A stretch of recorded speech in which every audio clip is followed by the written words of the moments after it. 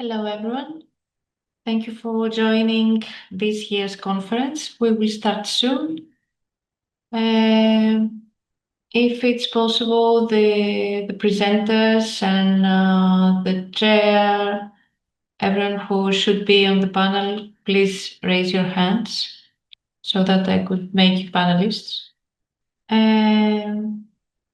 We have to wait for everybody to connect.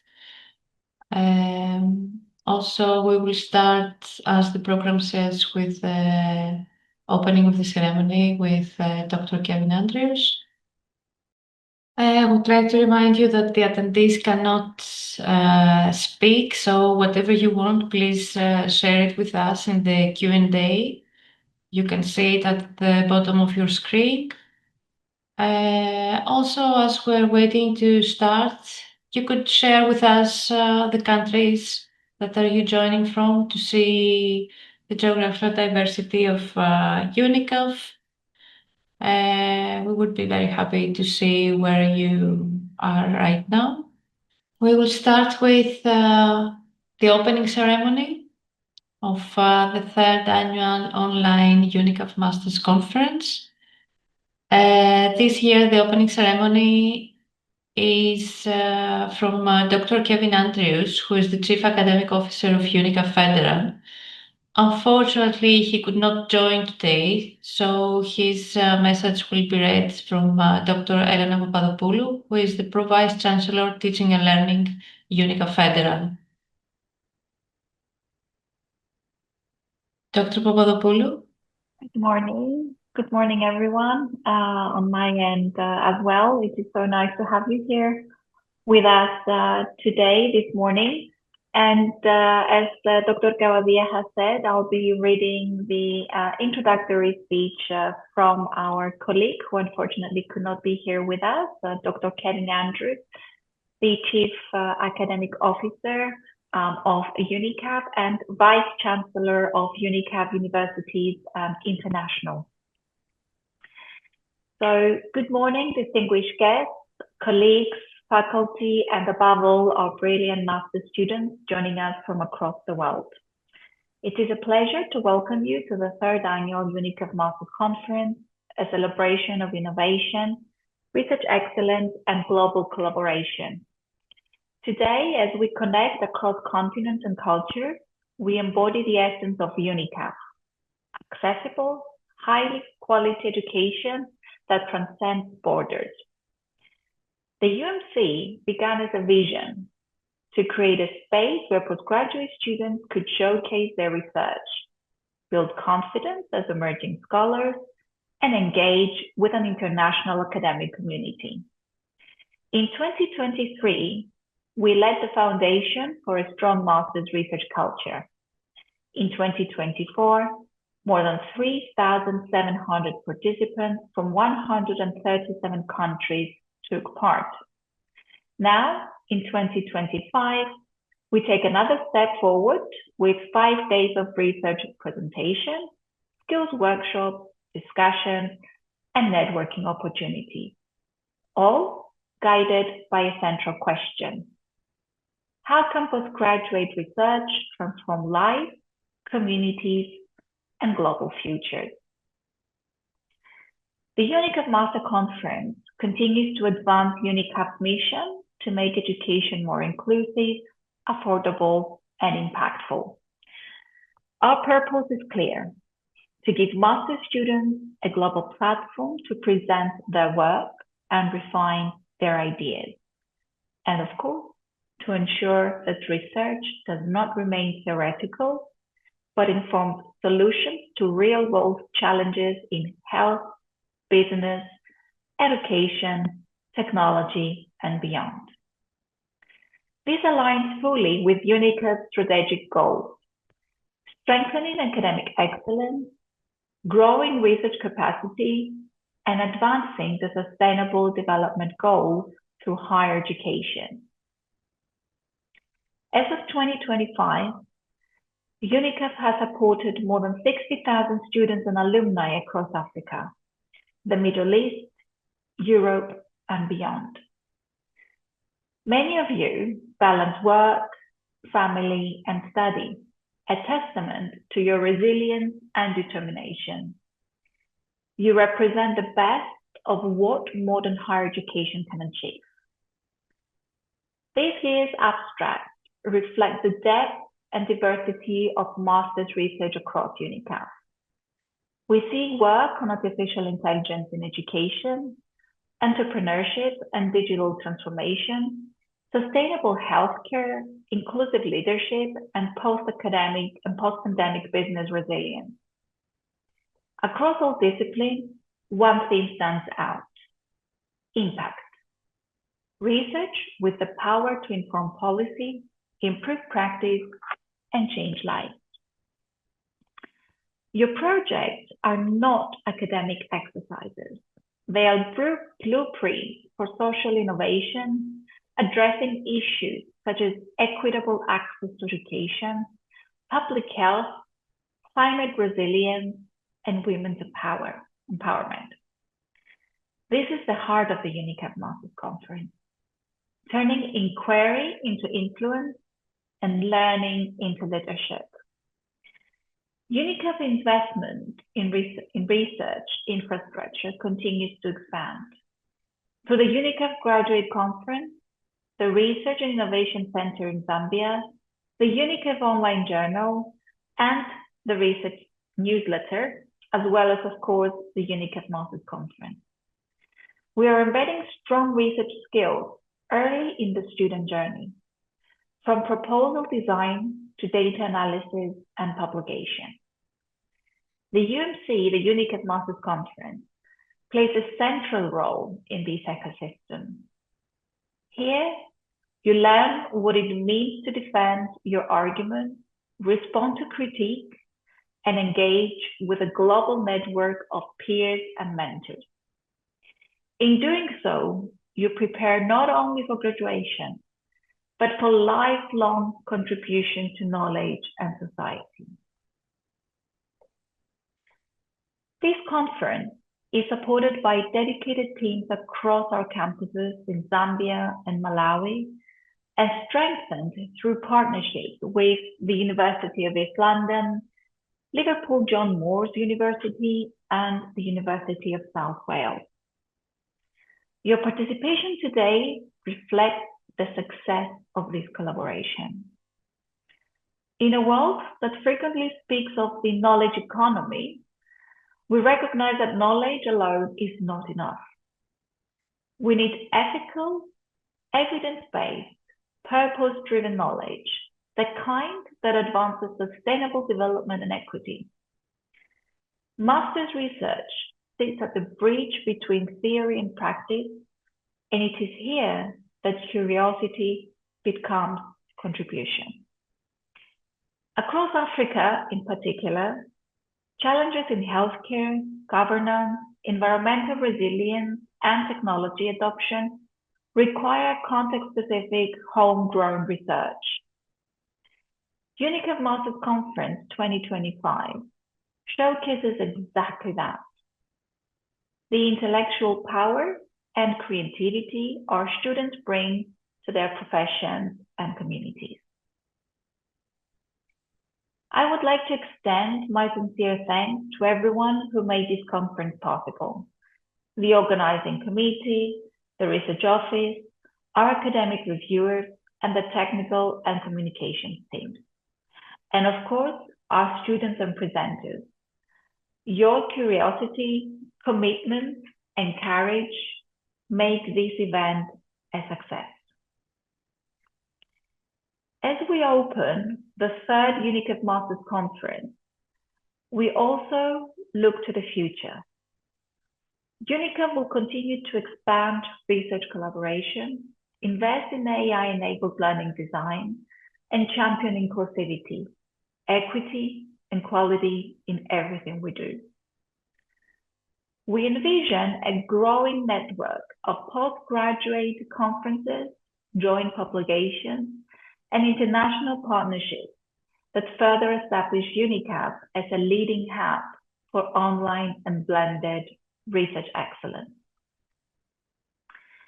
As we begin this exciting week, I invite you to engage deeply in the session, offer thoughtful feedback to one another, take pride in your research, and remember that your voice matters. Each presentation, question, and discussion contributes to our shared mission of transforming education, advancing knowledge, and improving life. With great pride, I now declare the Unicaf Masters Conference officially open. May this week be filled with discovery, dialogue, and inspiration. Thank you.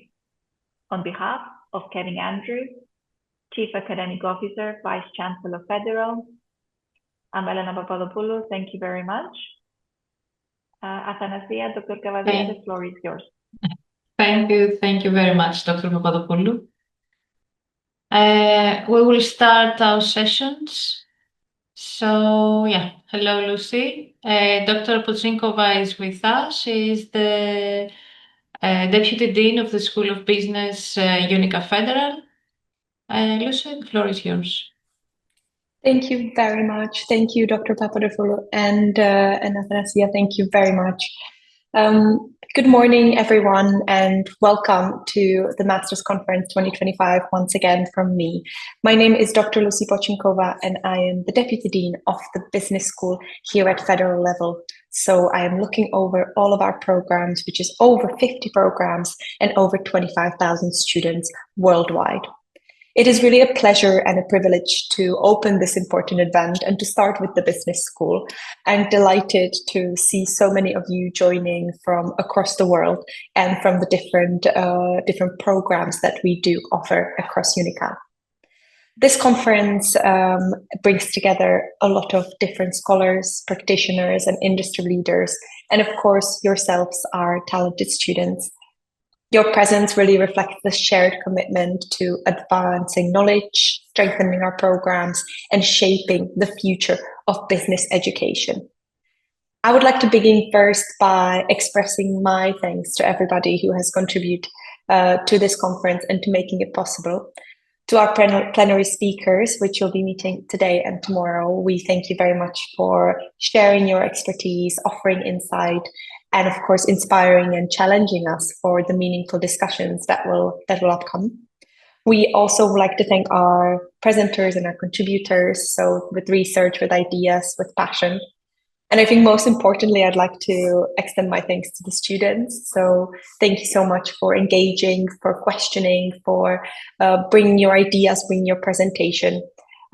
Your curiosity really and your participation, it's what drives us, and it's what drives our school towards excellence. So to push the boundaries, to innovate, and of course to come up with new ideas.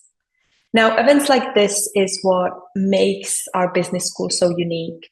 It's international, it's collaborative, it's forward-thinking. And we really hope it's a place where ideas will travel freely, where we can come together to new and different understandings, and where the academic inquiry really connects us to the real-world impact. Today and tomorrow for the business school and the days upcoming, it's not just about sharing good quality research from your masters.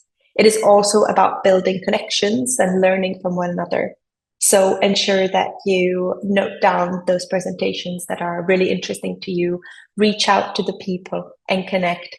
This is really what is the real value of this. It's building connections. It's imagining together what the business and the leadership could be and what it could look like. As we begin, I want to take a moment to speak directly to our students. Pursuing a master's degree is not just a milestone, it's really a commitment to your growth, both personal and academic. It's a commitment to challenging to what you know, to embracing new perspective, and of course, preparing yourself to lead in a world that is constantly changing. And we've seen that over the last couple of years, especially within business. Now, you may sometimes feel uncertain and overwhelmed and unsure what the right path is, and that is absolutely normal. But what matters is that you keep on moving, you keep on seeking, you're curious, and you believe in your capacity to learn. This is what we're here for, and this is what Unicaf has been created for, to give those opportunities to everyone. Now, from today and tomorrow, every seminar and discussion, of course, every assignment you've done up until now, maybe they have been difficult, but they are shaping the professional that you are and the person that you aspire to become. So as you listen today and tomorrow and over the next coming days, I really encourage you to be bold in your questions, to open your thinking, be confident in your own potential. So let this conference remind you that you're part of a global network of scholars, practitioners, and academics that really believe in your future. So I'd like to thank everyone once again. Thank you to our speakers and colleagues and students and all of you joining. Hopefully this will be an inspiring and productive conference for us all. From the business school, we have a series of really exciting sessions for the next 2 days, starting with at 9:30 a session on project and operations management, followed by finance, economics, revenue mobilization. In the afternoon, we're having a really exciting plenary speaker on the topic of investor behavior in the age of instant news from Diana Kopmanzi. In the afternoon, we also have our session on human resource management and organizational behavior, followed by closing of today's conference. The next day, the School of Business has prepared for you sessions on ethics, CSR, and sustainability, which we're very excited about, as well as a speaker on embracing AI for an effective workplace. So this should be something that we encourage all of you to attend. We further have our session on technology, innovation, and digital transformation. And this would close the business school conduct. Thank you very much, everyone. And I hope you have a great conference ahead. Please, Dr. Rahimis, you may start. Dr. Rahimis is a program leader in School of Business, Unicaf Federal. He's the chair of the session. So yeah, you have the floor. You're muted.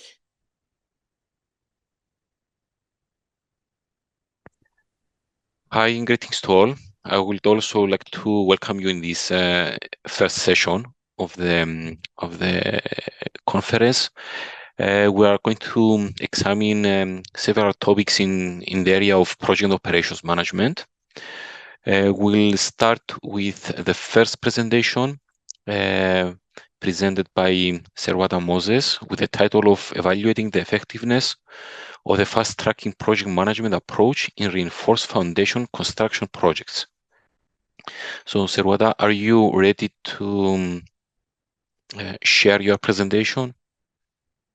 If you have any issues with sharing, I can, because I have your presentation, I can share for you. Welcome, doctors, on this day of 17th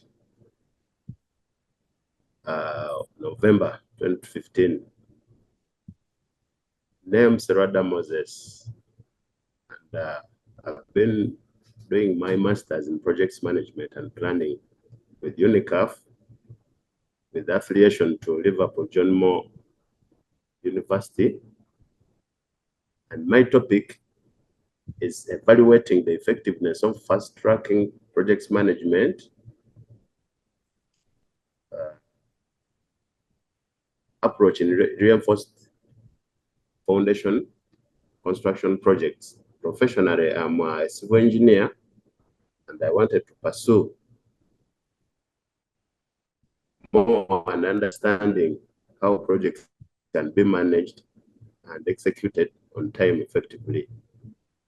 I'll start with the introduction.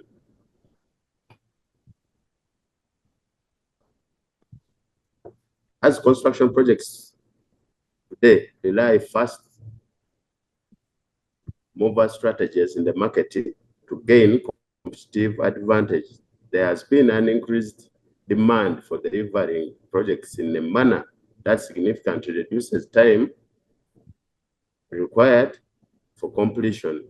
Consequently, there was a need to explore strategies that can drastically reduce the project schedule and time That is starting from planning phase all the way to the commencement of the operations. Fast tracking is one of the strategies that changes the project schedule so that some tasks overlap and are done concurrently rather than sequentially. That is according to Sal Leonan, 2021. I adopted that from there. Still, as I continue with the introduction, fast track construction projects have become more common in recent years as a response to increased demand. It involves performing multiple tasks simultaneously that were initially scheduled to be done sequentially. This allows project managers to meet tight target deadlines without sacrificing the project scope or the craftsman workshop of the project. That is according to Max. As you can see there, my problem research is my experience in what we do.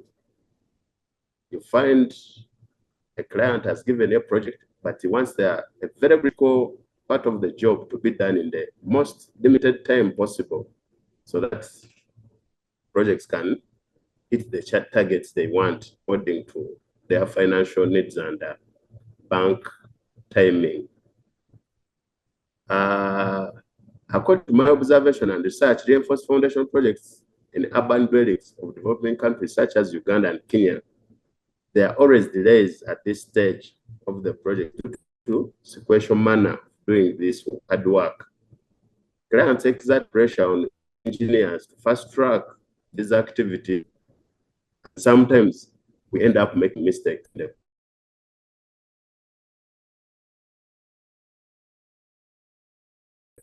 project. That was my research problem. The far-reaching effect of mistake based on other fast track construction previously analyzed, trouble areas require special attention have been depicted and recommendations with regard to effective use of this technique are presented. My aims for the research was find an effective way of implementing and integrating fast tracking approach in reinforced foundation construction projects with maximum benefits while reducing its shortcomings and on the entire project. Aim to assess feasibility and practical application of fast tracking in reinforced foundation construction. My aim was also to examine the impact of fast tracking on project schedule, cost efficiency, and quality performance. Also identify the critical success factors, CFFs, that contribute to the success implementation of fast tracking in reinforced foundation projects. Was also to develop a framework for optimizing the implementation of fast tracking to enhance project efficiency and the overall performance. Those were my research aims. This very project, I looked at the specific objectives out of my biggest aims. Investigate the feasibility and effectiveness of fast tracking in reinforced foundation construction projects. Identify critical success factors, evaluate the impact of fast tracking on project schedule, cost, and quality, then also develop framework for effective fast tracking implementation. Methodology I used, this study basically, we adopted secondary data analysis approach to evaluate the effectiveness of fast tracking project management approach in our foundation construction projects. Also, the study utilized secondary data for multiple authoritative sources, including peer-reviewed journal articles, industry reports, government publications, projects, case studies, and technical reports from construction firms in Uganda and Kenya. Also, key databases such as Google Scholar, Science Direct, ASC Library, ResearchGate, construction industry reports were explored to source relevant literature. Official reports from construction regulatory bodies and organizations such as Project Management Institute, PMI, Federal Highway Administration, and the Construction Industry Institute, CII, were also reviewed in this manner.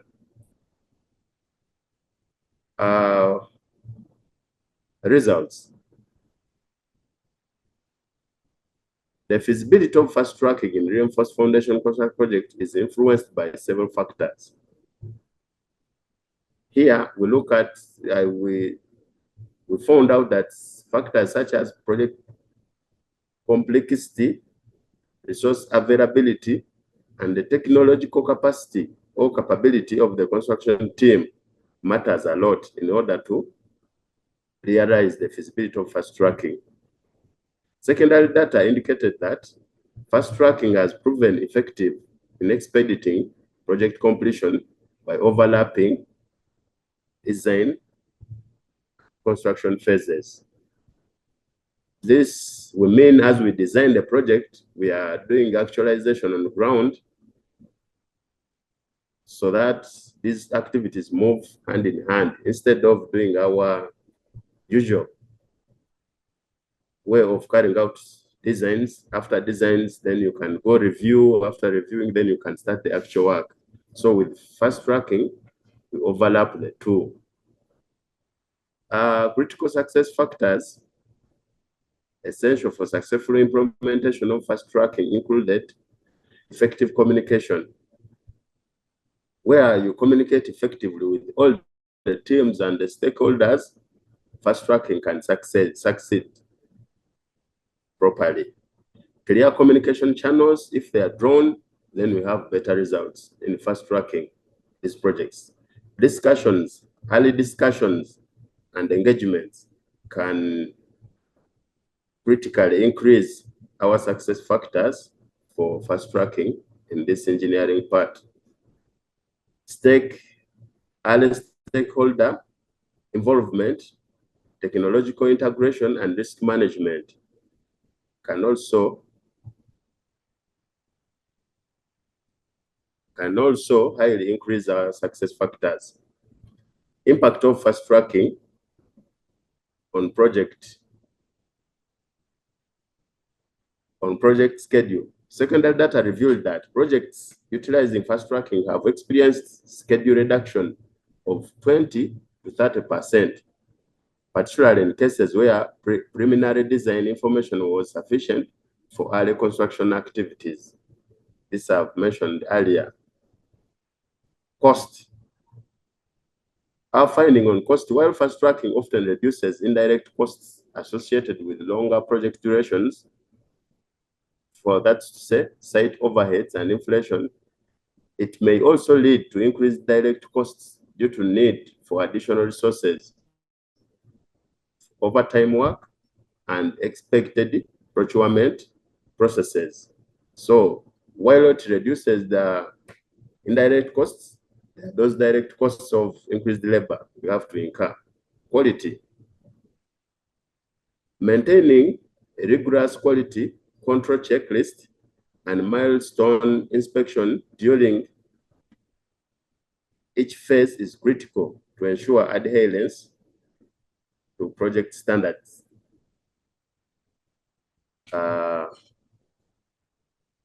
In conclusion, I would say while fast tracking has shown to minimize delays and improve overall project delivery, challenges such as increased risk of rework, higher upfront costs and potential quality compromises must be carefully managed.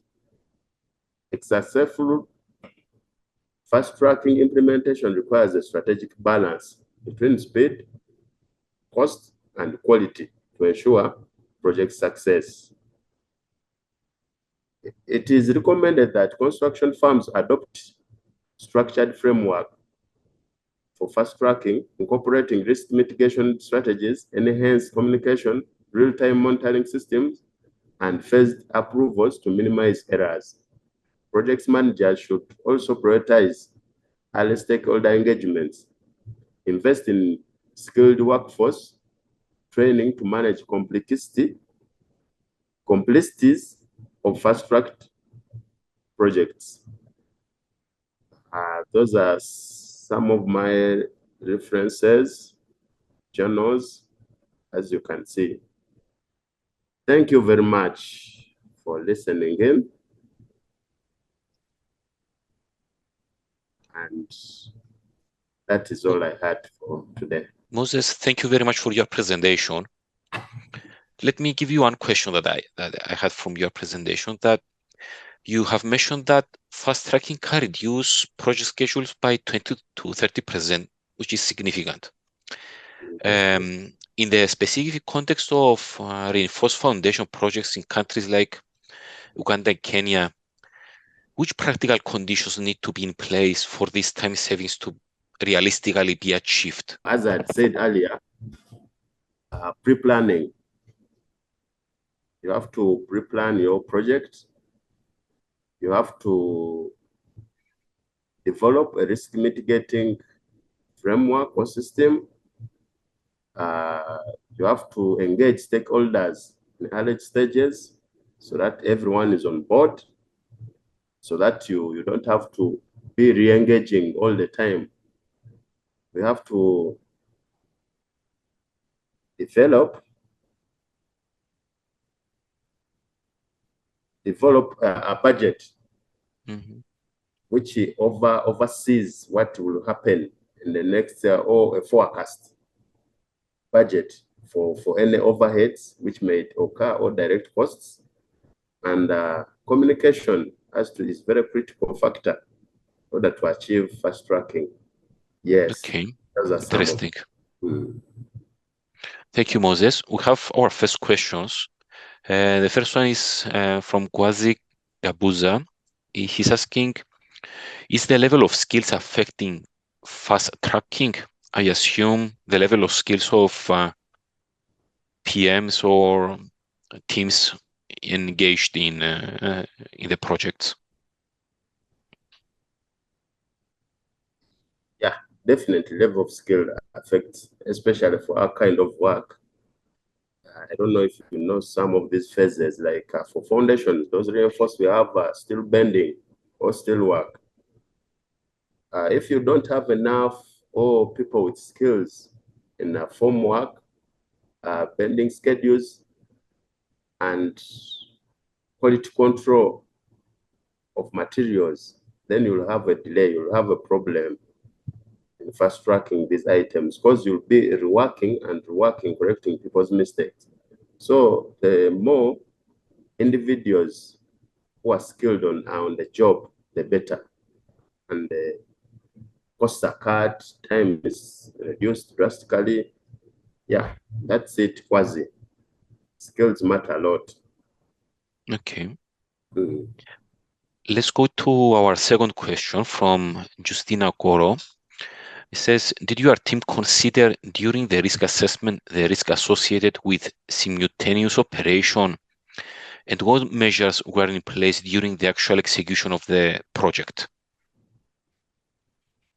Yeah, as earlier mentioned, there are so many risks involved in fast tracking, like people, individuals or teams not doing the right thing because of overlap of activities. Risk like cost, it can increase drastically. That's why there should be a system, financial system, which overlooks on all of those activities. things like we considered were contingencies, budget, where we have a smaller budget for such unforeseen risks in finances.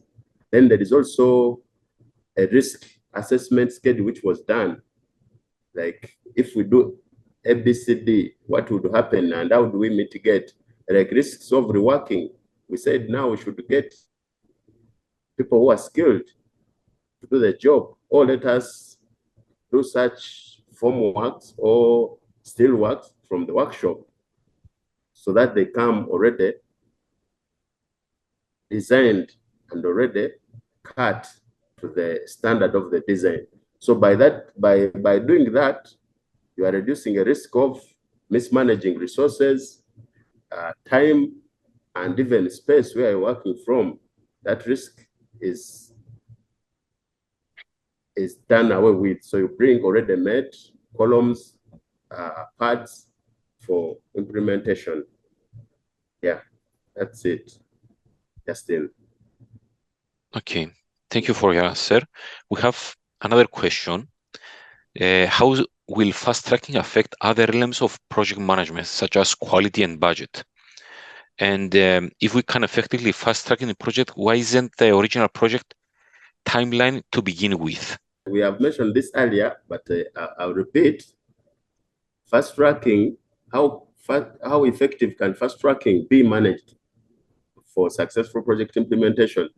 We talked of communication systems, stakeholders engagement, early planning.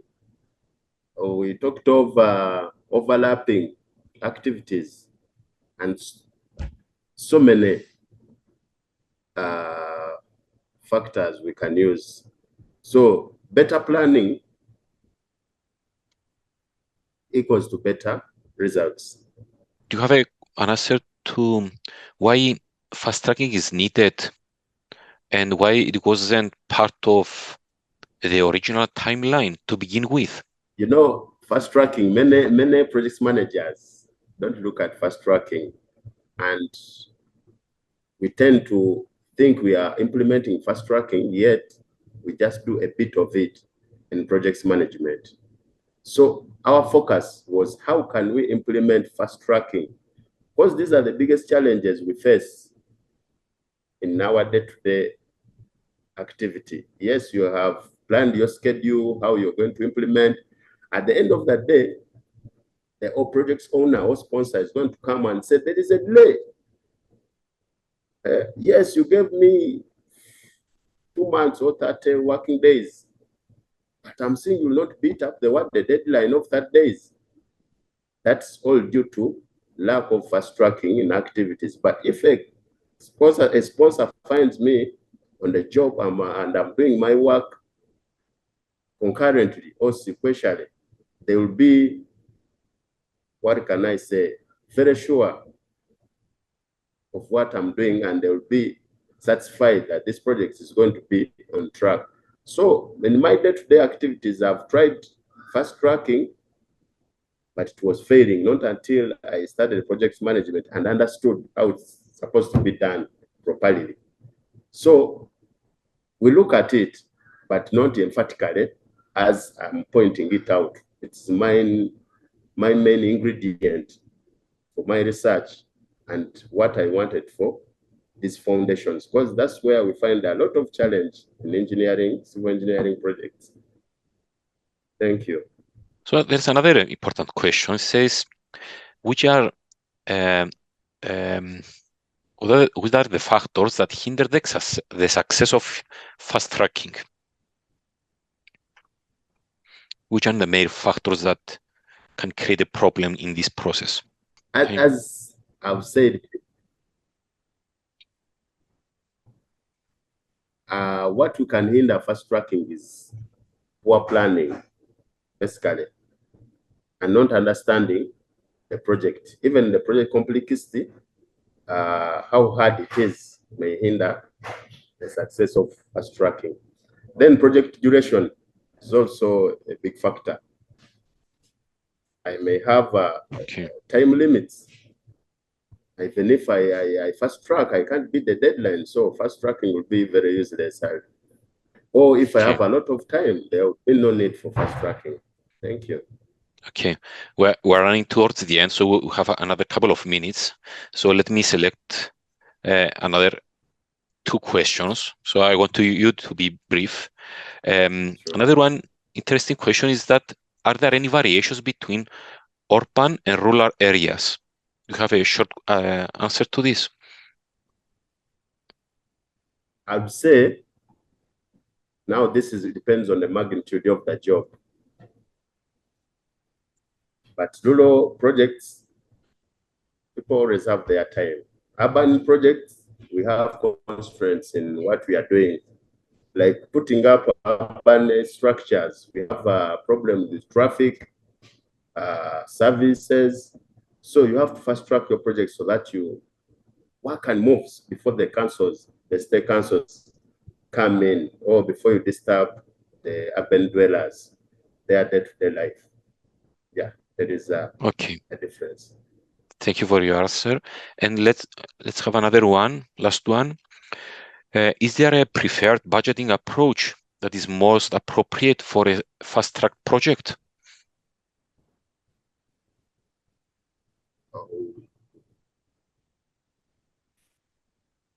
Basically, that one I need to do some research, but as basically it was pre-planning and including contingencies in your budgets. I don't know how that budget is called, but you have to always look at contingencies as they occur if you're to carry out fast tracking. Great. So we have identified and Gabor future extension to your analysis. So thank you very much for your insightful presentation. We have received numerous questions from participants. It seems that you create a lot of interest in from your presentation. So thank you very much, and keep up the good work and get into more details into this topic. Thank you very much. Thank you too. Thanks so much. So let's go to our second presentation with the title of Enhancing Project Quality Management Practices to Improve Project Delivery Performance, a comparative study of best practices in selected NGOs in Juba, South Sudan. My dissertation topic is enhancing project quality management practices to improve a project delivery performance, a comparative study of best practices in selected NGO sector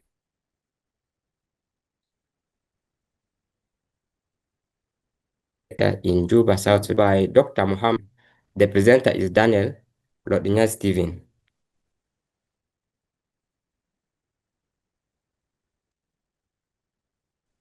Introduction, as well as that project meets technical and stakeholders requirement and has been supported by PMI 2007 research and Kenya 2019.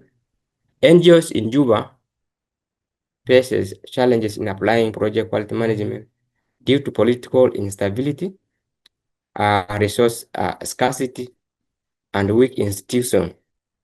It has also been backed by some research papers.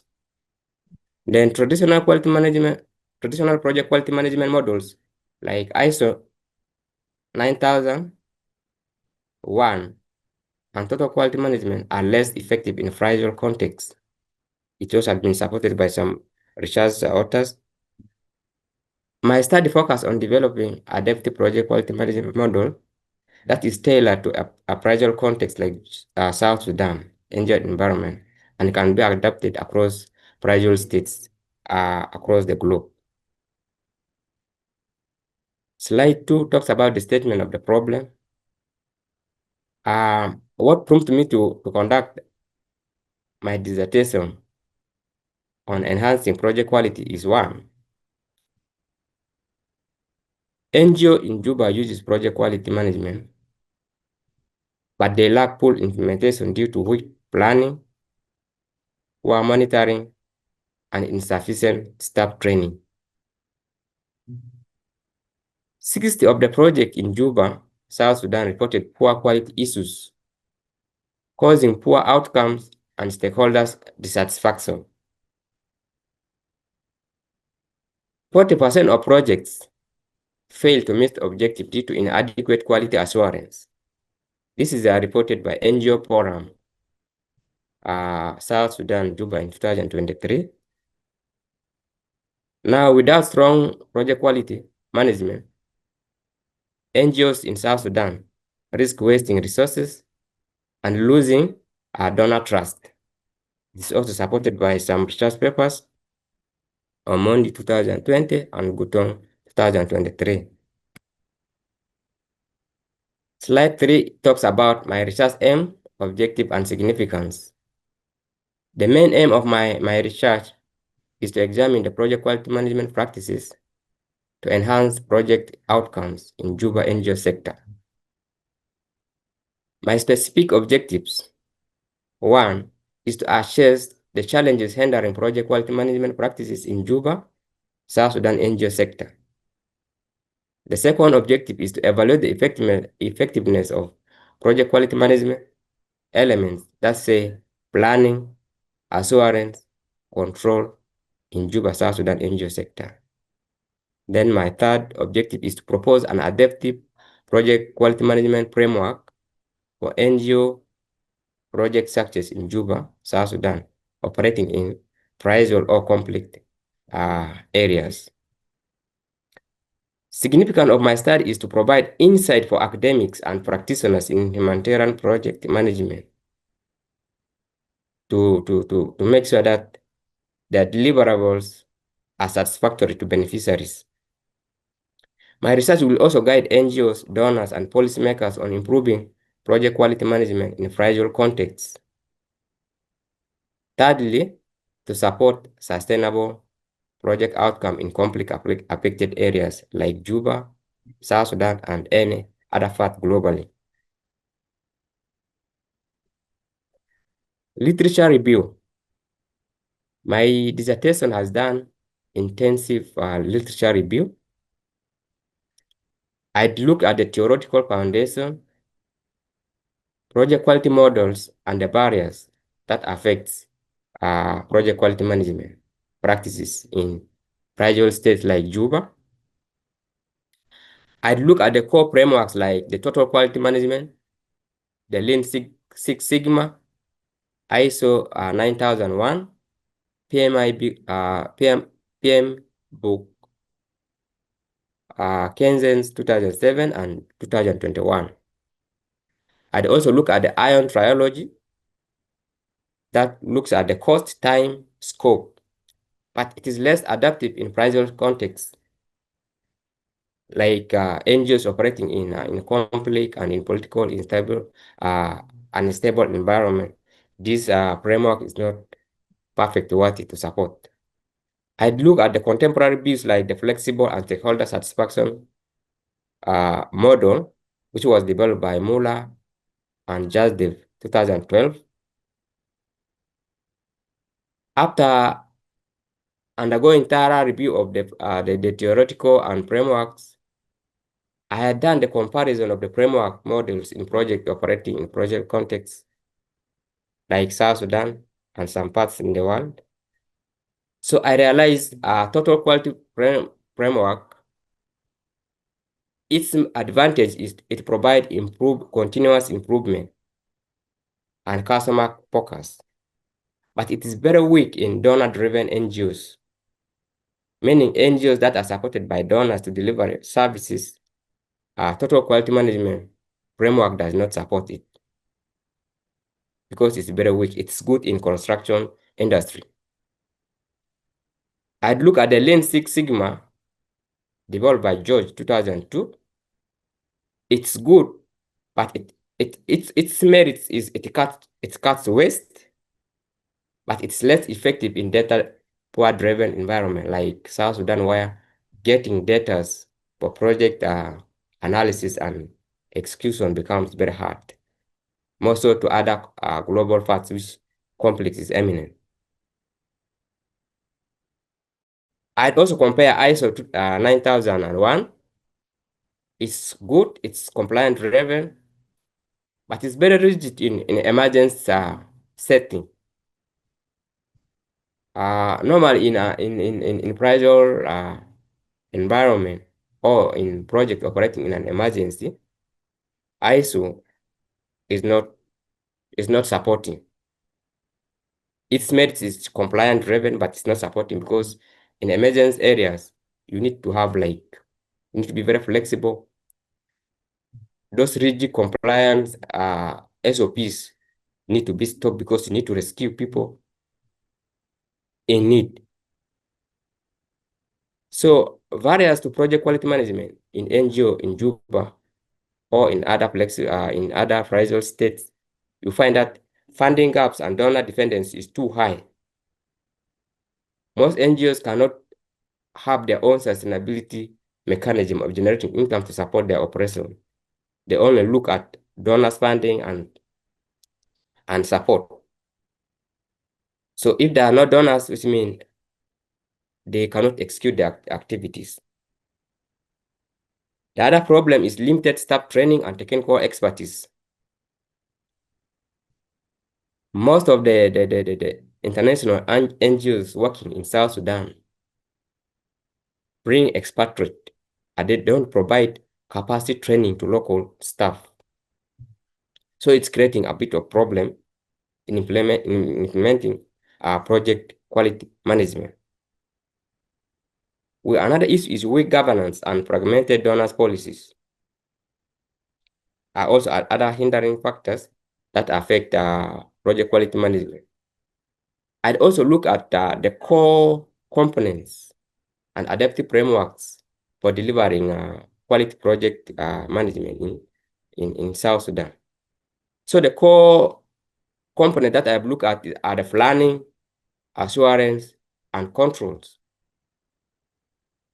Adaptive project quality framework that I'd look at are the agile methods, the risk-based planning to anticipate threats earlier.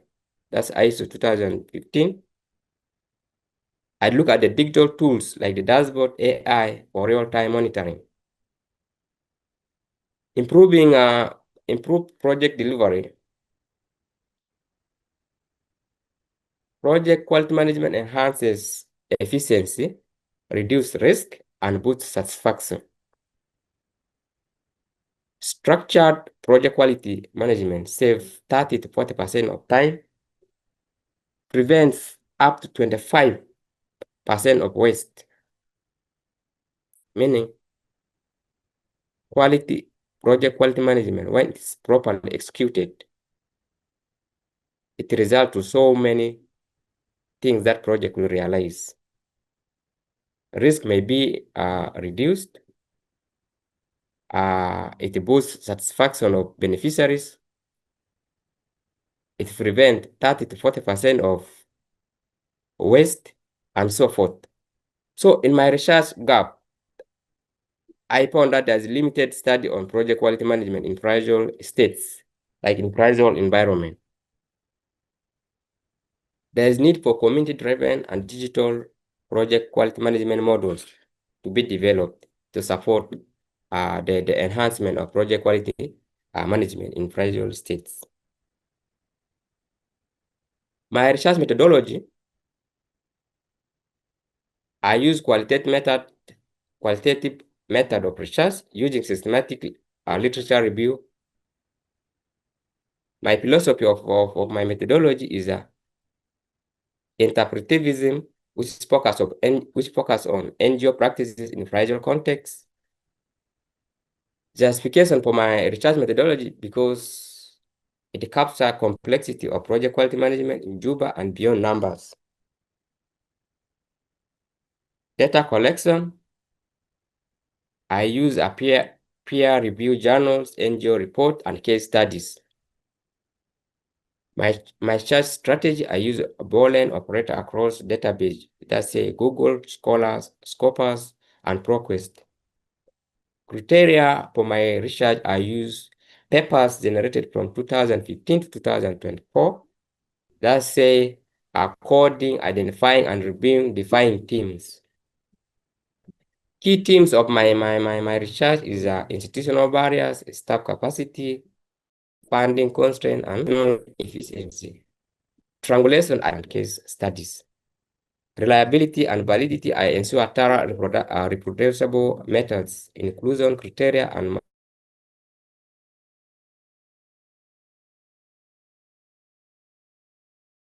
source check ethics, Harvard referencing, and plagiarism. Secondary data reliance and restricted local study due to political instability in the country. Chapter 4 of my research, that's a presentation and analysis of my finding. Slide 8, the sources that I have reviewed since I am using secondary data. I have LADU, research done by LADU 2001.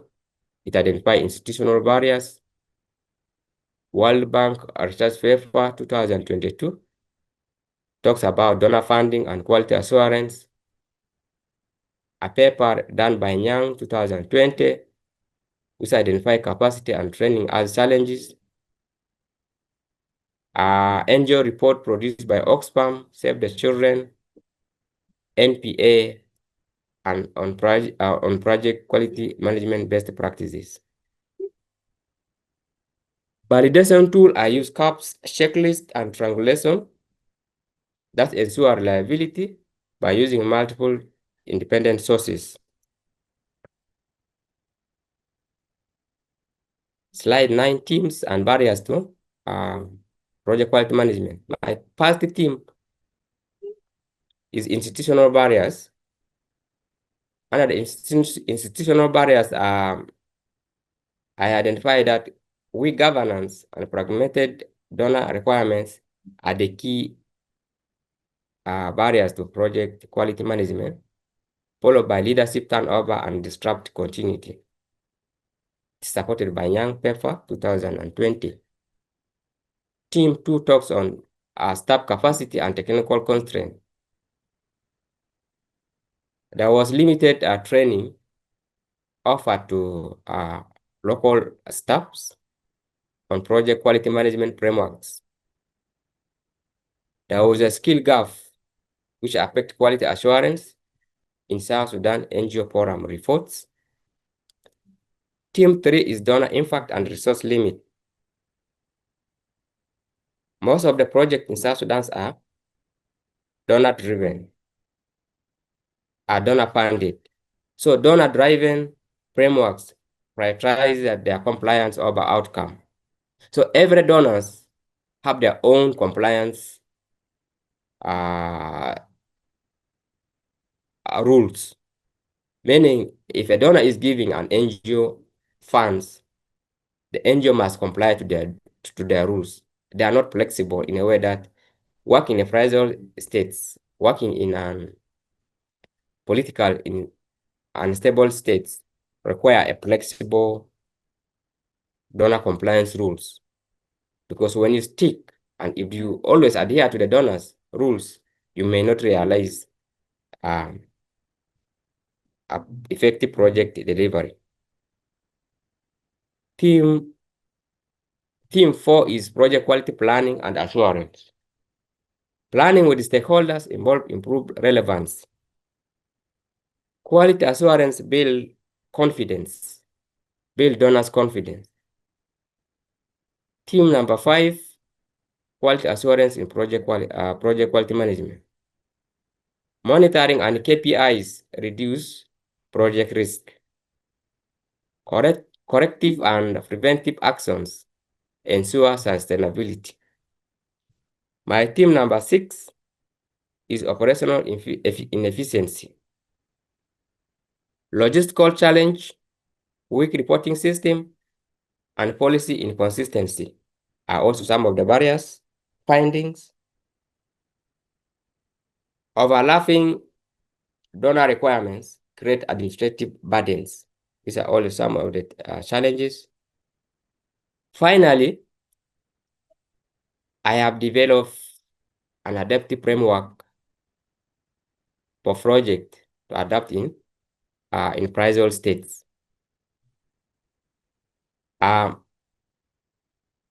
This is how the framework look like, and it starts with contextual planning, quality planning. Most of the problem why I drive this framework is to answer the problem of donor post agenda, like the rules and compliance issues, and so forth. So in my framework, the first thing that for a project quality management to be enhanced in a fragile state is contextual planning, meaning donors, including the project managers, must have a contextual planning, developing the real issues of the project based on the context of the country. Not that an expatriate sit in UK, for instance, and write a project for South Sudan, not knowing that there are real challenges in South Sudan. So there is need for a contextual quality planning that involves all the stakeholders to provide their inputs on how the project may successfully work and what are the challenges that need to be understood before approving the project to move forward. Then the second thing, since there's a problem of limited capacity, there's need for capacity strengthening. Local actors, local employees need to be provided with the capacity training so that they understand what project quality management means. Then there is need for flexible quality assurance. Rigid rules and compliance need to change. Donors need to be very flexible in a way that will allow the operation or the project to successfully implement their activities. Other than being rigid, they need to be very flexible in quality assurance. The last thing is community-driven monitoring. Community members, the stakeholders, also need to be involved in providing feedbacks on how successful the project has been implemented, whether it has benefited them or not. All this one go back to embedded learning loops. So this is the framework that I have developed to support my objective 3 of my study. My adaptive framework, project quality management framework, lesson from global and regional best practice. Oxfam uses flexible project quality management in a disaster response. That's in Haiti, earthquake, which has happened some months or in a year. Save the Children uses Six Sigma that reduce service delivery issues by 25%. CARE use risk-based project quality management to improve sustainability by 30%. Team 8 is to propose adaptive. So I have already developed that framework that will be undergoing review by scholars to be adopted in project operating in prior states. My discussion, conclusion, and recommendation. Objective 1, NGO in Juba face barriers. The barriers that had been identified were weak governance, donor dependency, capacity, staff capacity gaps, and poor monitoring system. Objective 2, project quality management elements such as planning, assurance, and control improve project outcome but are inconsistently applied. Objective 3, adaptive project quality management framework combining global standard and local realities are effective in prior context. Comparative with my objectives, Objective 1, I have identified institutional, technical, and donor-driven barriers confirmed by my study. I have evaluated project quality management components which provide positive but weak applied by NGO operating in Juba.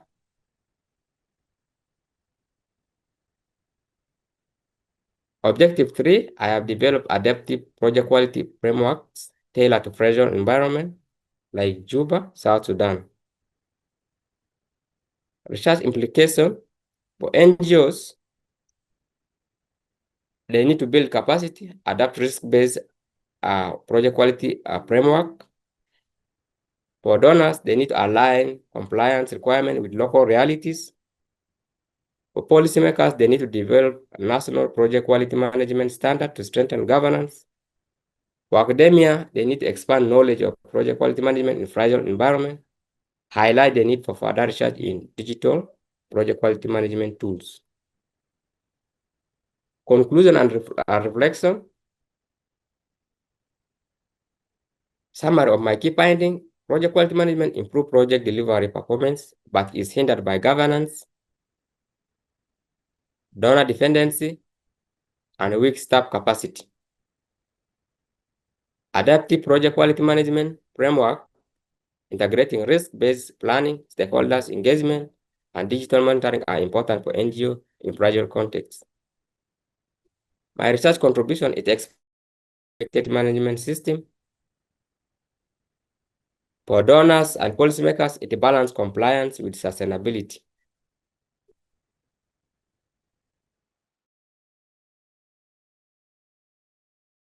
Personal reflection.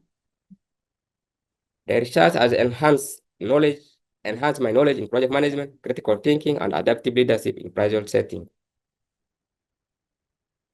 Thank you. This is my presentation. Daniel, thank you for your presentation. Our second presenter has already offered a thoughtful exploration of how project quality management practices can be adapted to improve project delivery performance in NGOs operating in a fragile context of South Sudan.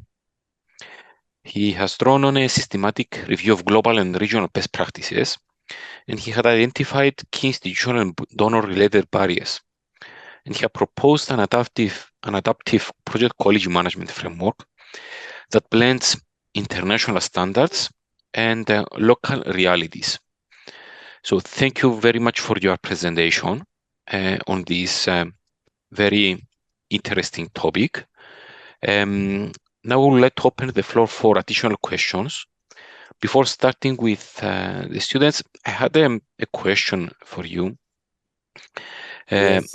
If you had to recommend one priority for actions given to NGO leaders or donors to improve project quality management in Juba, which will be and why? Just one, because you have identified many of them. What do you think is the most important of them? There are so many recommendations that I will recommend, but to first improve quality project management in Juba, one, capacity strengthening. Capacity strengthening is the core for the local employee to understand why there is need for equality in project management. So by understanding that, it will enable them to improve on the performance of their output. It will enable them to improve on their deliverables. Then the second thing is flexible quality assurance that I may add in.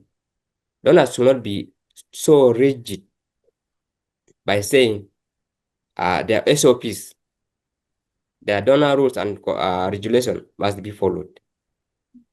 Context differs. Emergency operation differs. So being too rigid does not allow emergency project to support the needs. So they need to be very flexible. in ensuring that quality and compliance is what is implemented, so that beneficiaries who are dying will be rescued. Great. And Thank you. community-driven monitoring. Okay, great. Thank you for your answer. Let's go to fellow students' questions now. The first one says that there are so many projects carried by NGOs. Do you have any specific fields or areas that these projects that you are examining are targeted to? First, thank you for the question. Looking at South Sudan has so many international NGOs, actors, and national NGOs operating in the country. But based on my statement of the problem, 40% of the projects fail due to quality, due to project quality management issues. So as such, the country has been in political instability, security all about across the country. And for effectiveness of delivering project activity, there is need for strengthening of our local employees, because they lived where the conflict happened. They know how to maneuver and provide supports to the needy. Than bringing an expatriate to work in those areas who bears a risk and their lives to go and execute the problem. So capacity strengthening to local actors in the conflict areas is core to avoid or to enable success. There are so many projects across South Sudan. Okay.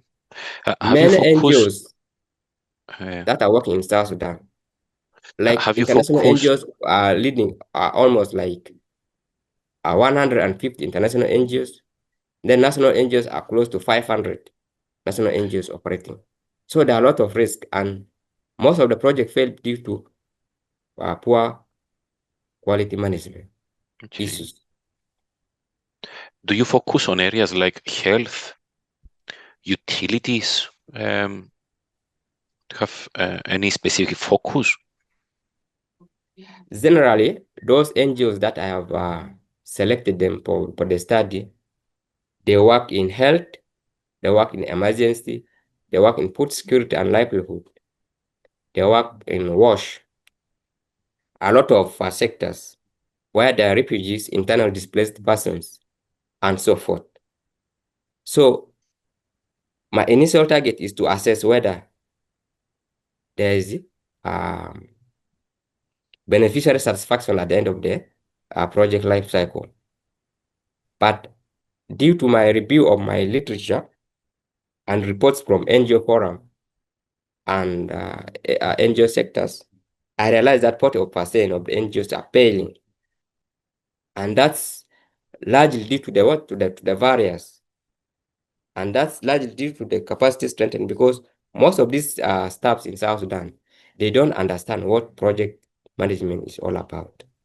The tools for monitoring and support, they don't understand. Okay. So let's go to another question. Thank you for your answer. The barriers that you have mentioned to project management quality, mentioned that you have found them mainly through the view of the NGOs themselves, or what you have identified in literature, books, etc. Yes, most of the findings that I had identified as barriers were found in NGO forum.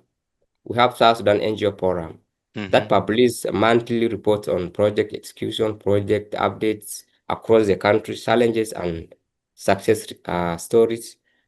Then we have the literature that I read. So those are the barriers that are critically are affecting quality management in South Sudan. It is ideal. I identified this one based on the literatures and the reports because the study requires us to use secondary data. But I hope in the future, I may need to have a balance of both secondary and primary data Yes, to of course. identify whether they also work, whether they match together. But this is based on the secondary data that I have collected, which is required us to carry this research. Okay, thank you for your answer. Let's go to the next one. Are you able to see the questions? No. No. Let me read it for you. It says, in fragile states, I assume there is a lot of disturbances in the iron triangle. Yes. Do you think the development of tools tailored to fragile states will be able to incorporate the extent of fragility as well? For example, the unavailability of resources required to deliver measurables will likely be the constraint that compromises quality. Are there ways of getting tools to address this? Yes. According to that question, when you look at contextual planning, contextual quality planning, in that contextual quality planning, it involves sustainability aspect. After coming up with a project, you are funding a project of 5 million for 2 years. Then in the contextual planning, there is that aspect of sustainability. After this funds, after this project has closed, how are you going to sustain the project to continue? So since it's the contextual quality planning, stakeholders may come up with appropriate strategies on how to sustain themselves after the project has closed. But when you don't have this contextual quality planning, you decide to plan for a project operating in South Sudan in UK as the donor or as a program manager in UK, not knowing the context of what is happening on the ground, project may obviously fail because you don't understand what's happened today, yesterday, and how people always mitigate themselves, move away from the risk to ensure that they implement or to ensure that they go to their farms and cultivate. So having a contextual quality planning that involves the local actors, they may come up with sustainability strategy that can support in case the donors withdraw. How are they going to work? To improve their lives? How are they going to continue implementing or supporting the NGOs across the country? Okay, thank you for your answer. Let's go to the next one. It says, Daniel, though the literature provides specific challenges in the country and your proposed adapted framework, Yes. it seems to have not delineate the aspect of scope, which is defined and developed by the donors and some of the NGOs bid to implement to ensure their functionality. And the issue quality control and assurance, where do you recommend to put more focus? It says, where do you want to focus more? My network is On breaking. Can quality you repeat control again? or assurance?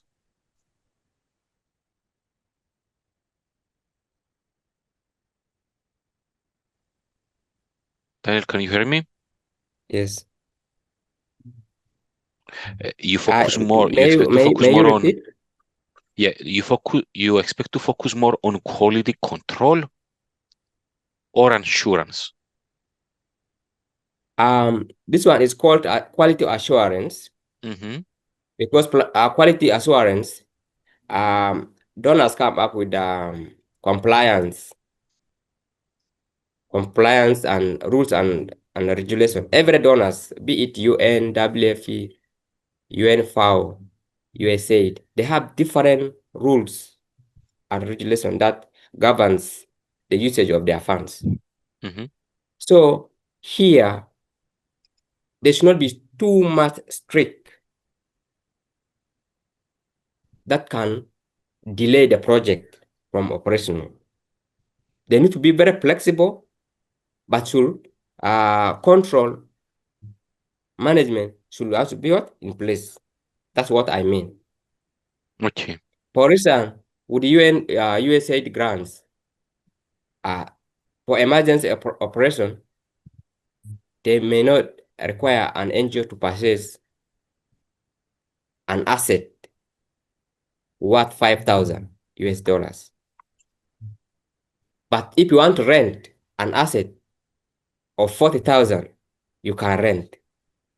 So for sustainability of this NGO, why can't the organization buy that asset of 5,000? Then it will save a lifespan of 10 to 24 months than paying rent of 40,000 for 24 months. See, those things, those kind of rigid donors compliance regulation affect project quality deliverables. When you look at expenditure report, you may spend more on rent than owning the what? The assets that can give you a lifespan of 2 years or 3 years that can support the sustainability of the organization operation. So that sometimes those rules cannot help the organization to sustain itself and to deliver. So they need to be very flexible, but obvious control has to be in place. Okay. There is a related question. If you had any sessions carried by donors and NGOs that assisted researchers like you to learn from past projects and improve future project quality management projects. If this did not happen, if you believe that this will be helpful in the future. Yes. Yes. Definitely, based on my research and in my dissertation, there's an explanatory note on this adaptive framework, which I believe, if it is presented to NGOs or program managers operating in a pressure environment or in conflict-affected areas, this model can improve, can help them enhance their quality management, because having a contextual planning help you to understand how the project will succeed. Providing capacity development to staffs, local actors who can penetrate to the most affected areas, conflict areas, can lead to project success. And being flexible in our quality assurance and compliance will also improve the organization overall sustainability and operation. Then at the end of it, having a community-driven monitoring system where you involve all the key stakeholders in the monitoring of the project outcome will give a lesson learned on whether the project has challenges, whether the project has achieved, and how they will have to improve if there is a next phase of the project operating in that specific area. Okay, thank you for your answer. There's another interesting question. It says, project management quality sometimes is challenged with government officials responsible for quality assurance monitoring, maybe sometimes requesting money or which is against donor compliance. Did you have any such experiences, and in which? Yes, that's why I've talked of stakeholders engagement. Okay. One of the key area for project failure is if there is no engagement with the key stakeholders, that's say the government, the local community, the religious group, the disabled, and so forth, to mention it, project fails.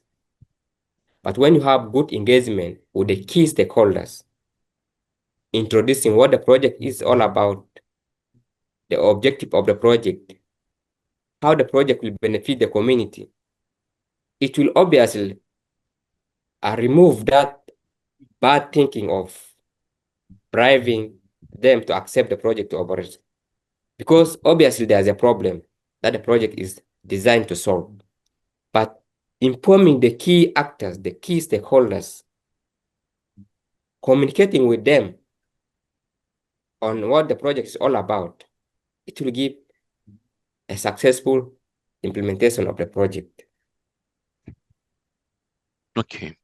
And that is one of the things that when you fail to engage with the key stakeholders, the project may obviously fail. You will not implement it. But having good engagement with the stakeholders, informing them about the project, benefit of the project, how the project is going to be left after the closure, who will own it, they will understand it and it will succeed. Okay. So I have some comments for you from fellow students. Yes. You can read them down for developing further your research, and after that we'll go to the next session. There is a recommendation that this is a very general project quality management, and if you want to focus on elements like infrastructure projects, you have to be more specific. This is the first one.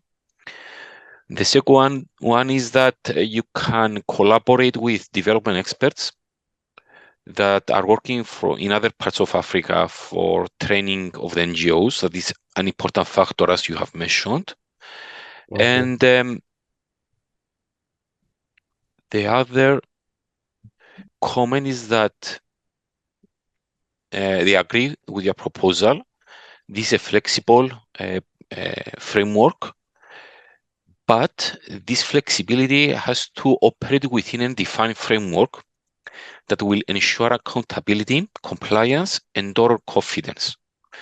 And there is another question, or let's say recommendation, that you can also use community-driven monitoring to mitigate any risk factors of this overall framework. Noted. So I think we had another session of interesting recommendations and questions for you. Thank you very much for your work up until now, and wish you all the best with your project from now on. And also thank all the participants for their recommendations, questions, and participation. Thank you, Daniel. Welcome. Let's go to the next session, the next presentation. It will be from Eric.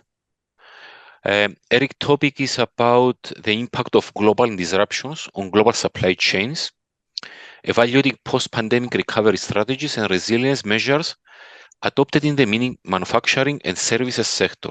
So, Eric, you have the floor. Yeah, my name is Eric Peter. I'm presenting here from Nairobi, Kenya. So I'll take you through my research topic, which was an impact of global disruption on global supply chain. And we'll also evaluate the post-pandemic recovery strategies and the resilient measures that we've adopted in the manufacturing and service industry.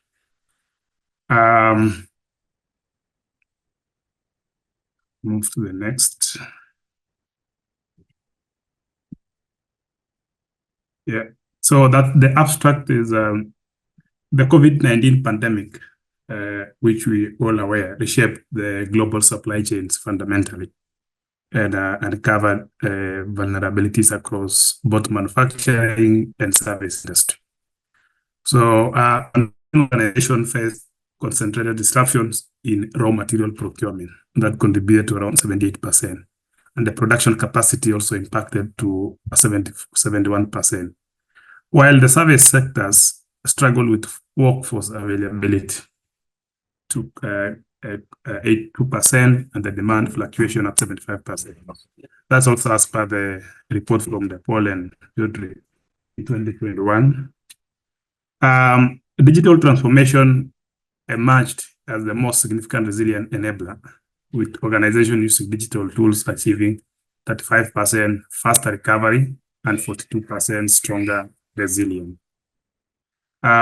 Supply-based diversification was also critical, delivering 89% success compared to 34% for single sourcing. So the study concludes that multi-dimensional resilience strategies are superior, with integrated approach achieving 82% effectiveness compared to 34% for isolated measures. Yes, I've highlighted there that COVID-19 reshaped our global supply and exposes a couple of vulnerabilities across different sectors. 57% of the organizations were affected and 72% reported severe supply chain impacts. As manufacturing, the main challenge was on raw material shortages and the production halts. And in service sector, the challenges is on workforce shortages and the demand volatility. Looking at the problem and the background, we look at the gap also, which I'll say there is lack of cross-sector comparative also shift from efficient-driven to resilient focused supply chain, as well as the framework for resilience and preparedness. So all those reports from Deloitte and other publications. The main aim for this research was to thoroughly evaluate the effects of global disruption on supply chain and effectiveness of recovery and resilience strategies established by organizations in the manufacturing and service sectors during the post-pandemic period. The objectives are as follows. One is to identify and categorize the major supply chain disruption experienced by manufacturing and service sector during and after COVID-19. To analyze the effectiveness of various recovery strategies implemented by organizations to restore supply chain operations and mitigate the ongoing disruption risk. To evaluate how digital transformation initiatives and technological solutions have contributed to building more resilient supply chain network in the post-pandemic era. And also to compare resilient measures adopted in manufacturing as a service sectors, highlighting the sector-specific challenges and identifying transferable best practice. And finally, to develop a framework for assessing supply chain resilience that organizations can use to prepare for future global disruption. Questions is how have manufacturing and service sector organizations effectively rebuild supply chain resilient response to COVID-19 disruption? What were the most significant supply chain vulnerabilities exposed, and which recovery strategies demonstrated the highest effectiveness? To what extent have digital transformation initiatives contributed? What are the fundamental differences in resilience approach? And how can organizations systematically assess their supply chain vulnerabilities? Looking at the methodology, the pragmatic approach using the interpretive epistemology, as well as secondary data analysis that I was able to carry out from 2020 to 2025. There are also repeatable sources from journals, industry reports. There is also the triangulation and the ethical measures. So looking at the results that I had highlighted before, in from the publication by Paul and Chaudhry on 2021, you will see the raw materials at 78%, as I mentioned, and also the impact on production capacity, So the red bars mainly covers on the manufacturing industry, and the other color goes on the service industry. So we're looking at the manufacturing industry really impacted by the three key parameters there. That's on raw material, production capacity, and logistics. In the service industry, the impact was on workforce availability and demand volatility. So looking at the results, you could see there's a different results also in terms of the different sectors, and in terms of how the digital transformation adoption really turn around the impact that I've highlighted before. Also looking at the results, we're looking at the recovery strategies. You could see that the effectiveness of diversification. This is diversification in the sense that manufacturing got to also to diversify from different suppliers. So you could see that most companies which diversified in their supply chain in terms of their raw material, the effectiveness is high compared to the companies that rely on single sourcing. There is also the impact there on inventory as well as the supply. So those are the effectiveness in terms of the recoveries. So the manufacturing there have highlighted in terms of technology enabled, looking at 85%, 84%, while the service workforce flexibility also turn around to around 78%. There is also the supply collaborations, the risk assessment, as well as the digital platforms. So all these are the comparative analysis based on different adoption from different sectors. And in conclusion, looking at the resilient requires the multidimensional and the sector-specific strategies. As I mentioned before, there was a sector-specific like manufacturing where we needed to diversify in terms of our sourcing so that we don't rely on single sourcing. There's also the digital transformation is the resilient catalyst. In the recovery, or now we are able to recover from the impact of COVID-19 that interrupted on our operations. Recommendations, we also need to adopt the sector-appropriate digital transformation strategies, implement the multidimensional recovery portfolios, develop supply collaboration framework, also establishing geographic diversification so that you can be able to assess all your raw material or your markets in different geographical locations, so that in case of any disruption, even in the future, we should be able to recover in terms of your operations. Also get the cross-sector learning programs. The limitations here and for future and even future research is on reliance on secondary data. As I mentioned earlier, my focus was on secondary data sources, including the peer-reviewed academic, as well as the paper from a professional or the industry approach. So there's also a shortage in terms of time framework covered from 2020 to 2025, as well as there is limited emerging market focus.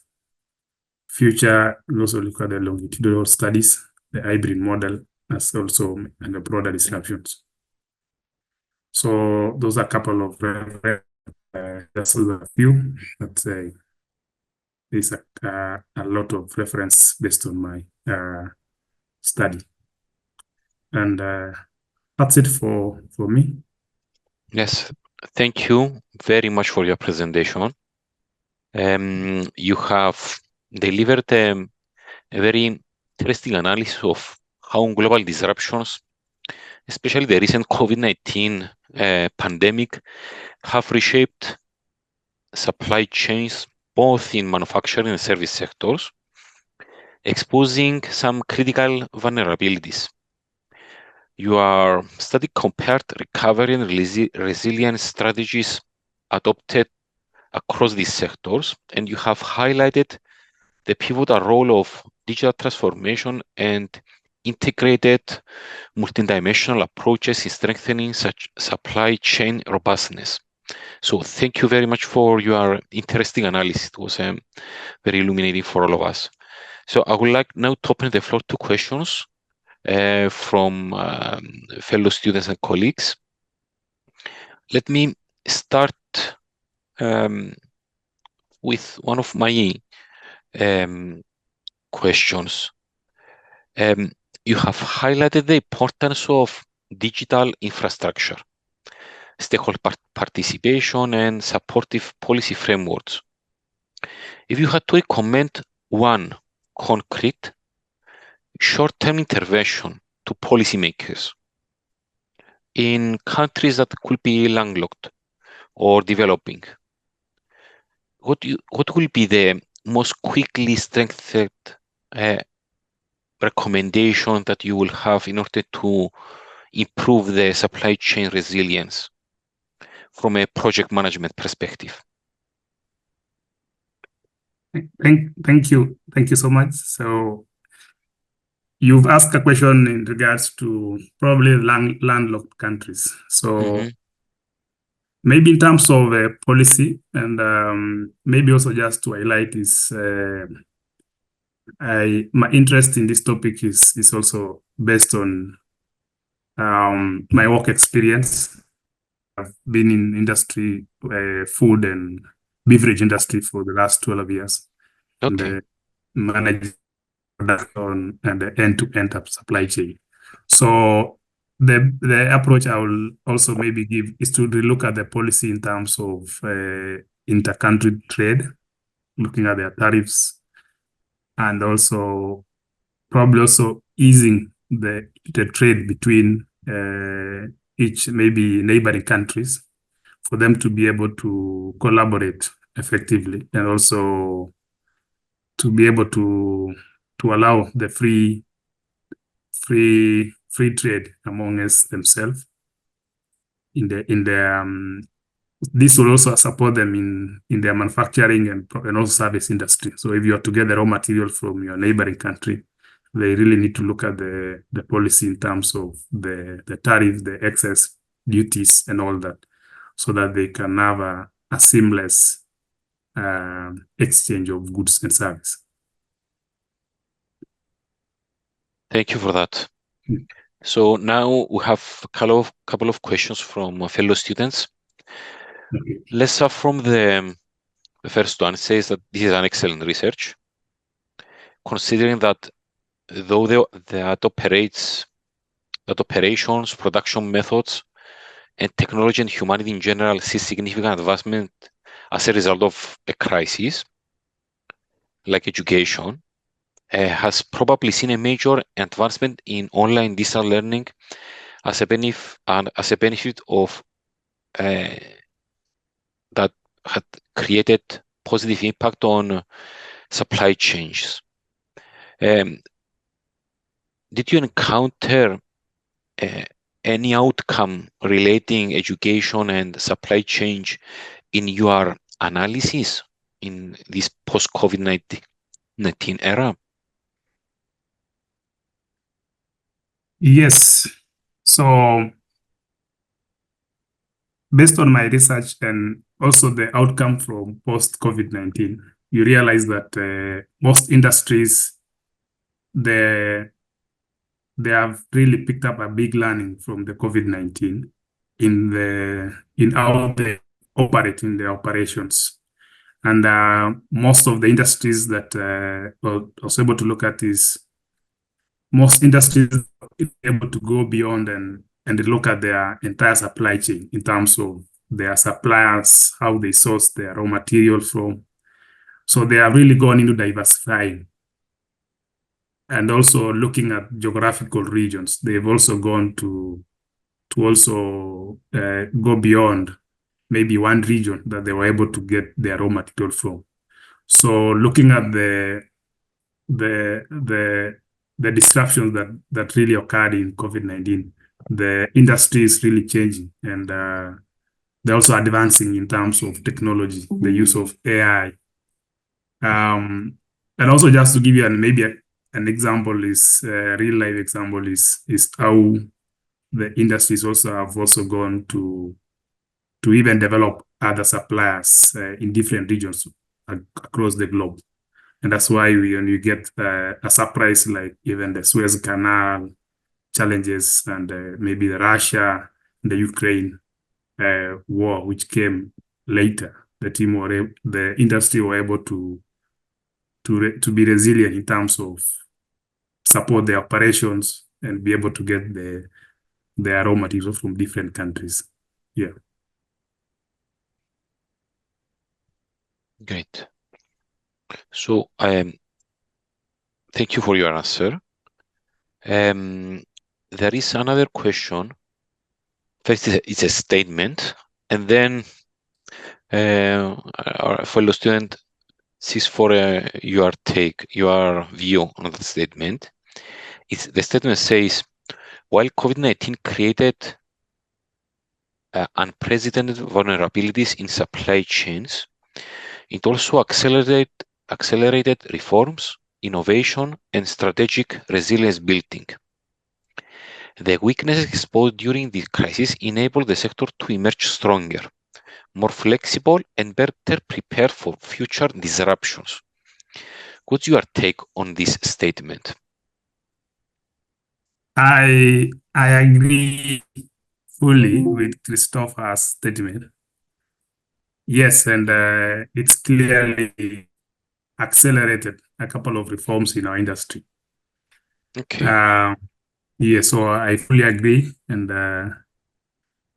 you also maybe also made the industry and also be more innovative and creative. Yeah?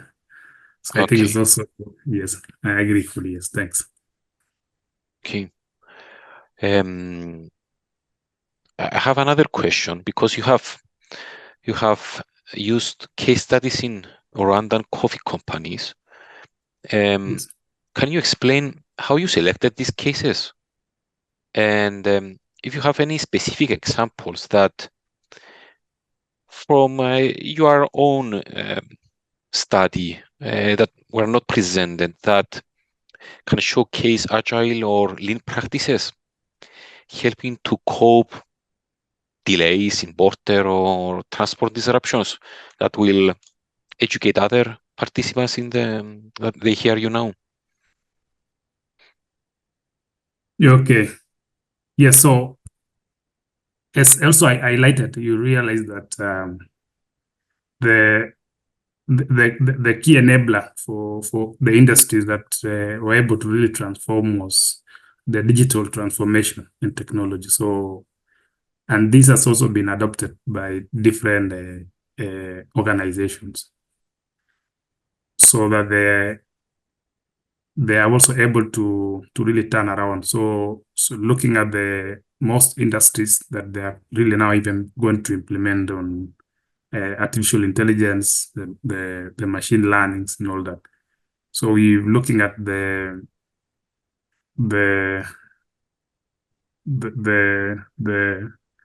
adoptions that most industries have gone into. It's also in embracing the Internet of Things and all that. So we've looking at how the industries are able to really operate with the adoption of digital. So for instance, for most machineries and all that, if you connect globally with the manufacturers across the globe where they're able to troubleshoot and also to recover fast in terms of your operation. So it's also an area that most industries have gone into, especially the manufacturing and even the service industry, where the team have adopted this technology to be able to manage in terms of labor. Yes, and also be also cost effective in terms of managing the demand as well. Okay, thank you, Ari, for your insights on this important sector in Africa on food, transportation, supply chains. All of them are very interesting, and I'm sure that all participants gain a lot from seeing this presentation and from your analysis. So thank you very much for your presentation, and hope you all the best with any future endeavors in the area. Thank you so much.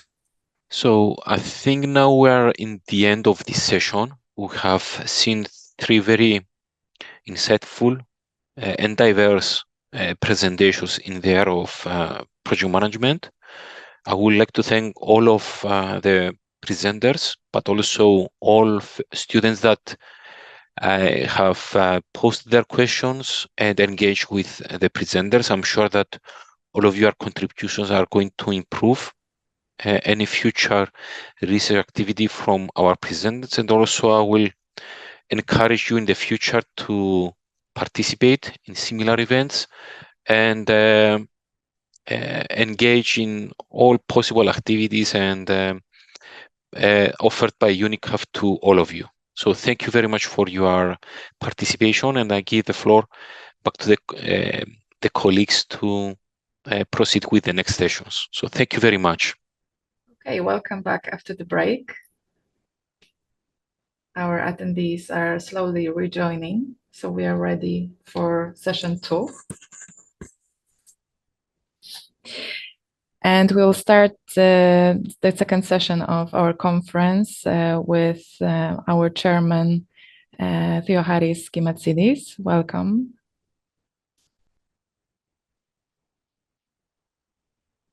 Welcome. Hello. Welcome, Haris. Good morning.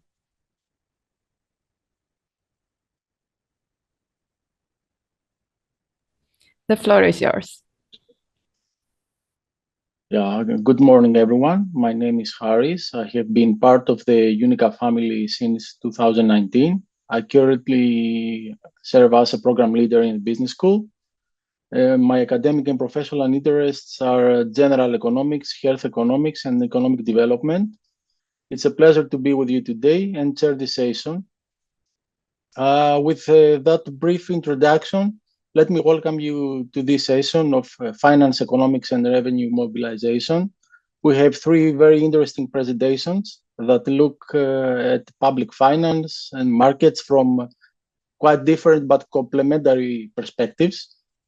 First, Alex Mutale will discuss the effects of corruption on financial management in the public sector.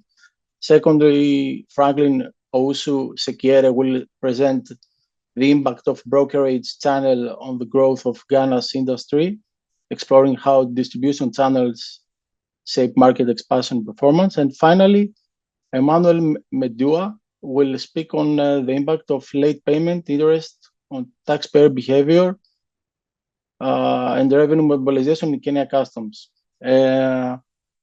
focusing on how penalties influence compliance and government revenue. Each presentation will last 15 minutes, followed by 5 minutes for questions and answers. So please join us in this session. Our first speaker, Alex Mutale, will present a literature review on how corruption affects public financial management, focusing on evidence from Zambia. The study examines forms of corruption such as bribery and embezzlement, their impact on service delivery and economic growth. Please welcome Alex Mutale with the presentation. I'm presenting on the effects of corruption on financial management in the public sector. So this is my outline. There's the introduction, the aims and objectives, the methodology, corruption categories. I also look at the research questions. I also look at the microeconomic costs of corruption, also the corruption versus good governance, and go to the conclusion. So my introduction,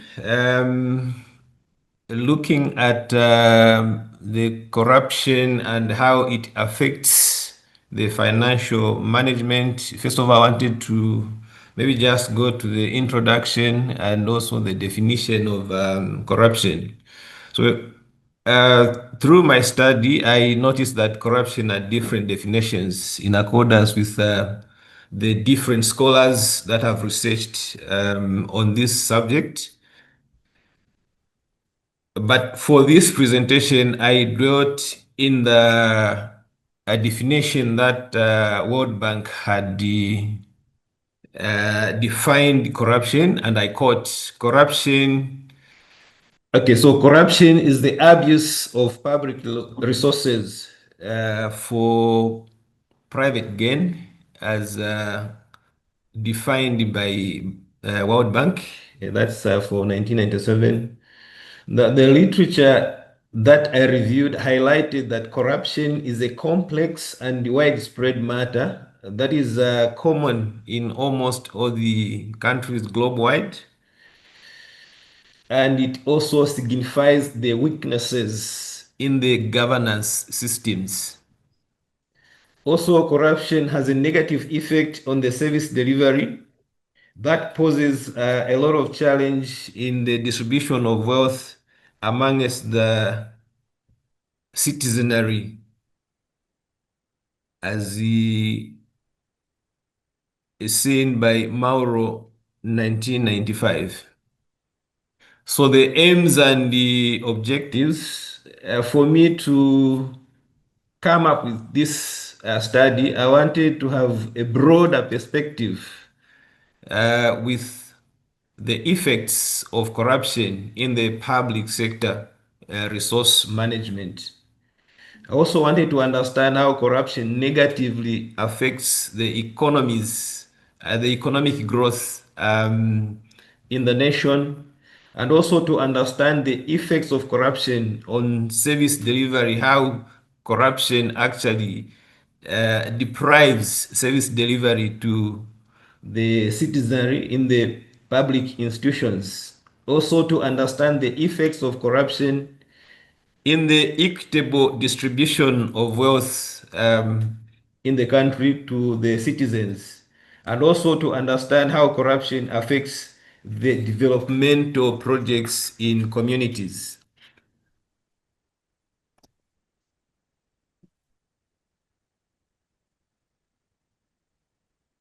The methodologies used.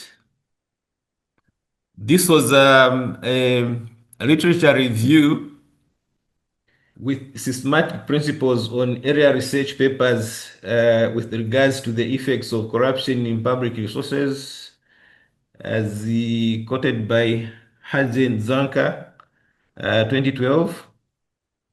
The approach has a production of review strategy that is in adherence with the systematic review concept, and also a qualitative analysis was used based on the secondary data to review studies done by different scholars with regards to the effects of corruption in financial management. I looked at the categories or types of corruption, which are one, bribery. Bribery is an act of dishonesty in pursuing someone for the favors by either a payment or an inducement. Also, I looked at the embezzlement, which is stealing or misappropriation of funds or assets that are placed in someone's care, which is supposed to be actually managing or protecting. And you find that they are the ones now using those funds. I also looked at the facilitation payment, a payment known as speedy or grease payment to secure or speed up a performance of a routine or necessary action to which a payer has a legal or other entitlement. Also, fraud is one type of corruption, which is an intentional or dishonest act to devise someone in order to gain unfair or illegal advantage, which could be either political or financial in nature. The other category of corruption is collusion. This is where an arrangement or an agreement is made between two or more people or more parties with an intention to defraud the system. Last but not the least is nepotism, where the appointing, when it comes to promotions or selecting of individuals, is done from the ethnicity or racism basis. The research questions that I had formulated was first of all to find out what is corruption, which I had already defined. Corruption has different definitions done by many researchers. However, the common factor as defined by the World Bank is that corruption is the abuse of public resources for personal use by people mandated to manage them. I also wanted to look at what is the punishment for corruption offenders. Why is it that it is so prominent even after so many talk about it? I discovered that they are being prosecuted when convicted by the courts of law. Or the other way is the forfeiture of possessions to the state based on the forfeiture laws. Who are the culprits for corruption? According to the research, it is mostly the people that are mandated to protect the public resources who are the ones abusing their authority to misuse or appropriate the public resources. The other question was who is responsible to report corruption? And I discovered that during the research that it indicated that the general public has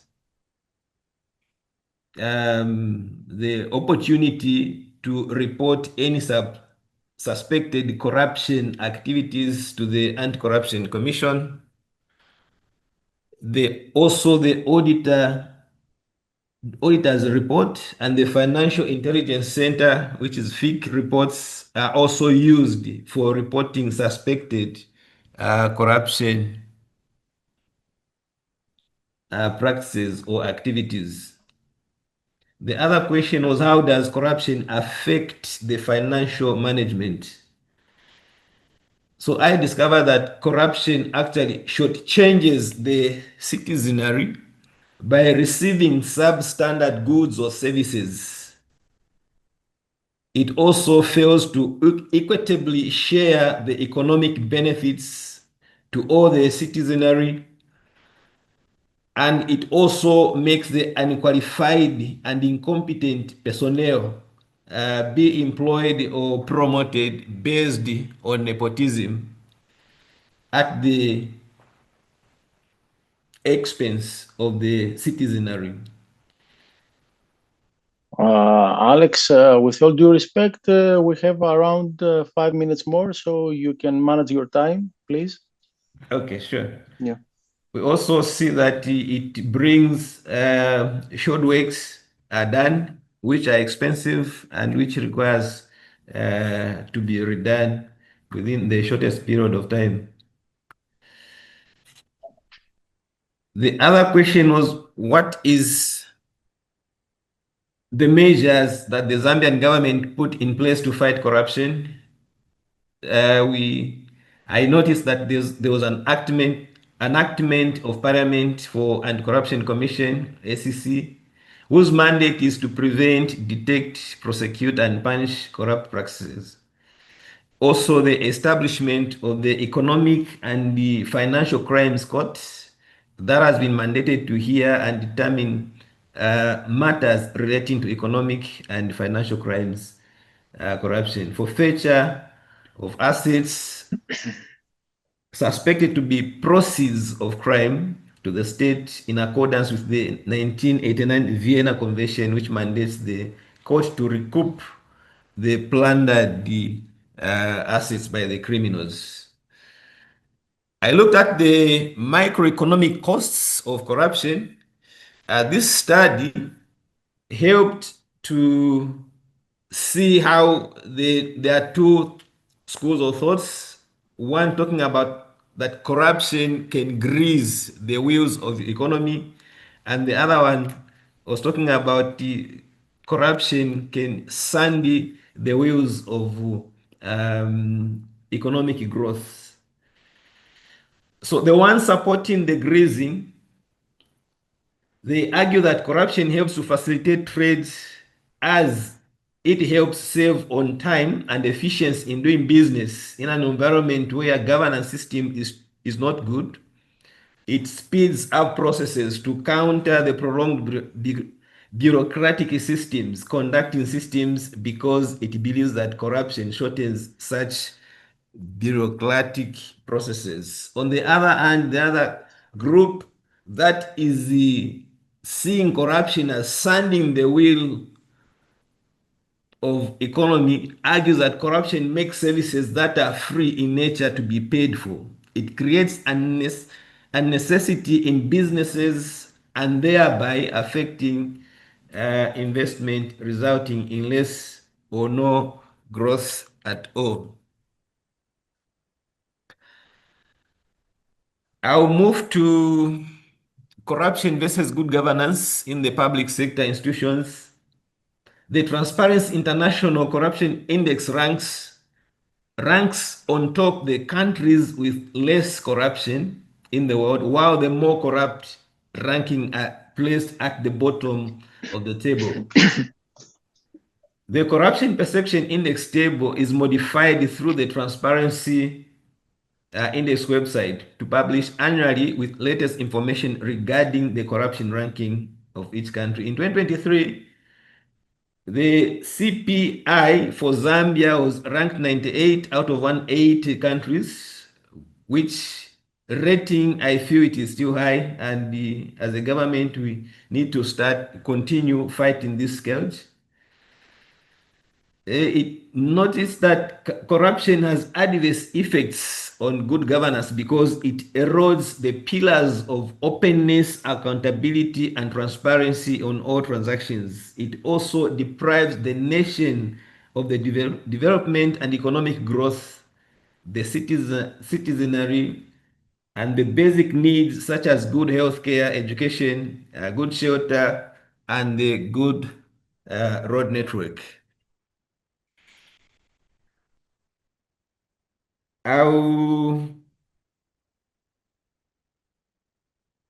talk about the linear progression that was used in 2025 just to show that corruption actually affects the country's growth domestic, the GDP, gross domestic product per capita. When there's so much corruption, you find that the GDP goes down. And when the corruption is lower, the GDP goes up. In conclusion, the paper looked at the corruption and its effects on the financial management of the public sector. Corruption has been defined as abuse of public resources. Transparency International defined corruption as the abuse of entrusted power for provide gain. The aim of the study was to review how corruption is detrimental and the hindrance to the development of the country. It also revealed that corruption has consequences that reduces investment levels, productivity of public spending, distorts resources allocation to the citizens, and ultimately hampers the economic growth. The paper also reviewed that different types of corruption, which I already talked about: the bribery, the embezzlement, facilitation payments, fraud, collusion, and nepotism. The paper was reviewing the following questions: the definition of corruption, who really are prone to corruption, corrupt practices, whose responsibility it is to report the corrupt practices, and the effects of corruption on the financial management of the public sector. The paper also reviewed the measures that are put in place to curb the practices, which has seen the enactment of Anti-Corruption Commission Act of 2012, and also the introduced a specialized court under which financial and corrupt cases are seen, and the paper further considered the microeconomic costs of corruption, and additionally considered the corruption versus good governance, where corruption allows the pillars of openness, accountability, and transparency. There is need for a further research to consider how corruption affects the economic and the developmental growth for the country. And these are some of the references that were done during my research. Thank you very much. Thank you very much, Alex, for this insightful presentation. We now proceed to the questions. Some questions from my side. Yeah, there is no question from the audience. The first question I want to ask you, Alex, is among the different types of corruption you identified, right? Bribery, embezzlement, nepotism. Which one appears to have the most direct impact on public financial management, and why?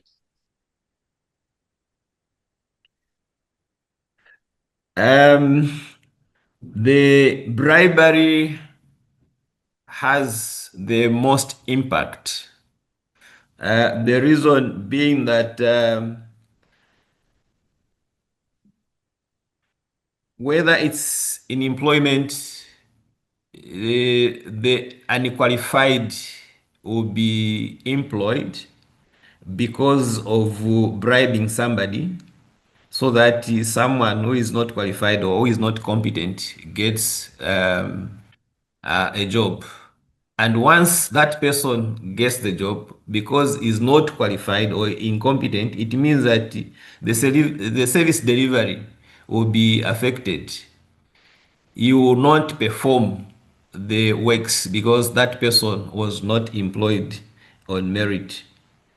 Also, when it comes to contracts, the company that can be awarded because of bribery, you find that a company who is not qualified or not competent will be given, say, a road construction or constructing a school or a health facility. As a result, they will do a short work that may not last long, but the company, the country will spend so much money on such a construction or for such a service delivery or the works that has been done. Okay. Yeah, thank you. Thank you for that. Totally understand. We have a question from the audience. Alex, I did not see how corruption is measured. Could you please let us know how it is being measured and detected? It is measured in the deliverables. If what has been spent versus what has been maybe delivered, I would say you look at how much has been spent in constructing a road and how long that road will take, maybe will stay.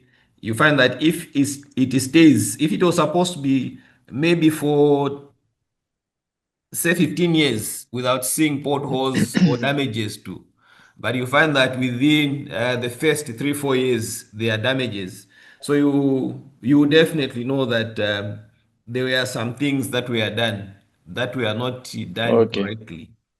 Also, in the service delivery, if say a teacher who is not qualified is employed, you find that the results of the children or the students will be affected because of having somebody who is not competent or who is not qualified for that job. Even in the health sector, when somebody who is supposed to be given good health quality to the citizenry is employed, the service delivery that the citizenry or the community will receive will negatively be affected. Okay, nice. We have some more questions, but we have an extended one, but I will make it more brief. And it's similar to one question I want to personally ask you. What efforts are the government making to reset the mindset of of the citizens to reduce corrupted thinking? How do we reduce corruption in simple words? Policies or initiatives, Yeah, some of the policies that are being implemented, which I think a further research has to be done, is where they've introduced integrity committees in each institution that are supposed to be overseeing matters to do with corruption. But however, how these committees will work and how they will reduce, I think there's a further research that needs to be done to look at what impact these committees has done to reduce the corruption in the government setup. Okay, thank you, Alex. Thanks everyone for the questions. We have some more questions, but due to time restriction, we cannot proceed to more questions. Thank you so very much, Alex, for your presentation. Thanks also the audience for attending and making questions. Yeah. Next, we move from public finance to insurance market. Our second speaker, Franklin Ousu-Sekiere, will present the impact of brokerage channel on the growth of Ghana's insurance industry. This study uses industry data from Ghana to examine how different distribution channels contribute to premium growth, industry stability, and future development. Please join me in welcoming Franklin Ousu-Sekiere. Hi, Franklin. My presentation topic is the impact of brokerage channel on the growth of Ghana insurance industry. So by way of introduction, it is established that insurance contributes to economic growth in Ghana. And in Ghana, there are 7 different insurance distribution channels that the industry uses: the direct business, brokers, individual or tied agents, bank assurance, other corporate agents, telecom companies, and others.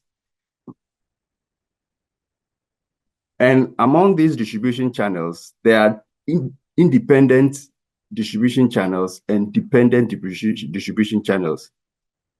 Distribution channels that are dependent are those that the insurance companies have control over by way of the resources that they use, by way of the management of the distribution channel. So they have their products, insurance companies have their products, and they determine how it is distributed and those who distribute it. But independent distribution channels are those who rather go out there, make their services known to customers, potential customers, as professionals or those who are knowledgeable in insurance service delivery. Then they get clients and assess their risks, go to the market, look for products that will mitigate those risks and link them and sell to them on behalf of the insurance companies. So this is the differentiation. So the insurance distribution channels are mainly made up of dependent ones and independent ones. And scholarly works confirm that independent channels, for example, like the brokerage channel, are key in insurance service delivery, and they make significant impact to insurance growth. Consequently, for example, in 1987, the UK passed a regulation to ensure that only independent intermediaries offer insurance advice to private customers. And this regulation led to the growth of the independent channel. In UK, for example, the brokerage channel alone contributes to about 1% of the total GDP, whilst in Ghana, the entire industry, the brokerage channel plus all the other distribution channels, contribute 1% to total GDP. So you can tell where the economy that a distribution channel is led by the independent distribution channel. The insurance service delivery is led by the independent distribution channel. You can tell the impact that was making. So this is the basis.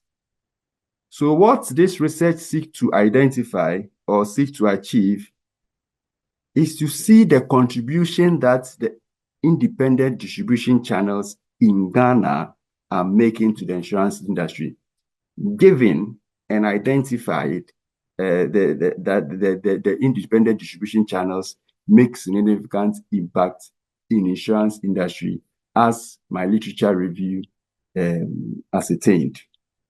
The results of this will enable stakeholders and policy developers to be able to strategize well to advance the industry growth in Ghana. The aims and objectives of the research are as follows.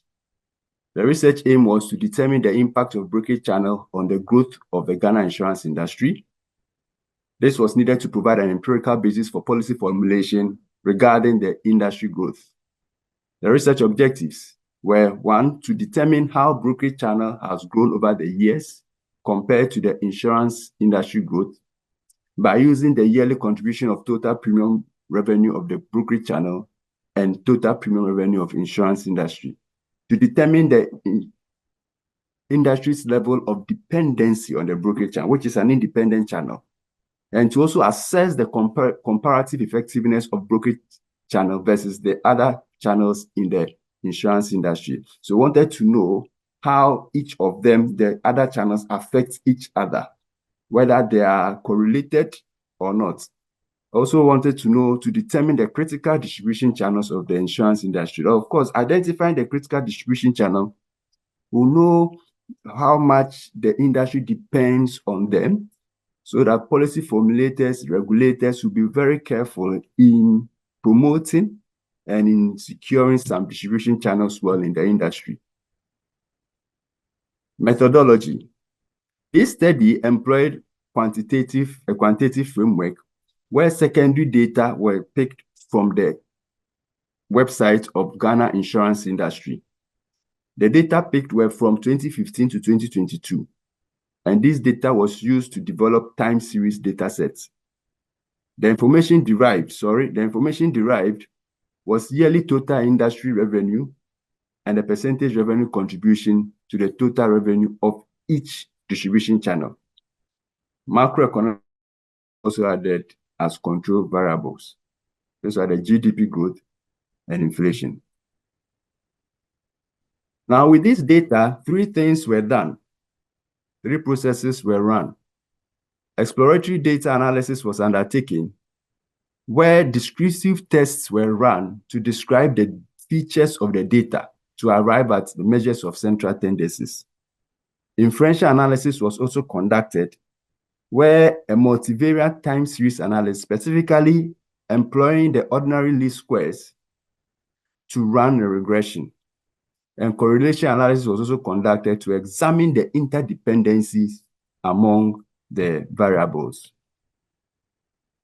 The data extracted, like I mentioned earlier, were the yearly gross premium contribution from various distribution channels within the industry, and contributing to the total premium. So each industry distribution channel, what the total gross premium is, relating to the total gross premium of the industry.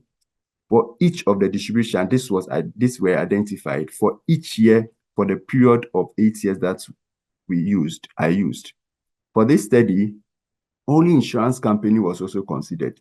Reinsurance companies were not included in this because they do not share the same customers as insurance companies, and their business model is also different. So they weren't going to make any positive impact in their research. The study's dependent variables is the industry growth revenue growth ratio, calculated from the data of the National Insurance Commission's annual reports. That's the dependent variables. And the independent variables that were used were the gross premium contribution by each distribution channel, like I mentioned earlier, to the total gross premium of the industry for each year. This resulted into 56 independent variable data points.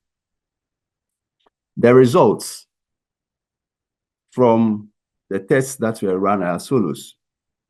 It was identified that individual or tied agent channel contributes the highest in absolute terms to the industry revenue, followed by the broker channel.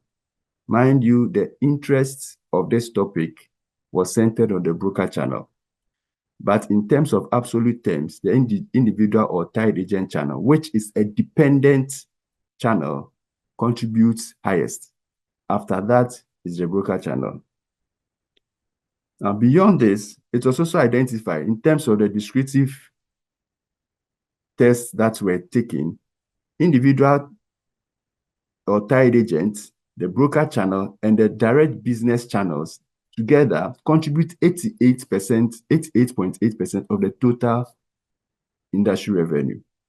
So out of the 7 distribution channels, 3 of them contribute 88.8%. Now, among these 3 critical channels, however, broker channel contribution has been close to stable over the years, with the least standard deviation. When the standard deviations were looked at, broker channel had the least standard deviation among all of them, making it the most dependable channel with loyal patronage. Its dependability is also explained with the highest average growth rate over the period compared to the other 2 impactful channels. That is the individual tied agents and the direct business channels. So the broker channel was seen to be much more dependable. Also, the correlation results indicated that the individual tied agents and the direct business channel tend to compensate for their performance over the period. It was identified that in a year that the individual or tied agent channel grew, the direct business fell, and vice versa. The OLS regression also indicated that telecom companies' channel is positively related to the industry growth. Individual tied agent channel and the broker channel relationships with the industry growth were at higher significance level, indicating that there were no compelling reason for their relationship with the industry growth. So those ones were ignored. Assessing the impact on industry growth when the independent variable channel were changed, the results showed that telecom companies, broker, and individual tied agent channels all impacted positively on the total industry growth when they were increased. Telecom companies give the greatest impact, followed by the broker, then the individual tied channel. But the telecom companies is not among the 3 significant in terms of value. But the assessment that were done, in terms of increasing when their variables were changed, the telecom companies had a greater impact. The results, in summary, individual tied agents channel in the past has contributed significantly to total industry growth. But broker channel's contribution, which follows the individual channel agents, has been more dependable and stable. Telecom companies, which hasn't contributed much value in the past, rather shows good prospects. Its impact greatest possibly on industry growth, supported by both the OLS regression and the impulse response analysis that we are undertaking. The OLS regression, however, had a major limitation of a small data set. The research that was identified, that was worked on, I identified that a larger data set would have given a better view of the performance of the other variables. Insurance plays a significant role as a form of conclusion in economic development in Ghana. Though there are 7 channels through which insurance services are sold in Ghana, research showed that the broker or the independent channel plays a unique role in insurance service delivery and growth. So, this research sought to determine how the broker channel has grown over the years, and also to determine the industry's level of dependency on the broker channel. It also sought to assess the comparative effectiveness of all the channels and to determine the critical distribution channel of the industry necessary for its growth. The results, as like reported already, show that the broker channel has grown just as the industry has grown over the years, and its growth is dependable. The broker channel, each year that it grew, the industry also grew.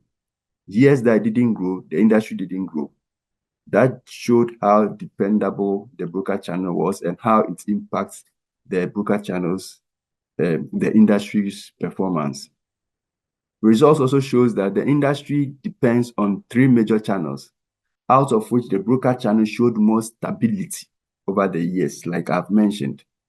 A growth or decline in the broker channel reflected a growth or decline in the industry growth. Comparatively, the telecom channel is most effective channel in terms of its impact on the industry growth. It is recommended as a way of recommendation that the brokers should increase their capacity by employing technology in their value chain to better impact the industry growth. There should be also targeted partnership with the telecoms companies to expand digital insurance services, leveraging mobile penetration to enhance insurance accessibility to impact on the industry growth. Since the telecom companies have been identified as a potential channel, it should be nurtured for the industry to benefit from it.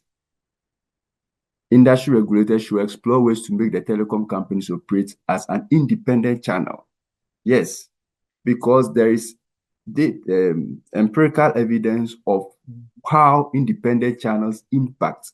So my research, I'm recommending that if telecom companies can thrive as an independent channel, then the benefits that independent channels bring to insurance companies, the telecom company's channel will be able to give even a multiplier effect with that. This study is limited by small data sets, like I mentioned earlier, which reduces statistical power. Future research should incorporate a larger data set to improve upon reliability and generalizability. Thank you very much. This ends my presentation. Thank you so very much, Franklin, for your presentation. It was very interesting and clear. We now proceed with the Q&A session. We welcome you to pose your questions, please, from the audience. Okay, I start with my own question until we have some from the audience.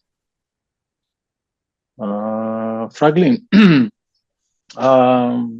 according to your findings, in what main ways do brokers contribute to the growth of insurance industry? Yeah, so brokers because of their independent nature, customers tend to have confidence in the service that they provide.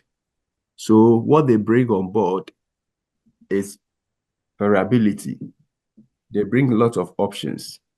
They are able to reach out to a wider market and sell to all kinds of products. They have the permission to sell products of all in the insurance companies to customers.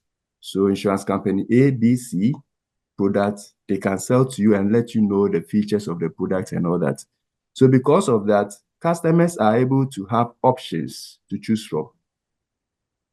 And insurance brokers are able to process claims reliably for their customers because they are knowledgeable and they are professionals. Unlike the dependent channels, like the direct business with the insurance companies, the insurance companies is providing the service, and when it comes to claim, it's dealing directly with the customer. Sometimes the customers don't have confidence and trust in the insurance companies that they will give them what is due them. But because brokers are independent and they are professionals and they have knowledge, customers are able to have confidence in them and are able to then buy more insurance services and products. So this is how brokers bring onto on board by way of contributing to the growth of the industry. Basically, simply, customers have more confidence in them, so they easily feel free to buy more insurance products through them. This is well received. Thank you so very much. We have a question from the audience. Are telecom companies part of insurance companies? I might have missed you there. No, telecom companies are not part of insurance companies. So what happens is telecom companies, because of their network, what they do is that the insurance companies are able to leverage on their platform and reach out to their customers. So they occasionally will send marketing stuff to their customers through text messages and all that. Then they sell products to them on their platform.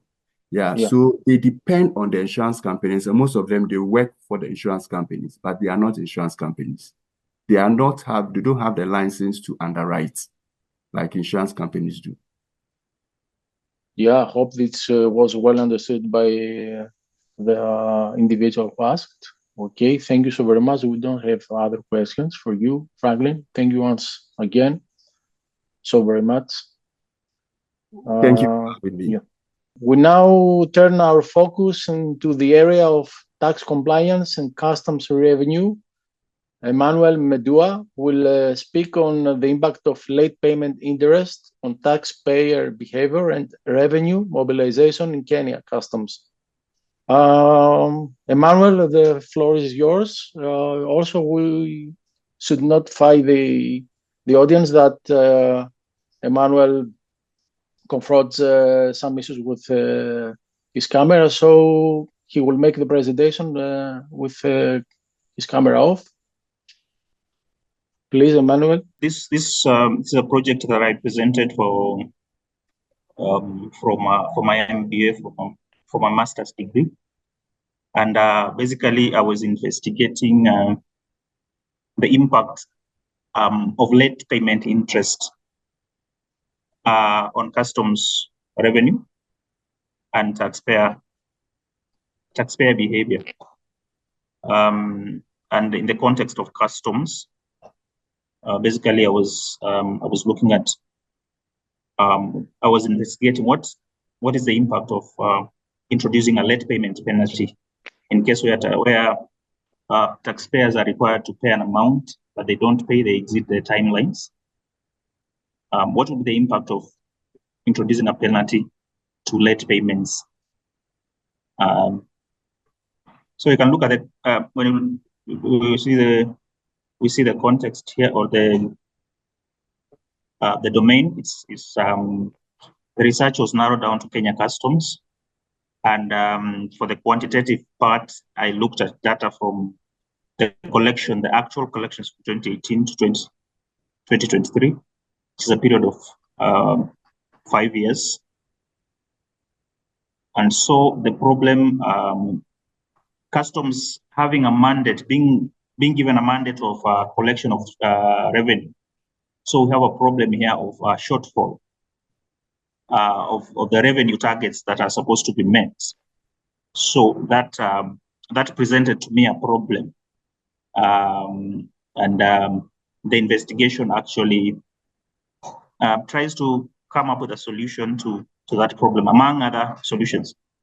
Basically, I was asking, can we introduce a coercive means in a way to push taxpayers to pay early, those who can, and those who can't, can we introduce a penalty as a way of mobilizing more revenue to the government? Customs stands at a very important place in revenue mobilization, in the sense that it accounts for around 35% of the national revenue in Kenya. So it really stands at a very crucial place in terms of revenue mobilization. And here we have a problem where there's a shortfall of 43 billion for the 5 years. So that is what the investigation is all about. That is what the research is all about. Can we introduce a penalty and try to fill this gap of 43 billion or even more? So as I had said in earlier in my introduction, this is a limited empirical analysis on the effect of late payment penalty in Kenya Customs. So there's a gap. My research found a gap where the existing studies, they focus on domestic taxes, and more they focus on those that are done in customs. They focus on technology, the role of technology in revenue mobilization. So there's a gap there in terms of a research that focuses on coercive means of mobilizing revenue. So the study tries to fill that gap by modeling how interest penalties can influence compliance and revenue in a developing country customs setting. So the research aim is to examine the impact of introducing late payment interest on taxpayer behavior and revenue mobilization. Basically, to assess the research objectives, to assess the existing compliance situation at customs, Kenya Customs, evaluate behavioral theories relevant to taxpayer decision, apply case studies to the Kenyan context, and simulate revenue compliance and outcome and a penalty regime, and to provide policy recommendations. So I had 3 hypotheses to look in. The study had 3 hypotheses to look into. The null hypothesis assumes that late payment interest has no significant effect on taxpayer behavior or revenue mobilization in Kenya. In Kenya Customs. Alternative hypothesis: late payment interest significantly improved taxpayer compliance behavior in Kenya Customs. Late payment, the third hypothesis, the late payment interest significantly increases revenue mobilization in Kenya Customs. So the study was underpinned on 2 theories, and one of it is the economic theory of compliance, which says that penalties drive compliance by raising the cost of evasion. So this is a sense that if a penalty regime is introduced, I was investigating, or my study and was underpinned in this theory that if a penalty regime is introduced, then that the taxpayer will weigh and see that the cost of compliance the cost of evasion is higher than the cost of compliance. So most likely is going to choose the latter. It is the rational choice theory. Taxpayers weigh risks and costs when deciding whether to comply. So this theory says that the decisions that can be made by a taxpayer are risk-based, and that a taxpayer is able to make choices based on the risks that are associated with that choice.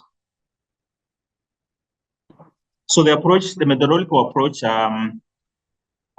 is a mixed method design, in the sense that there was an extensive document analysis framework to the study, and also there's a simulation where, as I said, as you have seen earlier, I simulated studies which were done both locally, a study which were done both locally, and another one done internationally. As I've said, there's little or no research on coercive means in this on taxpayer, on revenue mobilization. Basically, most of the studies that have been done in Kenya, they are focused on technology, the efficiency of technology, and most are focused on the domestic taxes department. But Emmanuel, I'm sorry to interrupt. Please, because we had the technical issues in the beginning, please pick up the pace. Due to you have around 5 minutes, please. Okay, thank you. So it was a mixed method design, which was applied to the study, where there's a simulation of international and local studies, and then so we see the result of the study is that if a penalty regime is introduced, there's an estimated 22 billion in annual revenue, additional revenue. So this constitutes a 1% per year in interest penalties. And of course, this projects a fiscal stability and reduced revenue pressure. So you can see the alternative hypothesis is supported, and the null hypothesis is refuted. That is as per the revenue impact part. You remember the study is the impact of the introduction of late payment penalty, both on taxpayer behavior and revenue mobilization. So the taxpayer behavior part, the study found that there's an increase of 15% in early payments and a reduction of 25% in late payments. In the case of this research which I looked into, there's a reduction in from 163 late payment to 50 days early. So the alternative hypothesis is thus supported by the findings, and the null hypothesis is thus rejected. So as we have seen earlier, the independent variable is the late payment interest, the net late payment regime. Then the dependent variables, the taxpayer behavior and revenue mobilization. The introduction, so the hypothesis, the main hypothesis, the introduction of interest penalty will significantly increase the daily collection rate compared to the current system without penalties. So the recommendation for the study is introduce an automated 2% interest for payments delayed beyond 21 days, notify taxpayers proactively before penalty enforcement, offer installments for hardship, installment agreements for hardship cases, accompany interest regime with educational campaigns. So this is an original contribution. The study offers the first Kenyan-specific empirical model of late payment interest in customs, adapts international benchmarks for local realities, providing actionable recommendation for policymakers in Kenya and other developing countries. So that is a brief of the research. Thank you so very much, Emmanuel.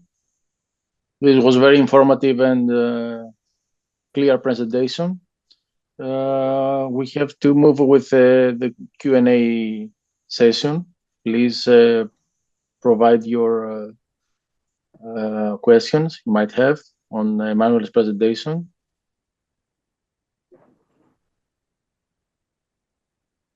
Okay, I will once again. We'll start with my question.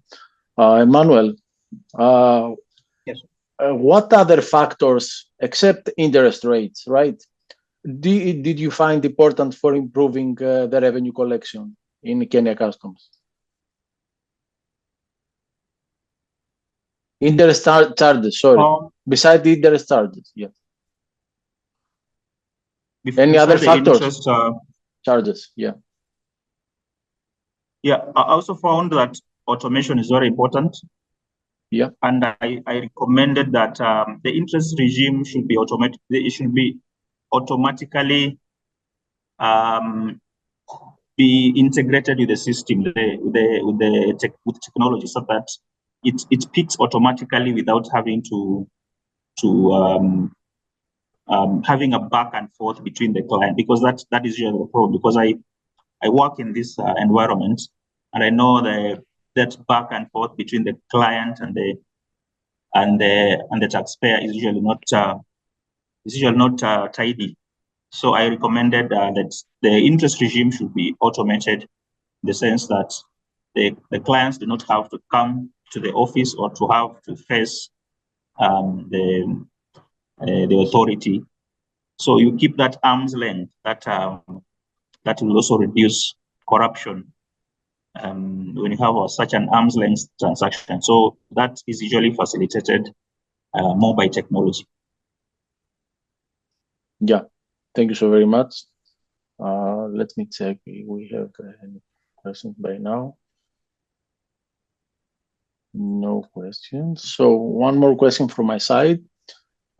Based on your results, what is the main recommendation you would give to policymakers about the overall issue, about setting late payment interest? The recommendation I will, I recommended that there be an introduction of a late payment interest 21 days after the due date. And then this should be followed by educational programs, so that the taxpayers are brought into, they're brought into an understanding, so that they're not ambushed by this regime, this interest regime. So I recommended educational programs to bring awareness.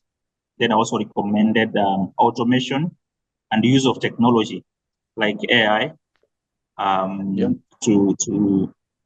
make sure the importers are well informed of their obligations and of the expectations that the government has regarding payment of duty. Nice, thank you so very much. And one question from the audience. What informed your choice of 21 days? Why did you choose 21 days before penalty can be charged? Come again? I don't think I've gotten that one. Yeah. Actually, the question is, what was the reason for choosing a 21-day period before applying the penalty? 21-day period. Yeah. I would say best practice. Yeah. There's no theory around it. Just best practice that clients are usually given 21 days to account for what is the duty liability. And this also applies in other sections like warehousing. There are other payment obligations where these 21 days usually applied. Like for instance, the warehousing, where if you don't remove your goods from customs area within 21 days, and then the warehouse rent. So I borrowed from that. I borrowed from best practice and current practice. Okay, one more question, please, from the audience. Late payment interest would it encourage more evasion or compliance, especially considering economies with underperforming government? More evasion or compliance? late payment interest? Looking at the theories that I underpinned the study in, the economic theory of compliance, which says that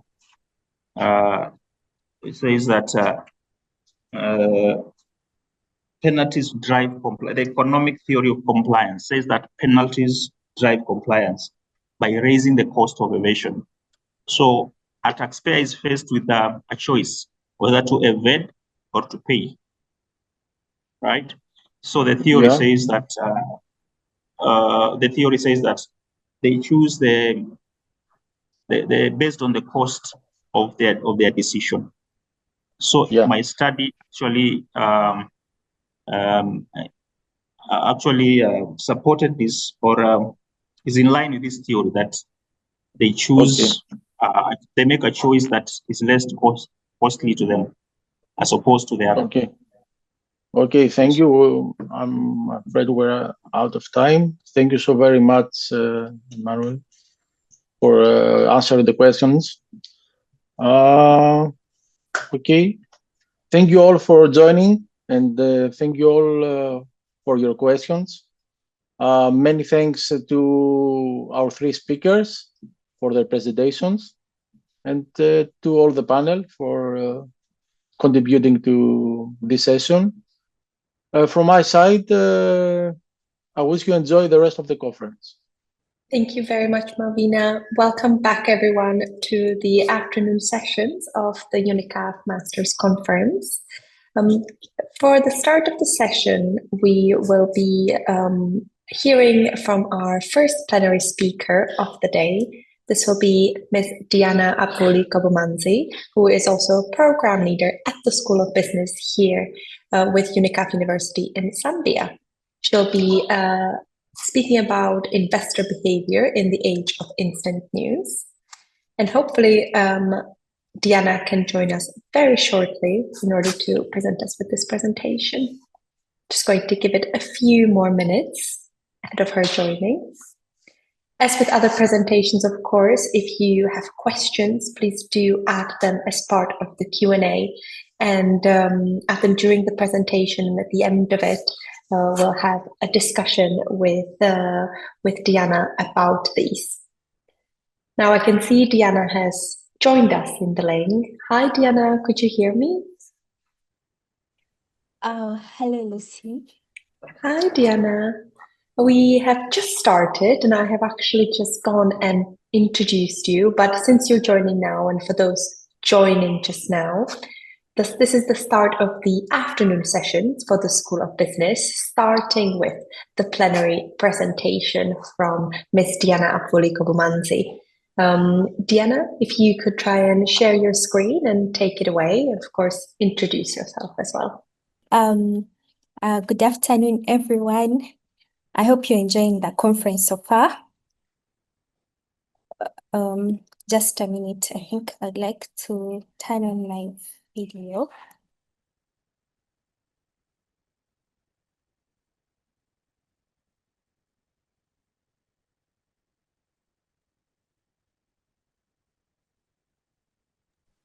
All right. Good afternoon, everyone. My name is Diana Apoli Kabumanzi. A member of faculty in the business school, and today I would like to share with you about investor behavior in the age of instant news. I'll start off by defining these key terms in our topic, one of them which is instant news. This refers to real-time dissemination of information. A key characteristic here is the speed of circulation. In other words, a wide range of topics such as periodical reports, economic indicators, geopolitical events, tariffs, and so on, today shared instantly. I think some of us have heard of live broadcasting, so you find that information is shared instantly online. And the other variable that we are looking at is investor behavior. This is concerned with evaluating and choosing from among several investment options, hoping for a return on investment. This is primarily done by considering the trade-off between risk and return, where return is the profit on investment, whereas risk refers to the dispersion from the average price. Another key component of this discussion is that the scope is limited to financial markets. This has to do with financial instruments such as bonds, equities, and currencies. This is the scope of my discussion, and also a key component or phenomenon that is going to come up often is investor sentiment, which refers to the overall attitude of investors towards a particular investment or financial market. And investor sentiment may be negative or positive. For instance, investors can be optimistic about the performance of a particular stock. That means their sentiment is positive, or they could be negative. They could be speculating that maybe the stock price is going to fall and the overall mood is negative. So that's what investor sentiment is about. However, it relates to an individual in particular, and it also relates to the overall mood of the market. And since we are looking at social media and information, it can also be the overall tone expressed on social media about, say, a certain market or a certain stock. Having defined these key terms, I'll give you a brief overview of how they are related. So news provides information to investors, which helps them update their expectations of future returns. And this influences the sentiment, which can be negative or positive. And this influences their decisions or their behavior, ultimately contributing to price market movements, where price market movements refers to changing prices. If it's equities, changes in stock prices. So why is it important that we discuss, or we think that it's important to look at investor behavior in the age of instant news? Well, the reason is because the way information is disseminated and access today has significantly evolved. And this is mainly due to advances in technology, digital media, and real-time information sharing. Today, there is more reliance on online platforms to gather insights, assess risk, and also make investment decisions. And so this phenomenon has raised questions about our topic today, about investor perceptions, expectations, and decisions, and how these are shaped by instant news. So my presentation today really aims to provide a critical analysis of mainly theoretical and empirical literature that exists globally on investor behavior in the era of instant news. And I'll be mainly focusing on cognitive and social biases that influence individual investment decisions. The methodology followed here is the qualitative research design, following a thematic literature review over the last decade. And to prepare for this presentation, I looked at over 30 articles that are related to the topic. I'll go straight into it, the discussion of theoretical and empirical literature. The first theory I want to share with you is the information diffusion theory. This has to do with the propagation of financial news across digital media. In other words, how does news flow? Is it instant? Yeah. And one of the key things that this theory puts across is that the role of investors has transformed. Initially, people were merely receivers of information, but today they are both reviewers and active contributors of information and sentiment, which means that when people receive information, they don't merely accept it the way it is. Several go ahead to share their own interpretation of what the information is, and hence contributing new information. So there is always new information. And so this theory urges that information does not hit all investors instantly, that there is heterogeneity in accessing information, which means that news spreads sequentially. And so the trading activity also, the same happens for the trading activity, which means that if there is a piece of information, the impact on market movements, there is a lag, it's shown by a lag. It happens a few days after a source of information has gone out. It doesn't happen immediately. Also, another notable finding under this information diffusion theory shows us that the timing of information is one of the mechanisms that drives market activity, and particularly post-event price trends, as shown by this study by FEDIC 2017, who assessed US securities and confirmed that indeed there is investor heterogeneity in assessing information. Another key finding under this theory is that for investors that are wealthy, when they share information, there is some momentum effect. Momentum effect means that stocks continue to perform well. For instance, if they share a piece of information on social media, they have the potential to influence a stock for a longer period of time than usual. That's what this literature here by Young et al. Presents. Now, speaking of cognitive and social biases, because they are the main center of discussion for this presentation, these fall under the behavior finance theory. Behavior finance theory argues that investors are irrational. In other words, they are influenced by cognitive and emotional biases, as they make their decisions. They don't primarily consider, let's say, the fundamentals of a firm, like the profits, the costs, the financial statements. No, they are mainly affected by cognitive and social biases, and we'll dive into these. One of them is the prospect theory.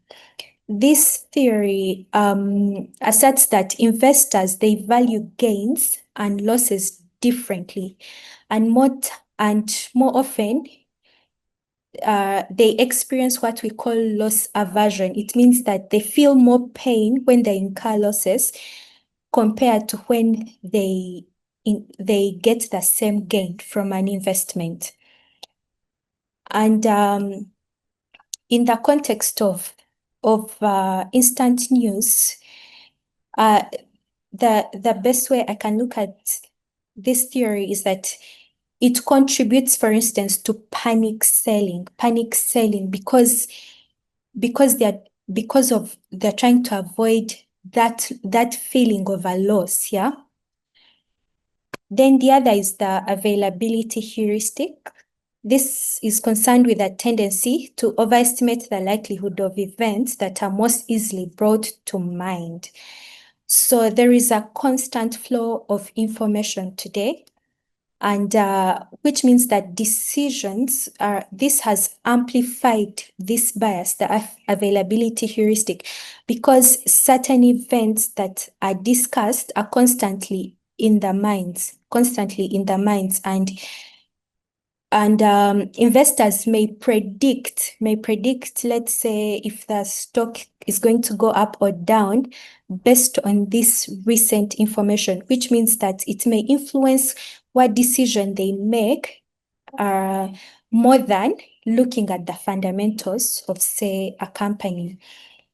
A study from China by Tsai et al. 2023 found that this availability heuristic positively predicts short-term expected excess returns.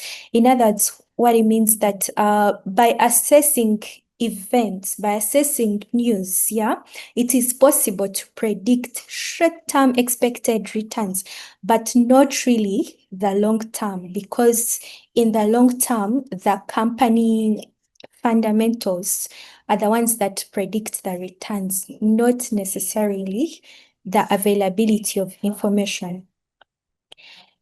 The other cognitive bias is the confirmation bias. This one posits that investors seek out information to confirm their own pre-existing beliefs and ignore information that challenges them. And from literature, the confirmation bias, in this context, there is, first of all, algorithms that constantly avail people with information that is related to what they are already believing in or discussing or looking out for. So which means that it amplifies this confirmation bias. People will find the information to confirm their own beliefs about, say, a certain financial market, let's say cryptocurrencies. So if someone is interested in cryptocurrencies, they'll constantly get similar information because of the algorithms, the nature of social media. And so this also amplifies the bias in investment decisions. And Acharya et al. 2025, in a study involving 195 respondents, this is evidence from India, found that confirmation bias significantly influences individual investors' decisions. And another cognitive bias is overconfidence. Because individuals have access to information, this has amplified the overconfidence bias, because investors believe that they are better equipped to predict market movements because they have access to information, so they can make their own decisions without necessarily consulting advisors or professionals. Evidence from the Saudi equity markets suggests that overconfidence has a significant positive direct effect on investment decision making. In other words, people may trade not necessarily because they will earn a return, they may earn a loss, but they will trade. In other words, they'll make that step to trade because they are overconfident based on the information they have consumed and used to analyze and make their decision. However, this is not the same on risk perception. I'll now move on to social biases. One key discussion in literature regarding social biases is herding. This refers to the tendency of investors to follow the actions of others rather than relying on their own analysis. This has been found to be very, very prevalent and significant in literature, especially on social media platforms. As we can see, two of these studies, like Acharya et al. 2025, with evidence from India and Saudi Arabia, shows that herding bias significantly influences investment decisions. For instance, when people see their colleagues or commenting and posting about, let's say, the Dogecoin, they'll also follow suit and invest in the Dogecoin. And a case study I want to bring up here is the GameStop short squeeze. If you've read about it, this is an event that happened in 2021. Individual investors coordinated themselves on a platform called Reddit. They banded together, leading up the stock price. The reason this happened is because there was anticipation in the market that the stock was going to fall. And so some people were doing short selling. So instead, because people came together on social media, the stock went up and not down like they anticipated. So there was a sudden price surges and extreme volatility, and all this because of social media activity. The other key phenomenon is the cryptocurrency volatility. This is very notable in literature that especially traders in cryptocurrency, they've been observed to experience a lot of hoarding behavior. And here they even use the word intense. It's intense hoarding behavior within the cryptocurrency market. Investors are irrational and base their investment decisions on market sentiment rather than fundamental analysis. And also, literature has found that negative news influences cryptocurrencies more than positive news, influences trade in cryptocurrencies more than the positive news. And a key phenomenon that has also come up due to instant news and social media is the social media influencers, and the lingo that is used to refer to social media influencers is influencer. And so this is a category of individuals that provide free, instantly accessible investment information.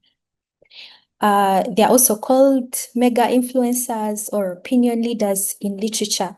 And studies have found that their activity leads to changes leads to market noise. In other words, there's a lot happening. There's a lot of trading, increase in trading volume, but not necessarily stock returns. Yeah. However, literature has found that top influencers with extreme sentiment post, this means extremely negative or extremely positive, affects the returns. In other words, can affect not just the trading volume, but the price. And however, this effect is short-lived.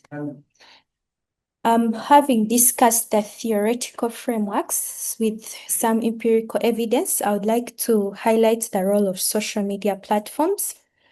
Is that first of all, they've become primary sources of financial and investment information. And they also they facilitate creation of new information because individuals do their own independent analysis and reporting. In other words, they assess financial instruments on their own and share their own analysis of what they think.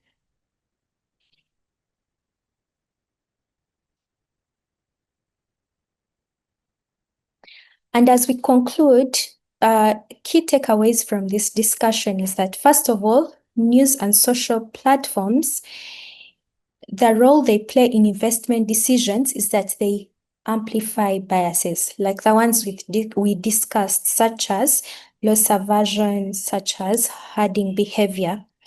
And so the implication here is that it's not just theoretical. This is empirical, like it's actually happening out there in the real world. And I hope after my presentation, maybe some individuals can share if they've experienced this.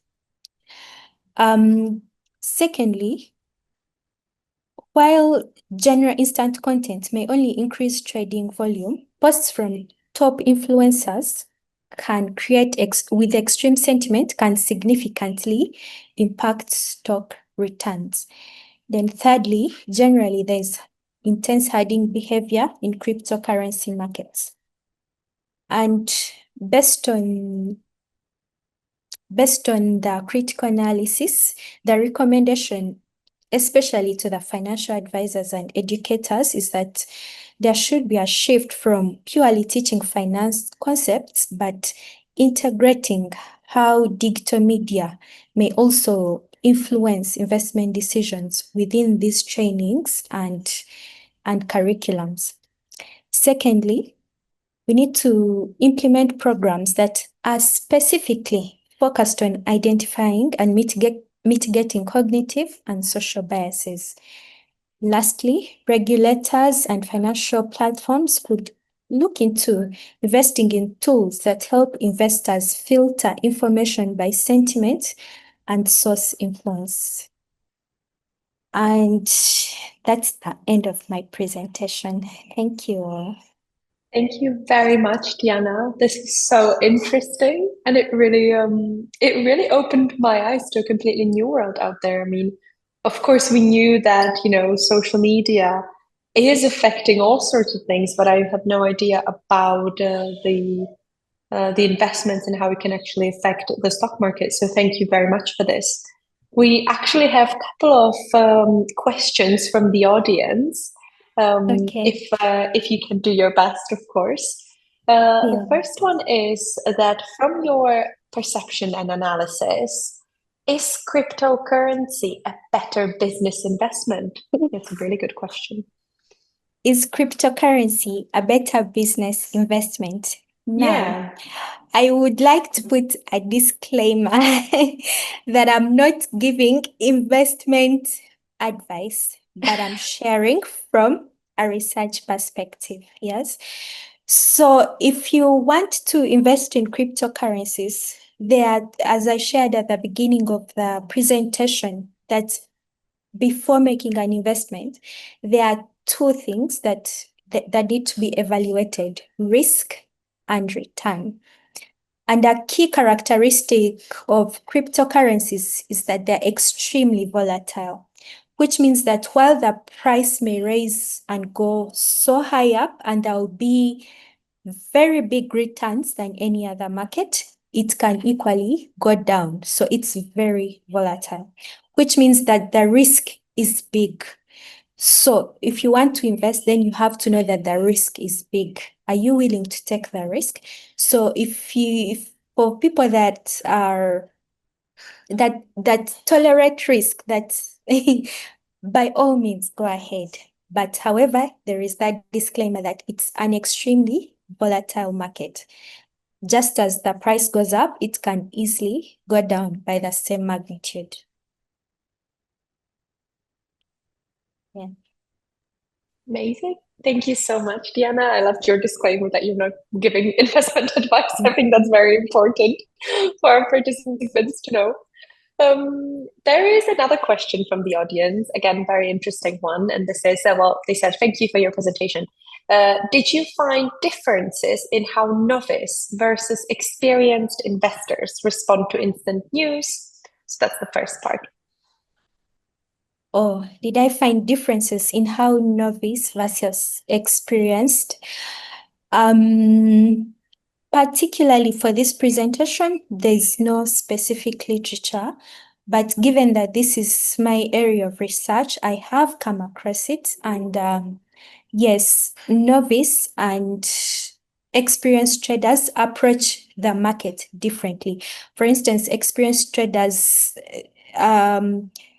literature even says they may be even more biased than new traders, right? So the novice traders may go for investment advice because they're just starting out.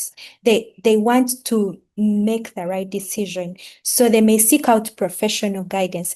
However, experienced investors may not follow the same route because they know where to go. They know where the information is. And so because of this, they are the ones that are most influenced by cognitive and social biases, yeah? They have experience, so there is loss aversion. Maybe they are afraid of loss. They may not take part in cryptocurrencies. They may make their own predictions and assume that maybe a market is going to go down, maybe because there are elections coming up, but the market may not react the same. Yeah. Thank you so much, Diana. There was actually a follow-up to this. Do you have any practical steps that can be taken to help investors manage the influence of the instant news? So how can they really manage it? Do I have practical steps? I think first of all is learning. Expose yourself to information, like for instance, these biases.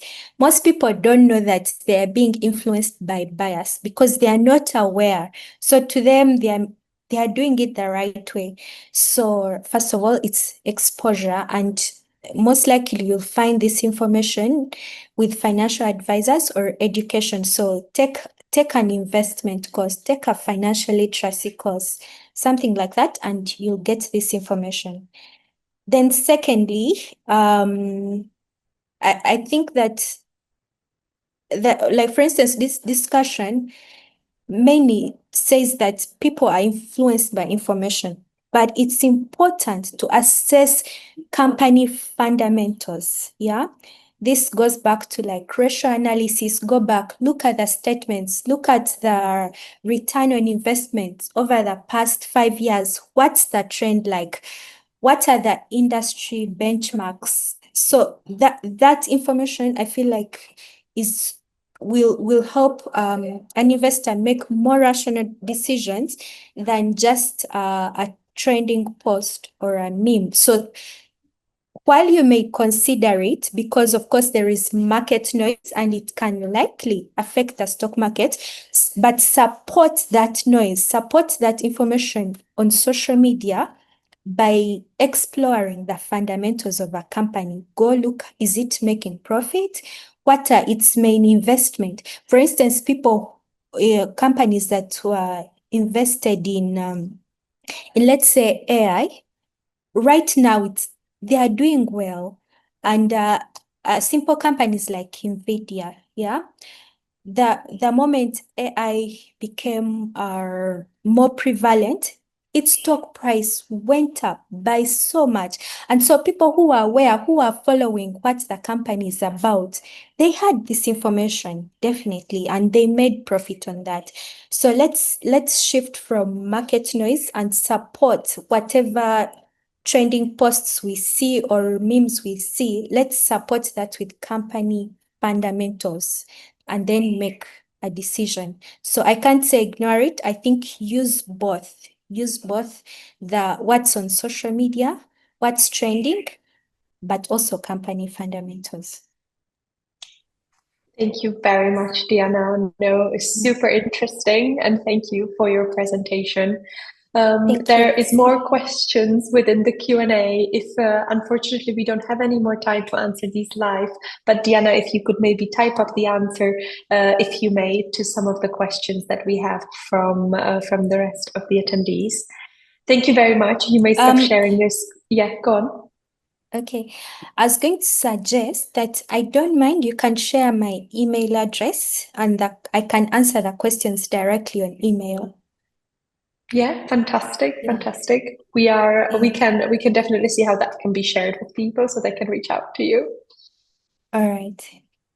Thank you so much, Lucy. Diana. All right. Marina, I can go. Yeah, amazing. Great. Thank you very much. Yeah. Fantastic. So thank you all for listening to our first plenary speaker. I hope you enjoyed it just as much as I did. I think it definitely gave us some really interesting advice and something to be aware of, right? So we're continuing on to the sessions of the afternoon with the business school. If you are just joining us, welcome back to the Unicaf Conference 2025. Our next session is going to be on human resource management and organizational behavior. The chair is with us, I believe. This session will be chaired by Dr. Wilfred Masebo of the Business School. So he's the Associate Professor and the Dean of the School of Business and Management in Unicaf University, Malawi. I will now hand it over to Wilfred. Hello, Wilfred. Hi, Lucio. Hi, everyone. Let me thank those that have presented before. Now, in case I have challenges with internet, then Marina Janik will come in to back up. But then we have 5 presenters for this particular session: human resource management and organizational behavior. So each of the presenters has, again, 15 minutes to present, and then there's 5 minutes for discussions. Now, let me ask participants to post questions in the Q&A box. Don't use the chat, use the Q&A box. So Annie Marie Lambert. May you share your screen, please? I am Anne-Marie Lambert, and I am a Jamaican living and working in the Cayman Islands. Today, the distinct pleasure is mine to be sharing in this conference, the first for me, and so it gives me great pleasure to share with you from my research and investigation into the recruitment and selection process of the education sector in the Cayman Islands. The Cayman Islands is a small, very small island. It consists of 3 islands. It is a British overseas territory and is located in the Western Caribbean.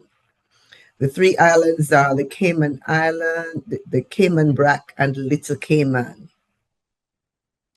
This island its population is under 100,000. So you will understand how small it is. I have been here working for the last 4 years. Okay.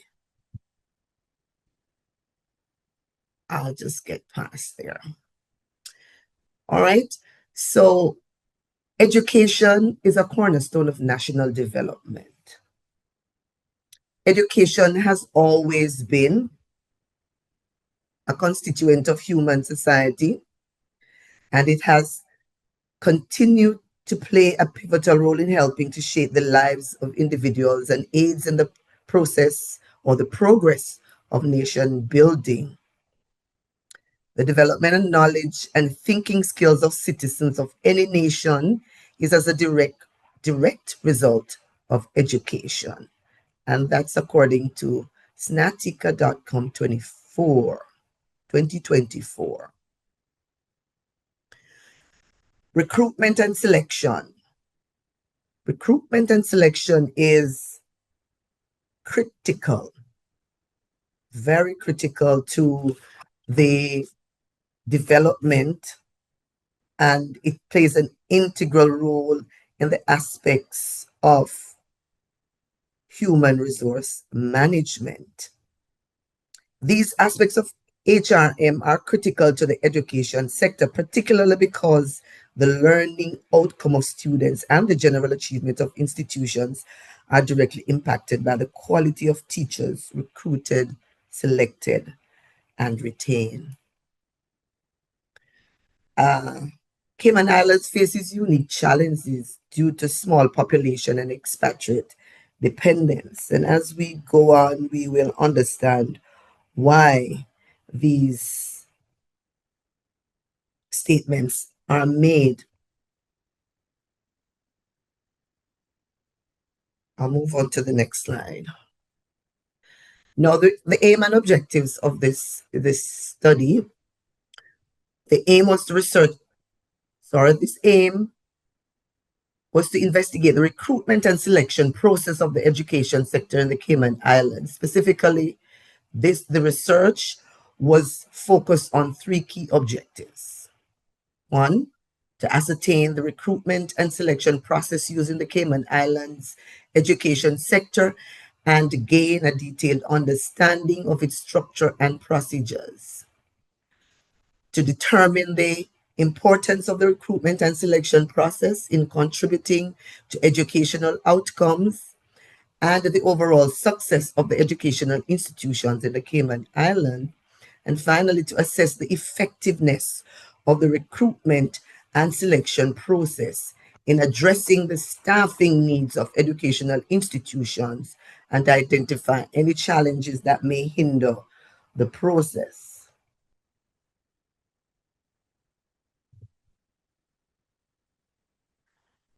This study was a qualitative and exploratory design. The data, it was completely a secondary data investigation. And as such, I had used journals, government reports, policy documents, and so on. Based on the nature of the study,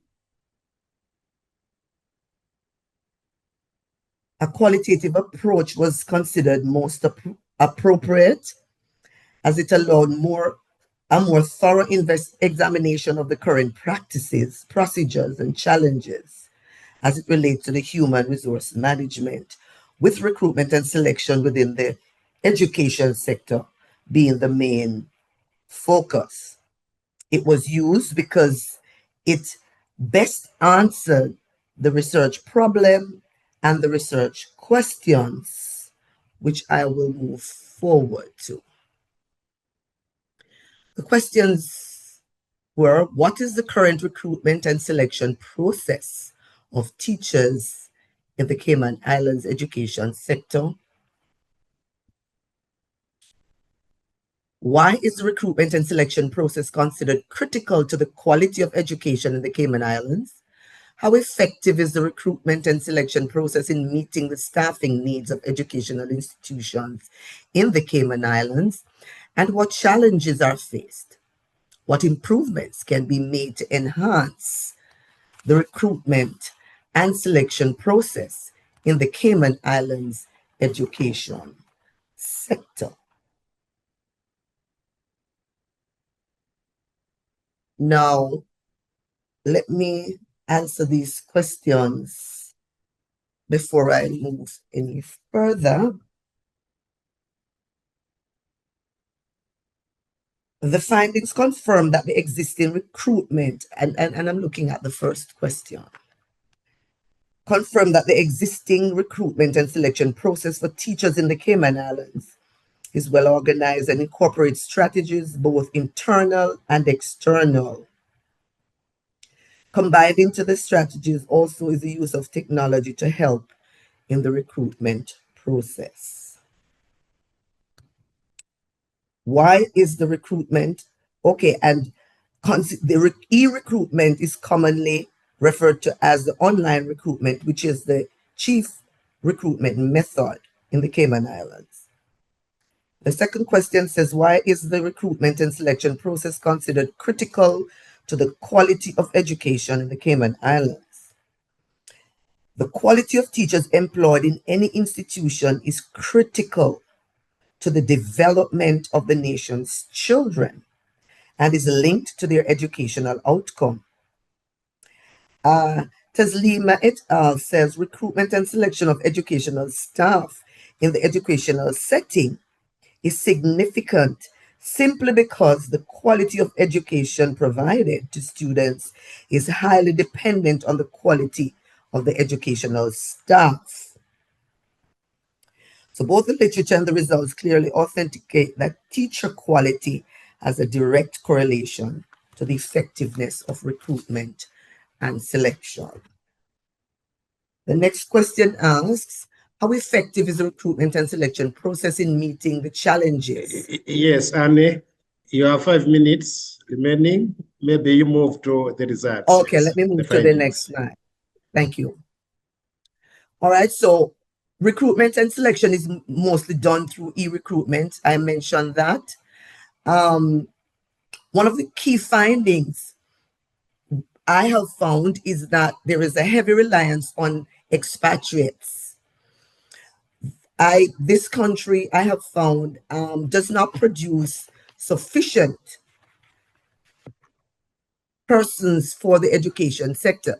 As such, they recruit from overseas to fill these gaps. There's a high reliance on expatriates, and I'm going to move through this very fast.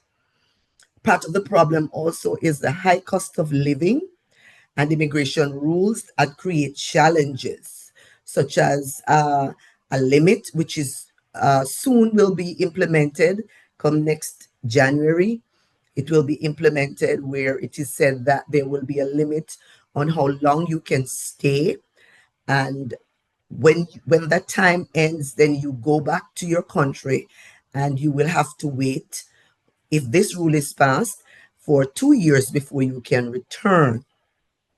However, there are initiatives placed by the government to see how much they can recruit locals to fill these gaps so that they will not have to so depend on other nationals. So there is what they call the Educate, Inspire, Thrive campaign scholarship for locals. And these campaigns is where they go into schools targeting young people to see how much they can, are interested in joining the education sector, so that, as I said before, they can cut down on the amount of persons they bring into the country. Teacher quality, as I indicated earlier, is critical to students' performance, and as such, the human resource management plays a critical role in all of this. They are the persons who are responsible for not just selecting individuals, but selecting individuals with the right competencies, the right qualifications, so that the intended outcome of these students can be realized. Challenges encountered are shortage of, as I said before, trained Caymanian teachers, and over-reliance on expatriates, immigration restrictions, and the high cost of living that is being experienced at this time. In conclusion, recruitment and selection processes are structured, but a bit constrained, maybe for different reasons, because of I would say, the limitations being placed on individuals. As such, there is constraint, effectiveness limited by reliance on expat, and that's the biggest problem, the expatriates and the immigration rules. Policies needed to attract, train, and retain teachers. Some are being put in, some are more is needed. Long-term improvements will enhance educational quality. So as they go along, they need to look at the different things that can help. Yes, it has started, but more needs to be done to ensure that the intended results is developed or gained or garnered, and continue to do the things that are helping the system at this time. There are two questions which you can address quickly. One is to do with the quality of education in your country. The person is asking, what is the quality, if at all you can relate that, of education in your country? If you respond to this one, then I will ask you the next one. The quality is a very broad question.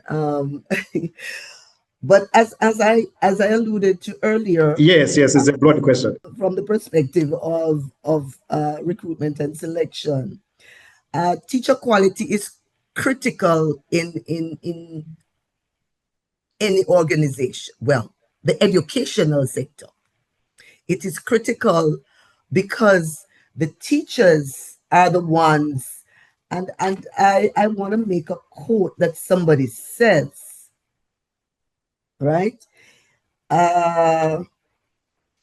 If I may find it, individuals who are tasked with the responsibility that of shaping and developing lives and nations through academic capacities are the repositories from which pupils are equipped and cultivated. And our nation's children, the outcomes are dependent on the quality of the kind of education. In the Cayman Islands, I believe quality is cheap because the human resource management is critical in the recruitment process. And as such, they vet carefully how they recruit individuals, and particularly because they're coming from overseas, where you have, this nation has a population of over 130 different nationalities. So you would imagine there are the Spanish and all kinds of different persons coming in. So the vetting has to be critical. And as a result, education here is, I believe, from my personal perspective, as somebody who is in the system, has been doing well. However, there are room for improvements. Yes, so the other question is to do with what measures is the country putting in place to address this so that maybe recruitment can be done from within, even though the population is too small? As I mentioned earlier, there is not a policy, a drive that is being implemented at this moment, where they're targeting the young people. So they're coming into the high schools and they're targeting the young people to see how much of them they can recruit in, selling the education, selling, developing individuals, in offering persons and giving them different, what should I say now? All right, so they're selling it in a way that persons will want to be interested in the education sector. Right now, right here, as I see it, most persons, they choose law, they choose doctors and all of those. And a minimum amount of persons go into the education sector. And it's clear from the numbers that we're seeing of expats. So what they're trying to do is to go into the high schools, target the young people, and to see how much of them, when they get to that stage, when they leave high schools, will go into education. I think that's the number one. They're also granting scholarships to individuals, full scholarship to individuals, to say we will pay your way through, choose this profession, which is a good start. So there's a training institution for teachers in the Cayman Islands. Yes. Plus they are trained outside of this country. There are persons who go to Jamaica. There are persons who go to the United States, Britain. Yes, so they do go to different places, but there is a training institution here for teachers.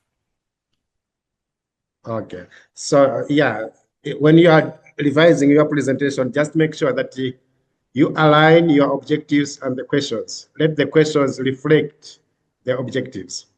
Otherwise, I thank you so much. I wish you all the best. Thank you.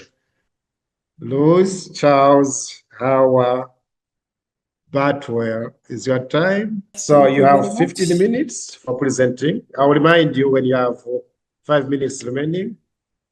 And then 5 minutes again will be for discussions, for the questions based on your presentation. All the best. I wish you. My name is Lois Howard Charles. I'm presenting from South Sudan. My topic is secondary analysis on the impact of flexible working policy on employment performance and organizational productivity. And my case study is UK corporate sector. We want to see the abstract overview. This study adopts a secondary research methodology to investigate the impact of flexible working policy on employment performance and organization productivity in the UK corporate sector. Since studying the academic literatures, government data, and industrial reports, findings show that flexible working enhances motivation, satisfaction, and retention while improving organization productivity. You'll find it in these references. And effectiveness depends on the leadership support, organizational culture, communication system. Risk include isolation and work-life balance if not correctly implemented. We want to see the introduction. Here, flexible working encompasses arrangements such as remote working, hybrid model, compressed hours, and flexible start and end time. Shift in work models, empirical studies confirm that the COVID-19 pandemic accelerate the transition from rigid office-based work to flexible practice. And this one, you find most of this information from Office of National Statistics, which was in 2022. And this shift redefined the cooperative environment, necessity, and evidence-based assessment of its long-term impacts. When you look at this diagram here, it is comparing the pre-post-COVID adoption. The blue line actually indicates the gradual growth before COVID, while the green one shows the acceleration in adoption following the pandemic onset in 2020. We want to look at the research problems and gaps. The gaps in literature, while literature indicated both benefit and withdrawback of flexible working, findings are scattered. Lack of coherent synthesis that is in UK context. Fragmental findings limit UK specific synthesis. Lack of sectorial and longitudinal analysis. Sector-specific needs, for example, like finance and technologies, sectors show a strong adoption, but limit the empirical assessment of productivity outcomes. Retails and healthcare sectors lack comprehensive studies signified to the workforce. The research aim and objectives. The aim of this research is to critically examine the impact of flexible working policy on employment performance and organization productivity within the cooperative sector, UK cooperative sector through secondary data analysis.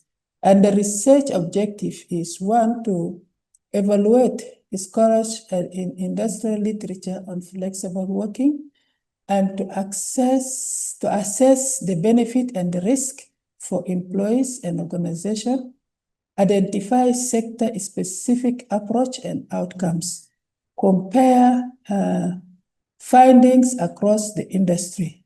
Then lastly, to recommend evidence-based strategic for implementation. What the methodology that we used here is the qualitative secondary research. The data source are peer-reviewed journals, UK government publication, and industrial reports. Analysis, we use thematic categorization and comparative synthesis. Then justification, we provide comprehensive evidence that prioritize the data collection. And this is how the process has been done: secondary data collection and thematic analysis process. We started, identify the data source, that is the reports, the articles, the database.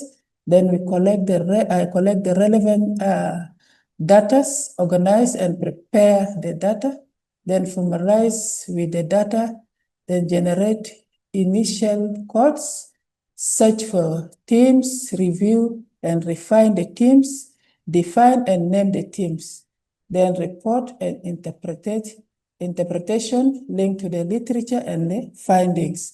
That is how the process has been done. Then the key team identified, we have positive and negative outcome. The positive outcome is higher motivation, and the negative outcome is isolation and loneliness. The positive outcome, we have greater autonomy, and the negative one, we have communication breakdown. The positive outcome, we have improved work balance, work-life balance. Then the negative one is the reduced collaboration. On the positive side, we have increased engagement and retention, and the negative one, we have blurred work-life boundaries. Now, this is this diagram showing a dynamic relationship between the benefit, the challenges, and the success factors. This is how it looks like. Then we have a descriptive insight. Over 75% of UK business adopt flexible working practice post-pandemic. Like I said before, then remote working linked to 13% of performance boost, and we have flexible policy correlate with a higher retention in the firms like in finance and technologies. Knowledge-based factors. Yes, you have 5 minutes. You have 5 minutes, yes. Knowledge-based benefit more than manual labor industry. And this diagram is showing 25% did not adapt the flexible and 75% has adapted. Then we look at the cooperative sectors analysis. We look at sectors like technology and finance. Flexibility is higher, the outcome is very strong, productivity gain and higher retention. And in returns and manufacturing, it's limited. The results are, the outcome is the result is mixed, reliance on shift or sweeping. And the public sector, moderate, hybrid models, well-being emphasis, and so key findings. Flexible working enhance performance when aligned with culture. Autonomic increase motivation and job satisfaction. And leadership and communication are critical enablers. Unexpected findings, in some cases, productivity arise even when we use traditional rigid industry when hybrid models were carefully managed.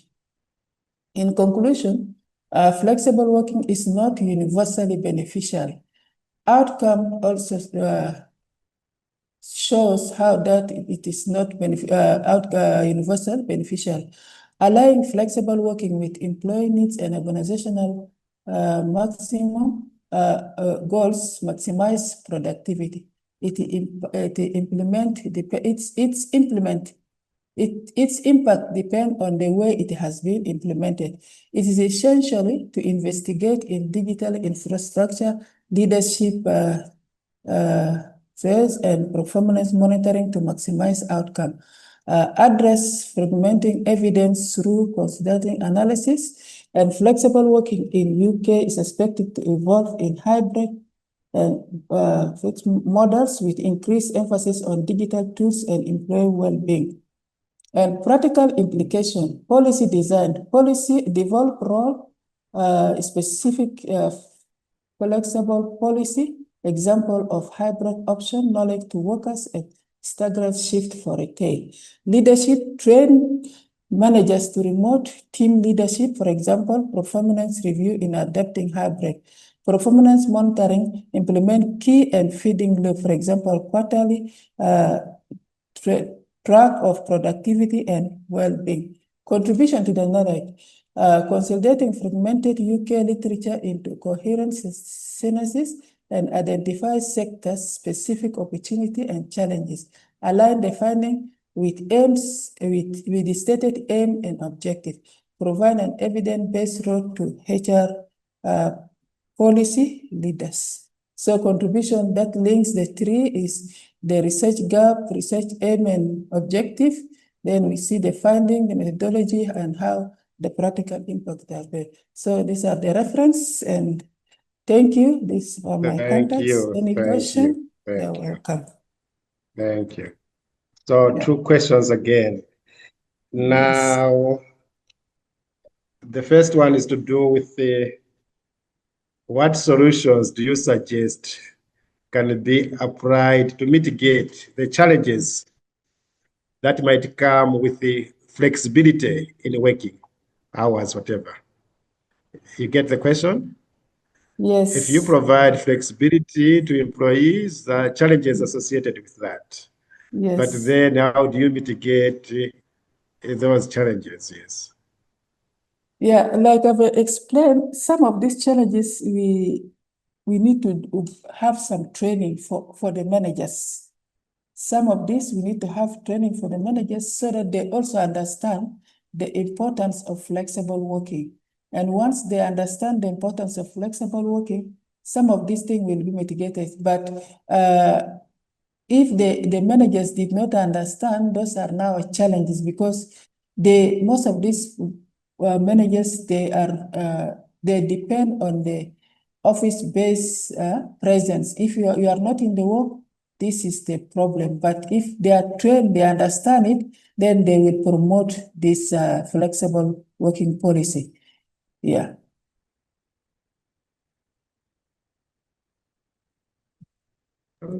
Yes, there's another question, is to do with factoring in issues to do with the energy, water, and other things. What about the company bottom line via lower costs of for office issues of energy, water? Did your study factor in such things? If I'm not in the office, I'm using the organization's water, coffee, and so forth. But if I'm home, I'm using my own things. You know, yes, we have done that analysis. You know, when people are working from home, of course, the cost in the office is going to be less. Okay. But then at home, when you are at home, you are free. You can relax. When you work, you want to sleep, you want to rest on your bed, you want to move around, you want to do this, you can do it, but not in the office. But at home, you have the freedom of doing many things. You can relax, you can do whatever you want to do. You want to sleep, then you can get up and start working. But in the office, of course, you cannot do all these things, you know. That's why, especially when you have the internet at home, it's easy to communicate with the office, to do what exactly the office wants you to do, but you have time to relax more than when you are not in the office. Thank you, Lois. Thank you. I wish you all the best in your studies. But then just minor thing to say, when you present figures and other things, remember maybe to provide a citation in terms of where you are getting that data. But also when you refer to literature, for example, you say there are studies done on the ABCD, but then you're supposed to make some sort of citations just to guide the reader or the participants to where you are getting such information. Otherwise, thank you so much. The next presenter, Edra Kaumbi. She's presenting on the role of spiritual intelligence in ethical and effective decision-making, a public sector leadership framework for Namibia. Good afternoon. I hope everyone can hear me. Yeah. My name is Edla Kaumbi. I'm from Namibia, and I'm presenting findings from my study, the role of spiritual intelligence in ethical and effective decision-making for public enterprises, but it's mostly for decision-making. But the focus is on public sector. Yeah, in the public sector. The reason I wanted to do this is just because of governance failures that happen sometimes from a lack of knowledge, but oftentimes just from poor ethical conduct and so on. And so this is why I thought to explore, the concept of spiritual intelligence. Yeah, so this is what I talked about now. People, they have governance reforms, but oftentimes when whatever systems and processes a person has in place, at the end of the day, people are the ones who are supposed to effect them. And when, people lack ethical judgment or so, then it doesn't matter what processes are in place.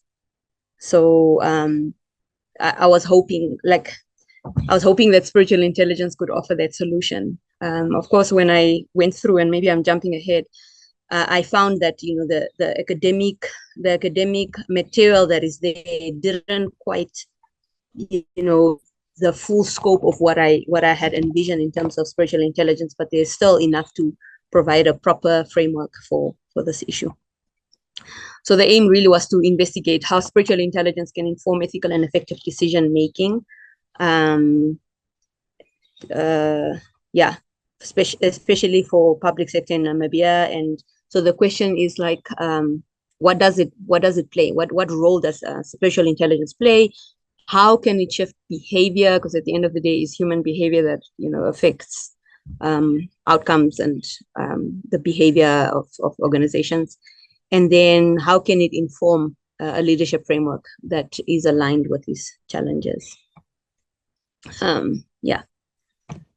So the conceptual framework for spiritual intelligence, like I said when I started earlier, that in the research that I found, particularly with like Zohar and Marshall, they define it as the capacity to act with wisdom, compassion, and moral clarity, which are sort of the business terminology that is used, and it's it's supposed to identify. It's supposed to be beyond just emotional intelligence, to look at the compassion and the ethical sort of compass of people. So normally we talk about emotional intelligence, we talk about social intelligence, but spiritual intelligence goes beyond that to talk about a higher form of intelligence, in terms of how people apply themselves, how they apply their ethical sort of capacities to decision making. And that looks like reflection. It looks like aligning values and discernment, ethical discernment. The context, I'm from Namibia. We've had quite some international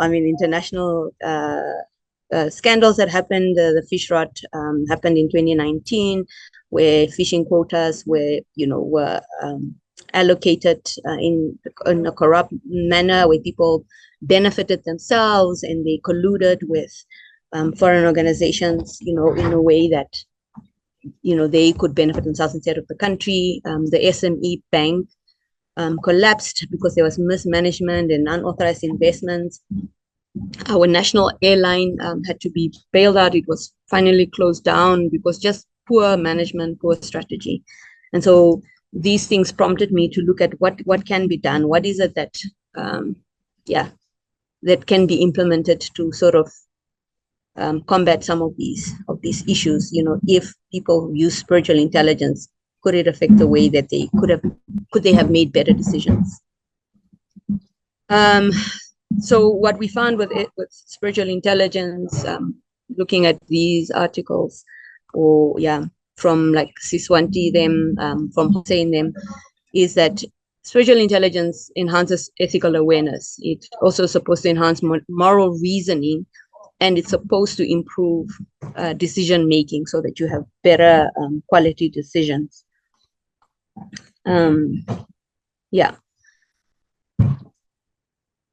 It's also supposed to show resilience. I mean, if you think of the Air Namibia example, that when there are challenges, people are supposed to act with integrity. They're supposed to show empathy as well. I mean, if you think of fish rot, where people didn't care for public value, or for the benefit of the public, but just thought of themselves, it shows just a lack of that kind of awareness.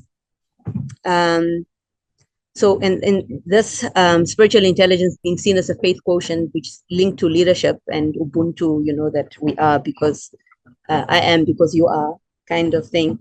And I think when I started the study, this is sort of what I had in mind as a person of faith as well, that when I found the academic literature, spiritual intelligence spoke mostly about these behaviors in terms of ethical awareness, moral reasoning, whereas I had hoped I would find more literature in terms of the fact that it's called spiritual intelligence because there's supposed to be a higher order thinking in terms of, it being linked to a spiritual source or something. But I had to limit my my study to this. And so this is one of the best theoretical underpinnings that I could find. And I said this already, that it goes beyond AI and spiritual intelligence. So some of the barriers that I found just in general, and not just in spiritual intelligence, is, political interference and elite capture. And one can read up on that with those articles. There's bureaucratic rigidity. There's overemphasis on compliance, where people just check the boxes, and often loopholes are overlooked. And like I said, the earlier thing is that spiritual intelligence is seen as this fluffy thing that is not maybe properly validated or not properly measured, and so that makes it maybe difficult to be able to implement. But as I found, it can be phrased differently. You can embed it in your cultures, because ethical culture has frameworks that can be embedded in culture. One can look at reflective spaces, mentoring. Kerstetter, I don't know how to say the name. They talk about that. Ethics-based training. When you have your codes and policies, and you have what we call ethics talk, so that this is talked about, so that people can can recognize behaviors off and to affirm right behavior. I think sorry, we talked about this already. That in Namibia, I don't know how much time I have left. I don't want to repeat myself, but yeah, that's what happened with Namibia. Lack of vision, just weak ethical foresight. The SME bank, the investments was just poorly done. There was not proper oversight, and there wasn't proper accountability measures. With Fishrot, just systemic corruption, which we still hoping to sort of address, because some of the legislation allowed for or made it possible for these gaps to happen, or these misbehavior to sort of happen. You have 5 minutes now. Okay. Whoa. Okay. Okay. I think I can just skip. Yeah. So maybe to propose some sort of frameworks is what I had said earlier, that the spiritual intelligence can be embedded in training. You can embed it in your ethical trainings. It can be integrated into performance evaluations, have indicators for it. You strengthen ethical autonomy, and find a way to protect whistleblowers, which is sort of, I think, in my country is not yet properly promulgated. And to ground spiritual intelligence in local values, like Ubuntu is already something that is pervasive here. The corporate governance codes, like the King codes, already have this embedded, and these are good values to sort of promote spiritual intelligence. And so, to conclude, I do believe that spiritual intelligence is a higher order intelligence that, if integrated, could promote ethical outcomes. Yeah, and it could it gives people a proper grounding for making moral judgments. I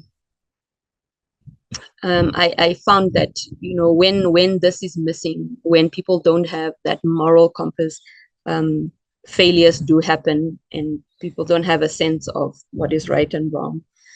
And looking at the Indonesia case study and so on, that I didn't go to because I was freaking out over time, is that spiritual intelligence can be developed, and it can be institutionalized. It can be built into cultures to make it part of an organization. And I believe that it does offer a transformative pathway to ethical, to effective and sustainable governance.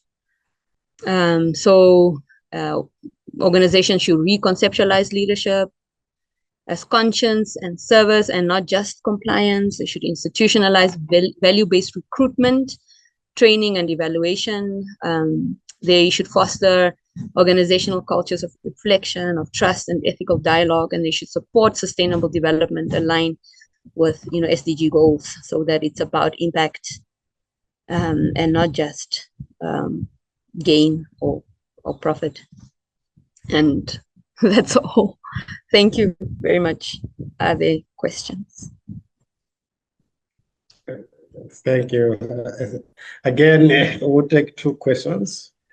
Now, the first one is to do with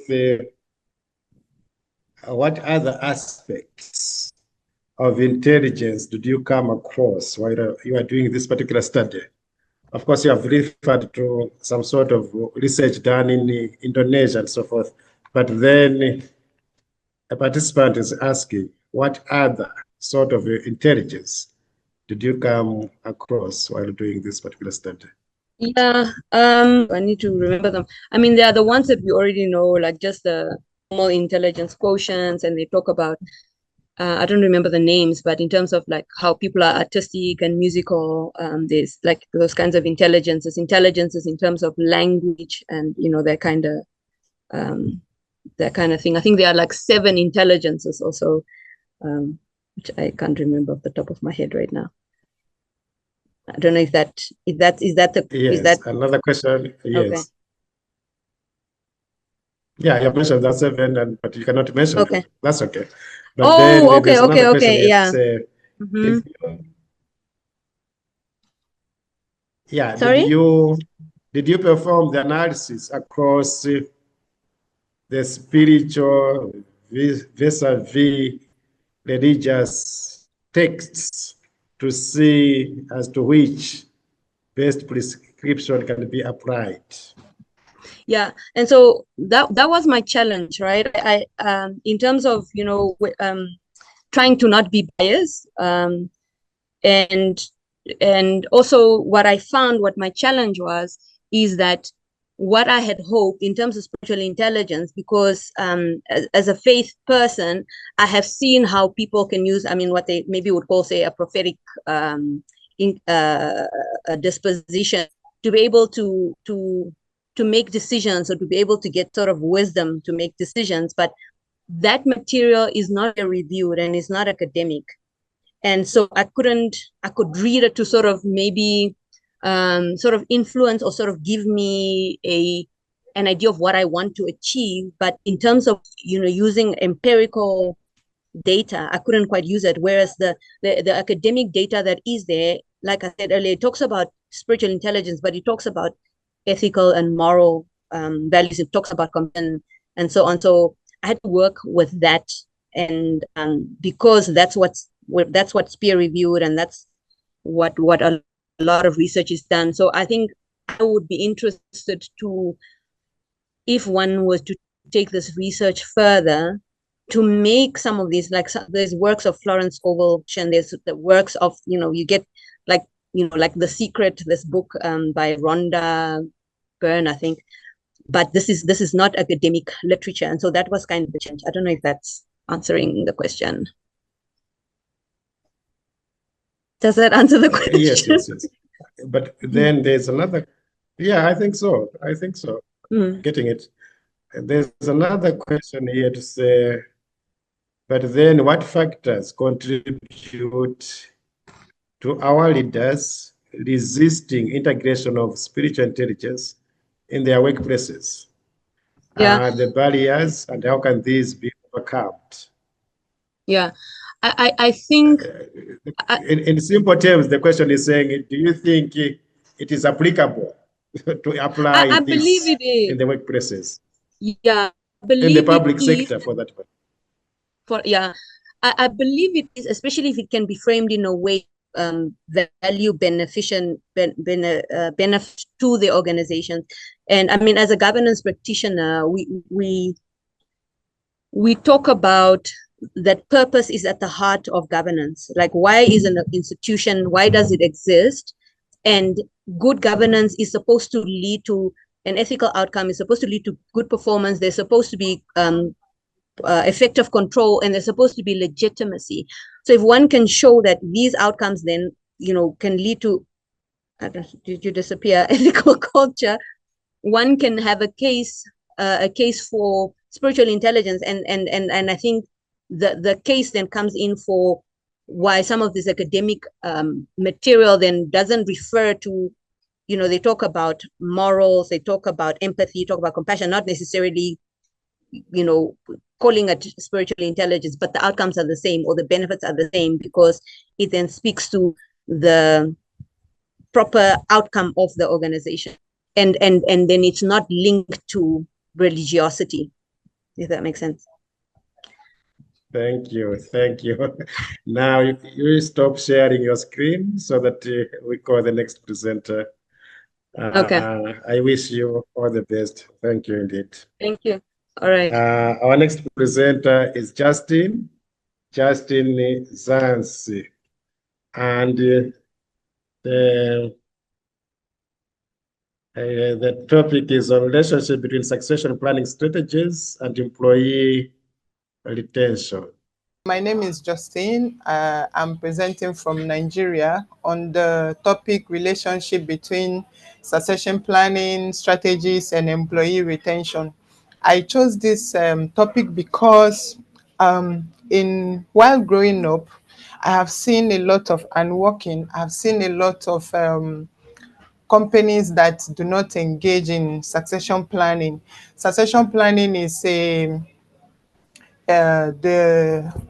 how will I say, the process of training somebody. In a layman's language, is a process of training somebody to understudy another person. So like a kind of mentorship, in the sense that when for example, the manager leaves the organization for any reason at all, another person who might be his subordinate might step into the role and be able to perform perfectly, or even beyond what the manager used to do. So my observations made in Ghanaian companies and within some African countries shows that many organizations have little interest implementing succession planning, according to Louisa 2022. So succession planning helps to drive retention of competent employees, as I mentioned earlier, within an organization, and to ensure an organization has a pool of talent within the organization in order to fill a vacancy created by sudden departure of employees for any reason at all, as I mentioned. In spite of this established important succession planning, the effect of succession planning is in an organization has not been fully explored, perhaps because of personal reasons, fear of loss of job, and the rest. So my research is seeking to help management of organizations to understand the need to have an effective succession planning strategy in place. The aim of this study is to examine the association between succession planning strategies and employee retention. And also this research, I used a Bayer company, the company I've worked for, as a case study. So the background for this research has to do with succession planning scheme helps to drive retention of competent employees within an organization and ensure an organization has a pool of talent within its spheres in order to fill vacancy created by sudden departures of employees. In spite of this, I think I've explained before, in spite of this established importance, Sonny Wolabi of 2015 claimed that the effects of succession planning in an organization has not been fully explored.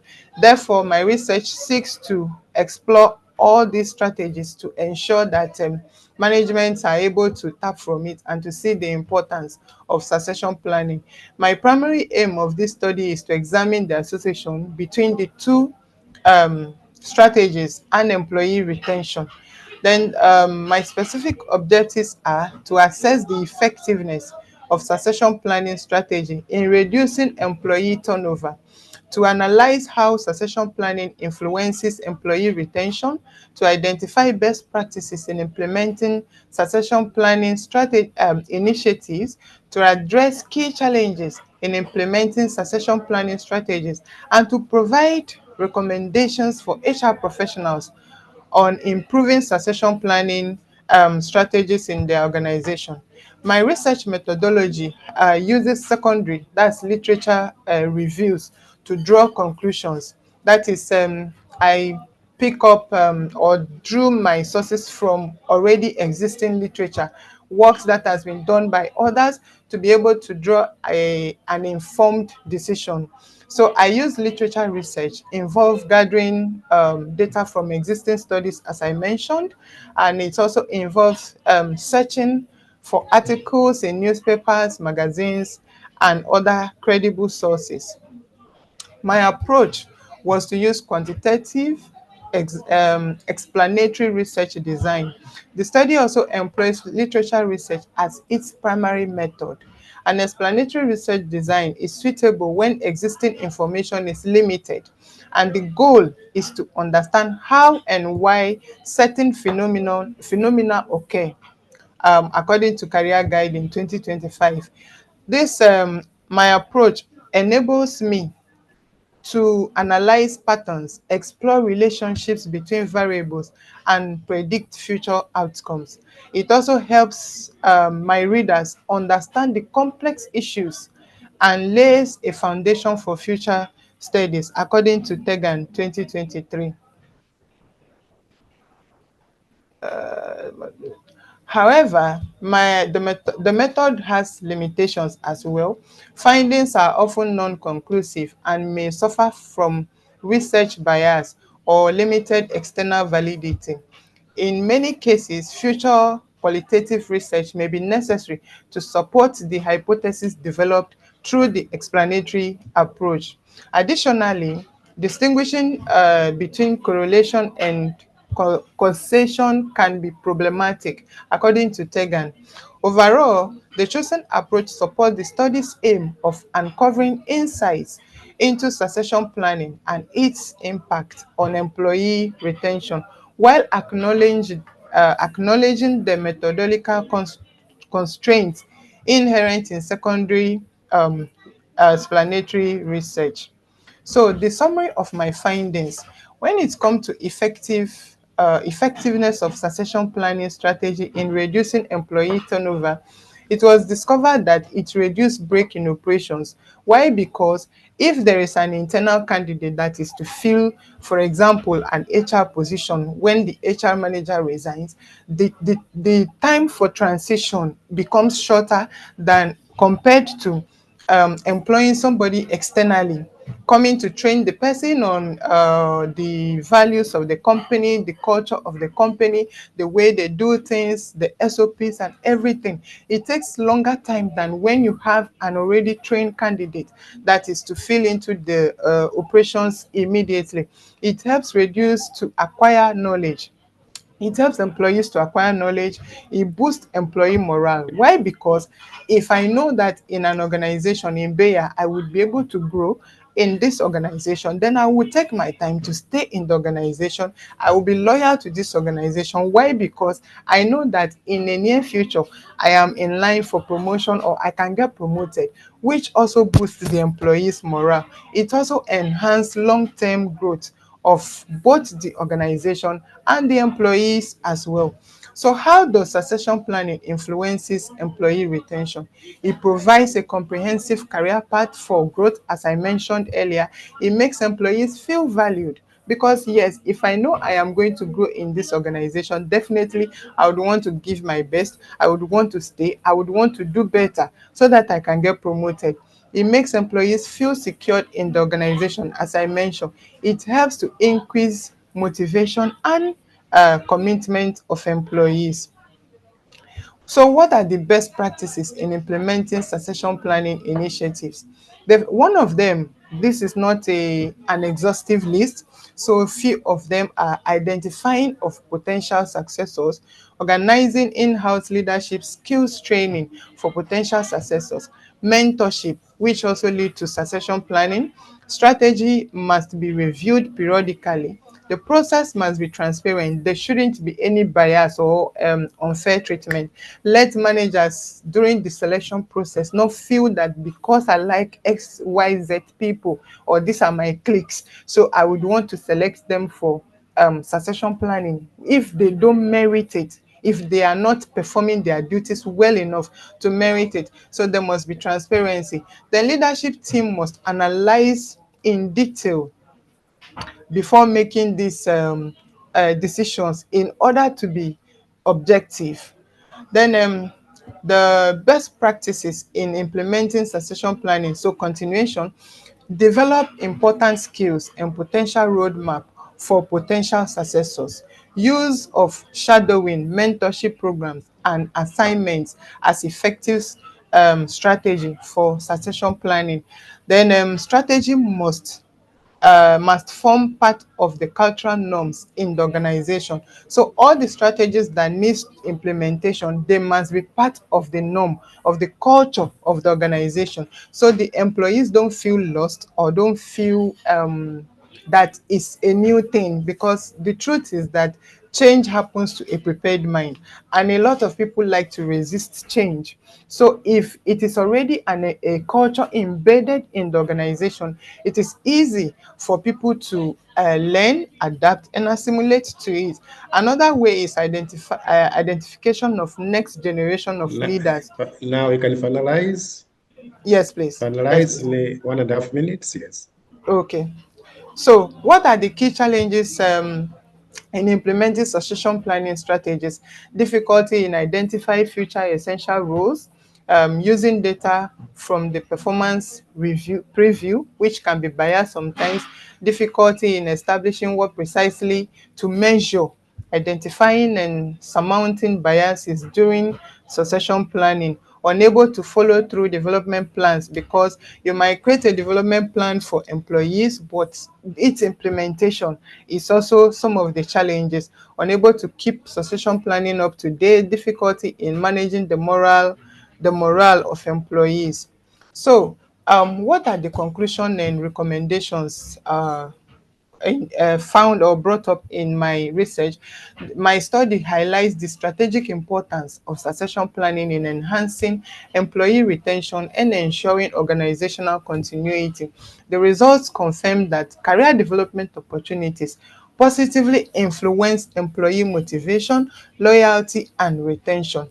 The best practices identified include mapping potential successors, transparent in communication to the employees, mentoring programs, periodic reviews, and integration of succession planning into organizational culture, as mentioned earlier.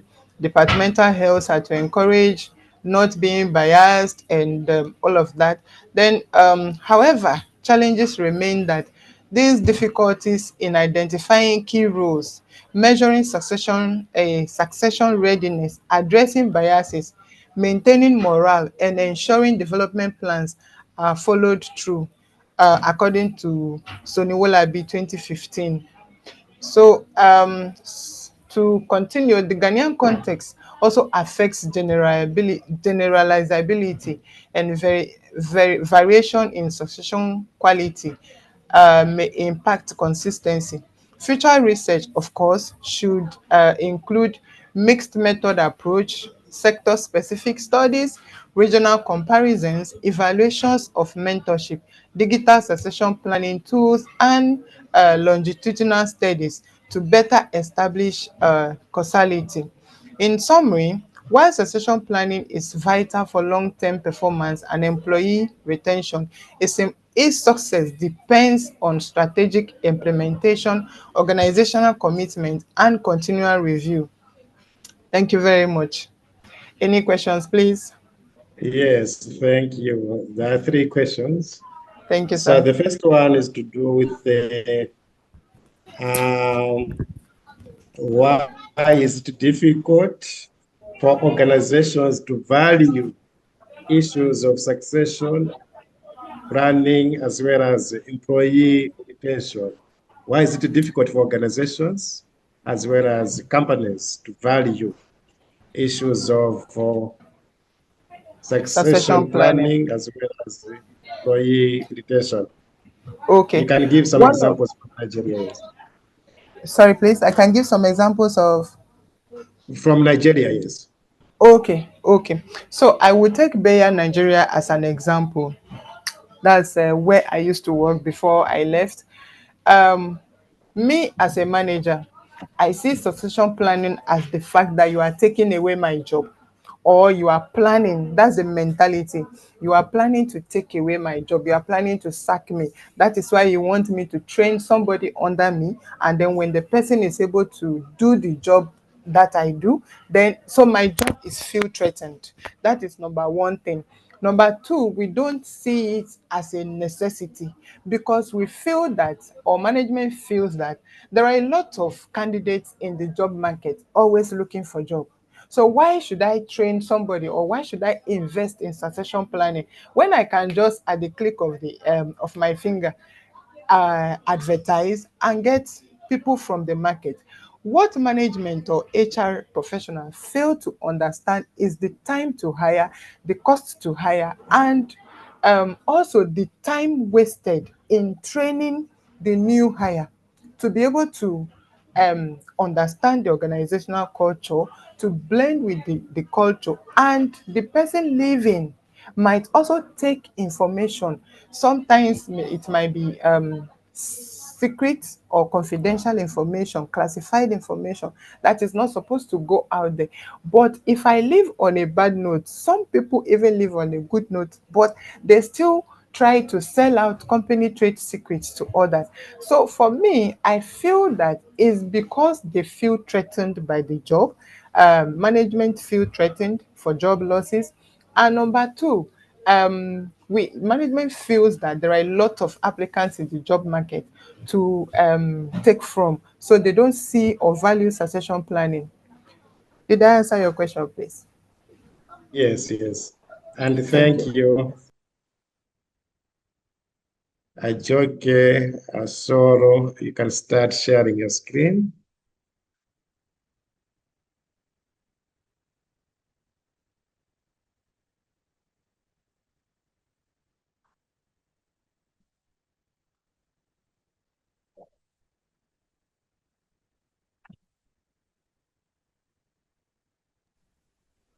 Ajoke, can you hear us? Could you say something?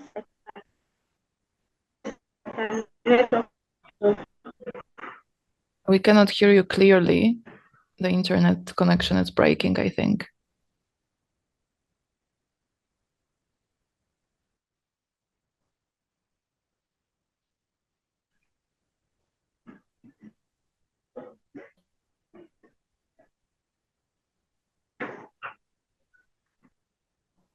Could you try again to say something?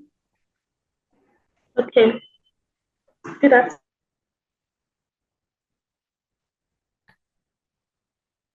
Yeah, so for you to do the sharing, you go down on the green button. It's indicated share. Down on green button, there's share. You click on that one, then double click on the center of your screen.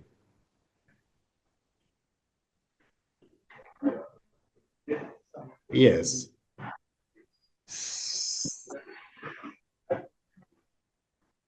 Okay, is this fine?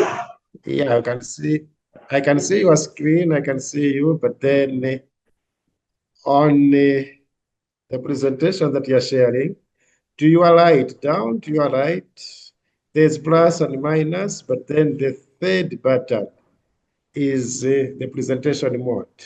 So you click on that one, we should be able to see a bigger presentation of yours.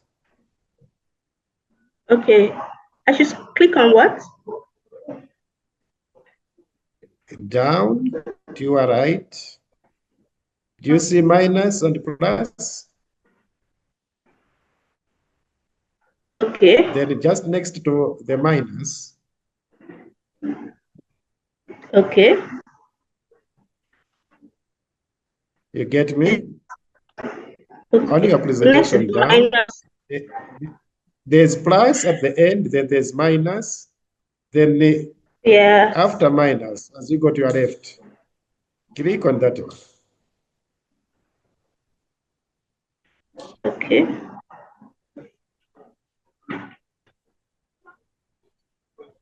The slideshow. Slideshow. Yes. Okay. Is that okay now? Is okay, apart from that we have two screens, yours and that of your presentation.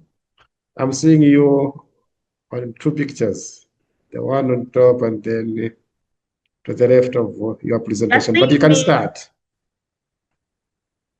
Okay. Yes, okay, you I'm can start. Ashaulu Ajoke. My presentation is on the effects of everything.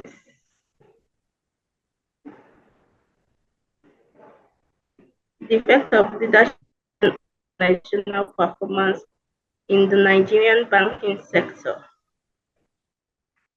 So my focus on the banking sector is because I'm presently an employee in the banking sector.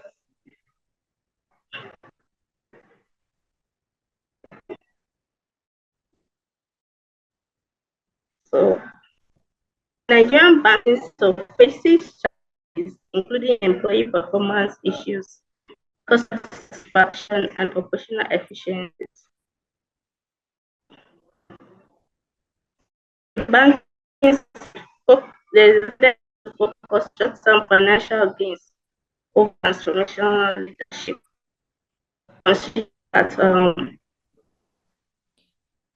Ajoke, just a suggestion. Could you try switching off your video because your connection is very unstable?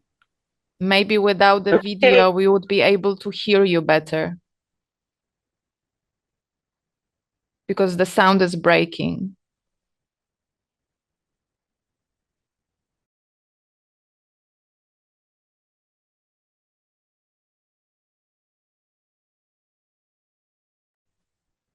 And I think you stopped sharing the screen by mistake.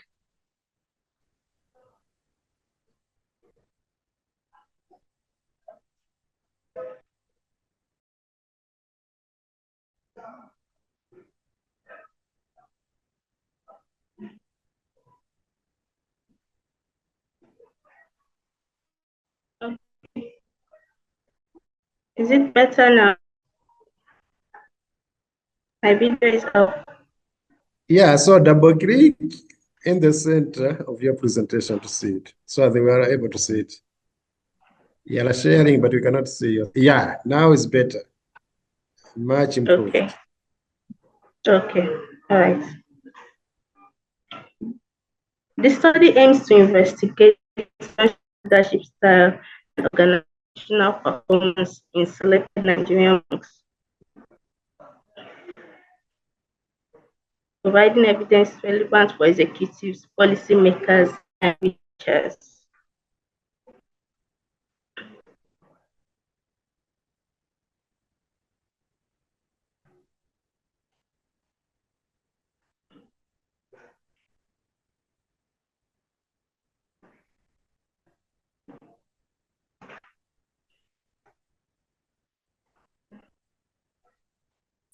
The significance of this study is to enhance the understanding of leadership theories within the banking sector, that offer actionable insights for bank leaders to improve employee performance, provide guidance for regulators, benefit employees and customers with improved work environment and service quality. Serves as a resource for students such as leadership. Effective leadership is vital in Nigeria's competitive, reform-driven banking sector, shaping both internal outcomes and external results. Transformational leadership is linked to better performance, according to Bass and Vigil. And according to Ofsted, bureaucratic and cultural factors continue to challenge leadership effectiveness.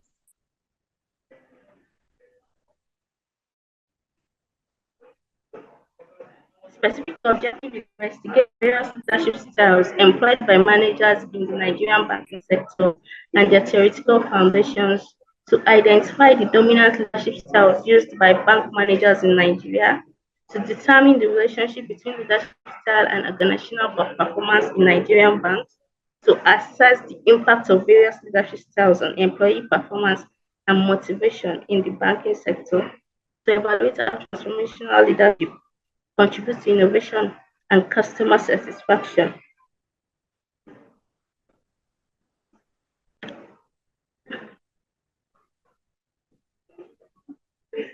This study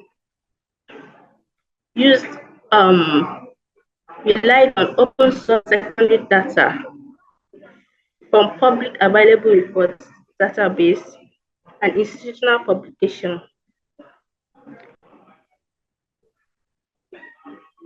The population consists of commercial banks in Nigeria with a purposive sampling approach leading to a final sample of 4 diverse banks.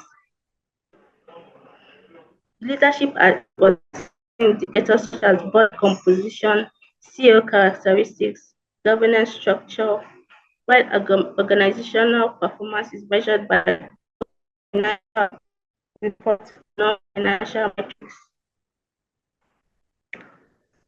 e.g., customer satisfaction, employee turnover for non-financial metrics, and return on assets, net interest margin for financial metrics.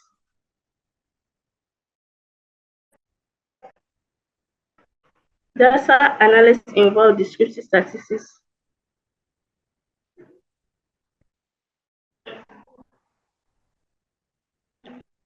key limitations of this study includes restricted depth in leadership style analysis, potential data gaps, and the inability to infer costs due to original study design. Overall, the methodology allows for robust, replicable industry-level analysis, while acknowledging using secondary data for leadership research.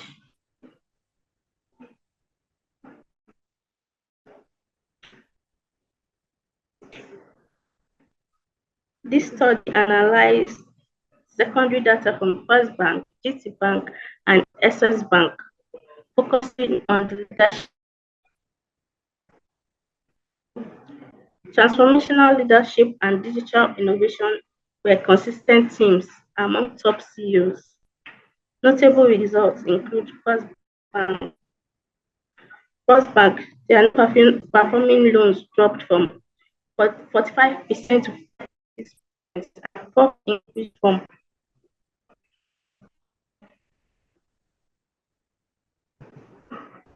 10 million to 3 billion. GTB maintained low levels of non-performing loans and strong returns through risk management and digital strategies, while Access Bank expanded rapidly post-merger with percentage 87% and significant reduction in due to IT investments. Banks expect record growth in digital adoption and customer engagement.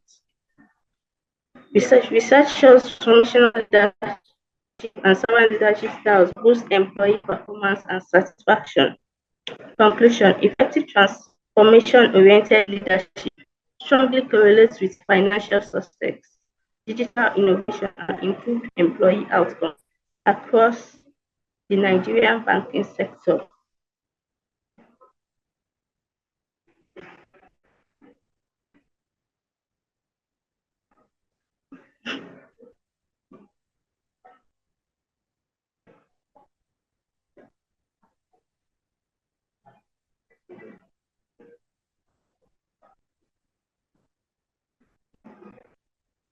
Research confirms that transformational and to a lesser extent transactional leadership styles are most common Transformational is best for employee motion. Fair leadership had negative impact on performance and engagement. The study's research systems were robust and aligned with existing requirements with context sensitive in banking sector.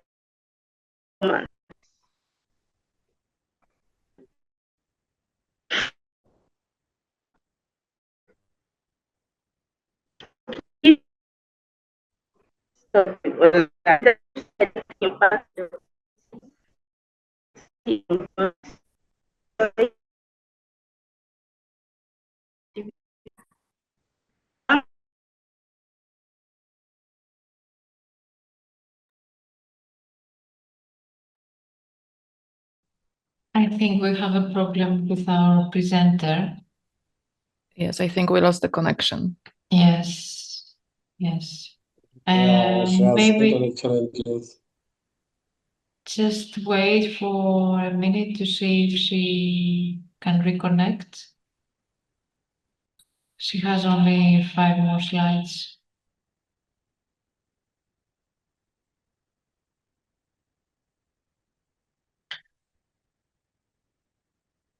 Just wait for a little bit to see if she can join again.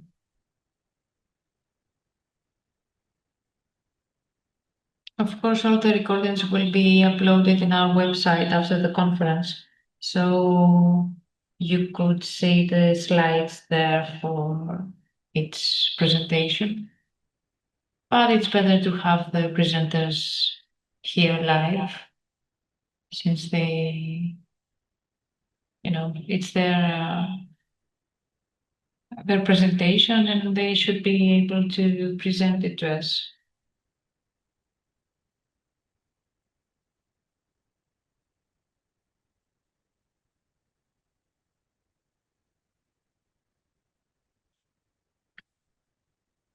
Let's see.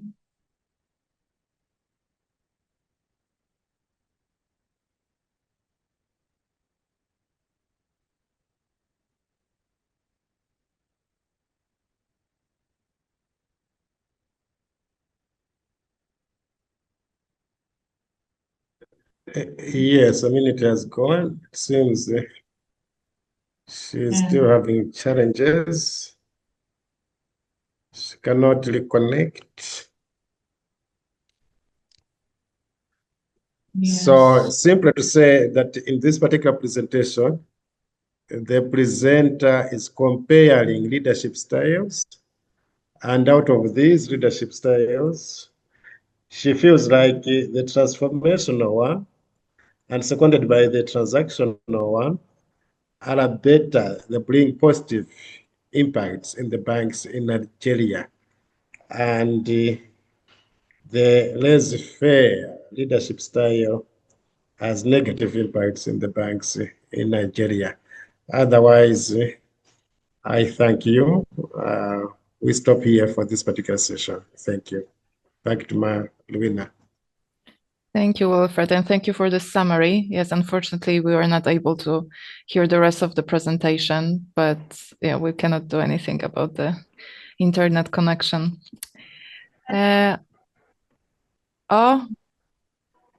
We have Ajoke, can you hear us?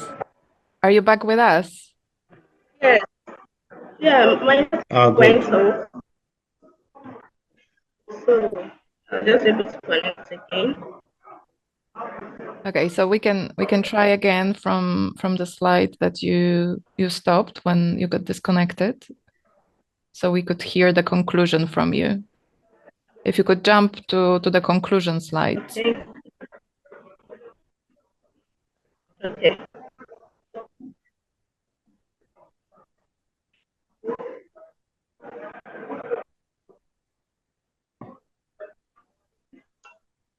So in conclusion, leadership style directly impacts productivity, profitability, and growth. Employee involvement, decision-making, activity, and banks generally innovation-driven executive.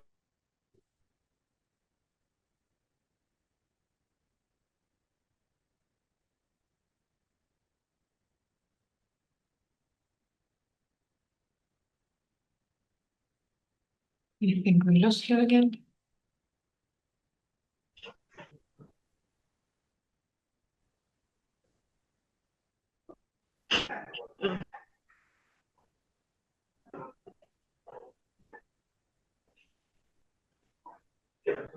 Ajoka, can you hear us? Yes, I can.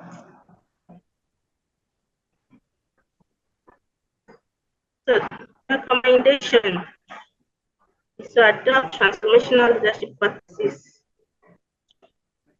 communicate vision, inspire and empower staff, balance leadership styles to fit different situations, invest in leadership development and feedback systems, align leadership with organizational culture and strategy, and invest in digital transformation and regularly evaluate leadership effectiveness.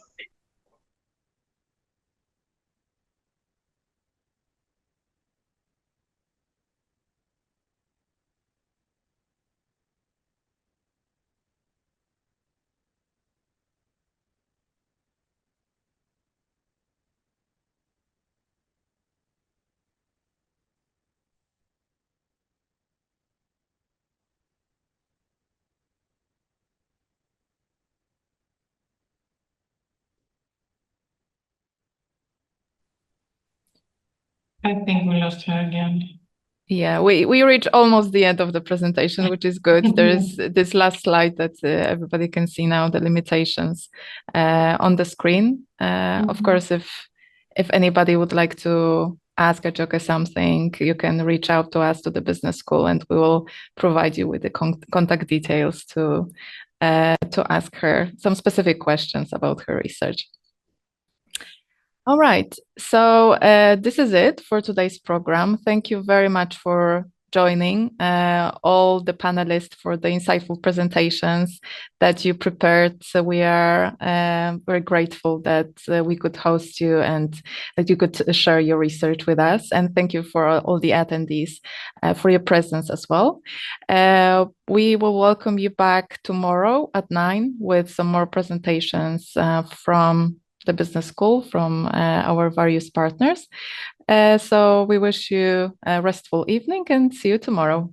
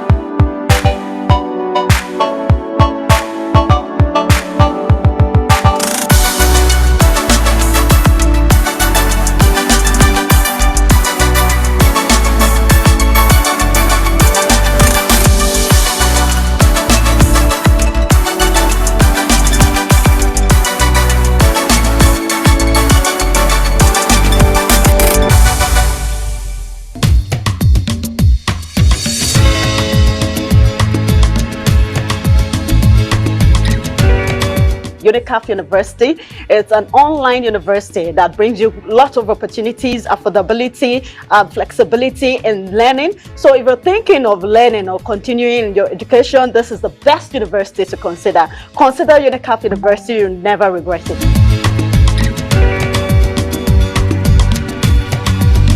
I really chose this university because of the convenience that has been designed for students, and my work career as well as other personal programs could easily fit in the university study program. There are also scholarships that are awarded to students in various percentages, and this helps students to have the ability to pay and manage their programs at a minimum cost. I really urge you to see how you can consider Unicaf University so that you can derive the benefits that are due to the institution when you enroll.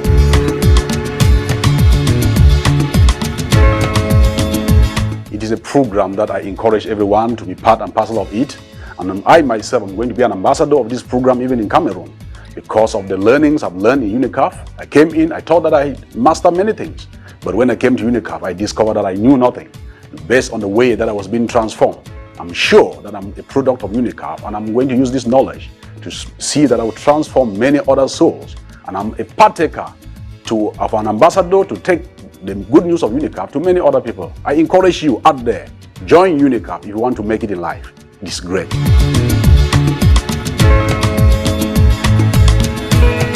As an audit partner, you have to do a lot of work, reviews, travel all over the country, have meetings, so it's difficult to acquire education in that position. But my experience with the program that I enrolled, the Unicaf PhD, meant that there was very minimal interference with my work, as I was able to perform my duties normally and also be able to concentrate on my studies.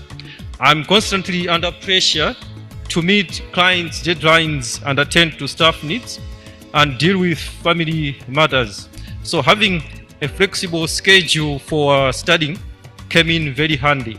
So through the Unicaf virtual learning environment, I had unlimited access 24/7 to a well-resourced online library containing hundreds of volumes of up-to-date material.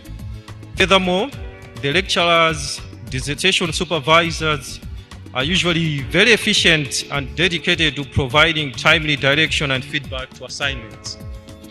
The Unicaf University Accounting and Finance degree programs, delivered by Malawian tutors with good local knowledge and by well-qualified international tutors from around the world, contribute to the development of competent graduates capable of bringing positive change to the corporate world.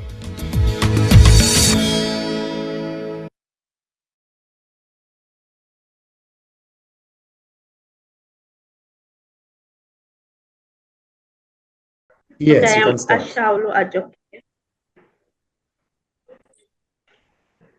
My presentation is on the effects of everything.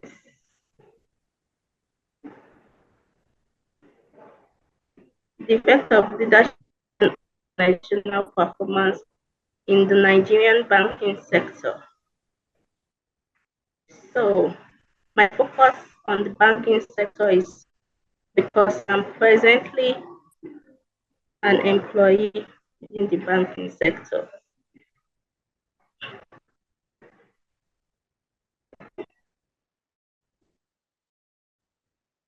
So Nigerian banking sector faces challenges including employee performance issues, customer satisfaction, and operational efficiencies.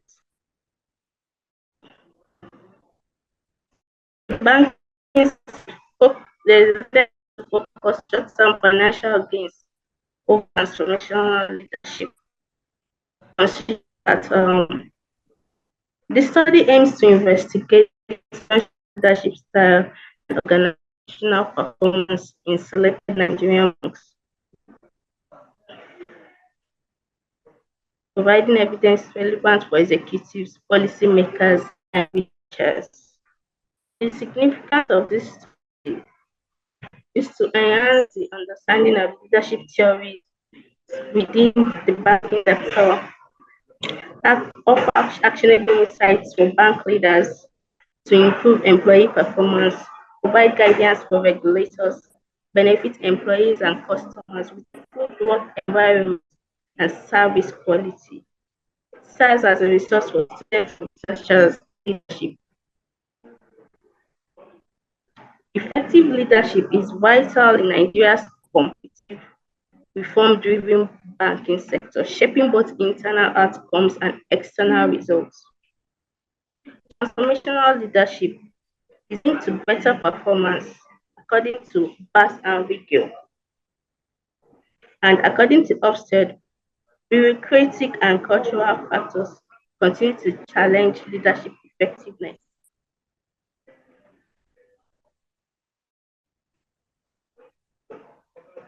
Specific objective is to investigate various leadership styles employed by managers in the Nigerian banking sector and their theoretical foundations to identify the dominant leadership styles used by bank managers in Nigeria to determine the relationship between leadership style and organizational performance in Nigerian banks, to assess the impact of various leadership styles on employee performance and motivation in the banking sector, to evaluate how transformational leadership contributes to innovation and customer satisfaction.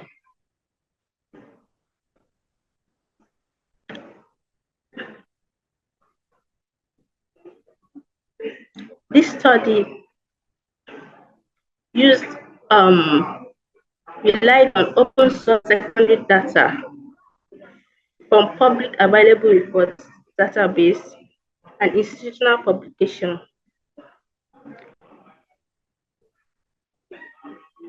The population consists of commercial banks in Nigeria with a purposive sampling approach leading to a final sample of 4 diverse banks.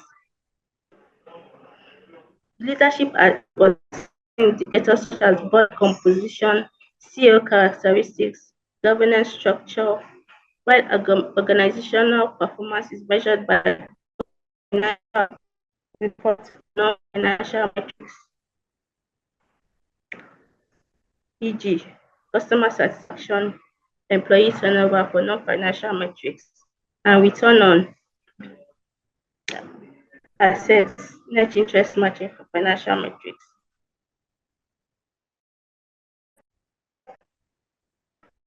Data analysis involves descriptive statistics,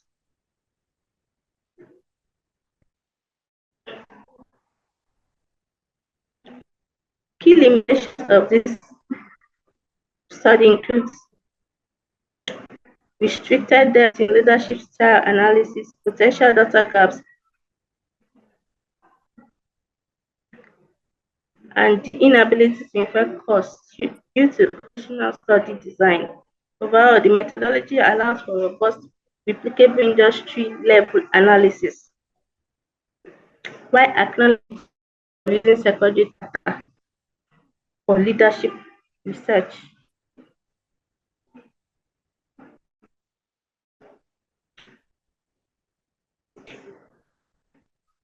This study analyzed secondary data from First Bank, GT Bank, and SS Bank, focusing on the leadership.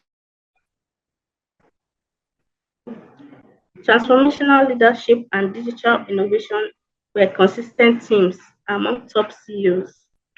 Notable results include First Bank, their performing loans dropped from 45% to 56%, and profit increased from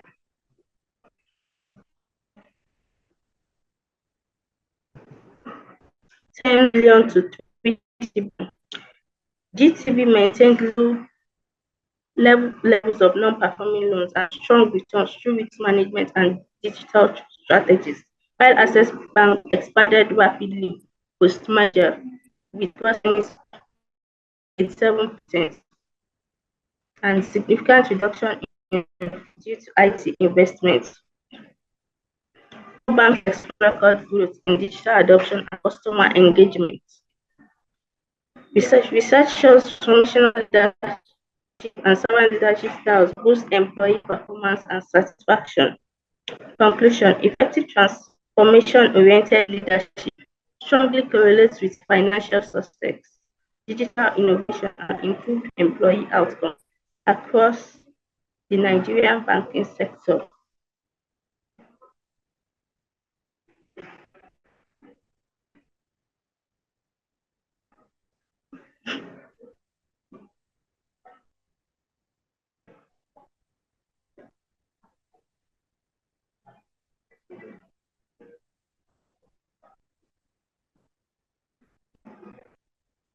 Research confirms that transformational and to a lesser extent transactional leadership styles are most common. Transformational is best for employee motivation. Fair leadership had negative impact on performance and engagement. The study's research questions were robust and aligned with existing requirements with context sensitive in banking sector. So in conclusion, Leadership style directly impacts productivity, profitability, and growth. Employee decision-making activity, and banks innovation-driven executive. So, recommendation is to adopt transformational leadership practices, communicate vision, inspire and empower staff, balance leadership styles to fit different situations, invest in leadership development and feedback systems, align leadership with organizational culture and strategy, and invest in digital transformation and regularly evaluate leadership effectiveness. Yeah, we reach almost the end of the presentation, which is good. There is this last slide that everybody can see now, the limitations on the screen. Of course, if anybody would like to ask Ajoke something, you can reach out to us, to the business school, and we will provide you with the contact details to ask her some specific questions about her research. All right, so this is it for today's program. Thank you very much for joining all the panelists for the insightful presentations that you prepared. So we are very grateful that we could host you and that you could share your research with us. And thank you for all the attendees for your presence as well. We will welcome you back tomorrow at 9 with some more presentations from the business school, from our various partners. So we wish you a restful evening and see you tomorrow.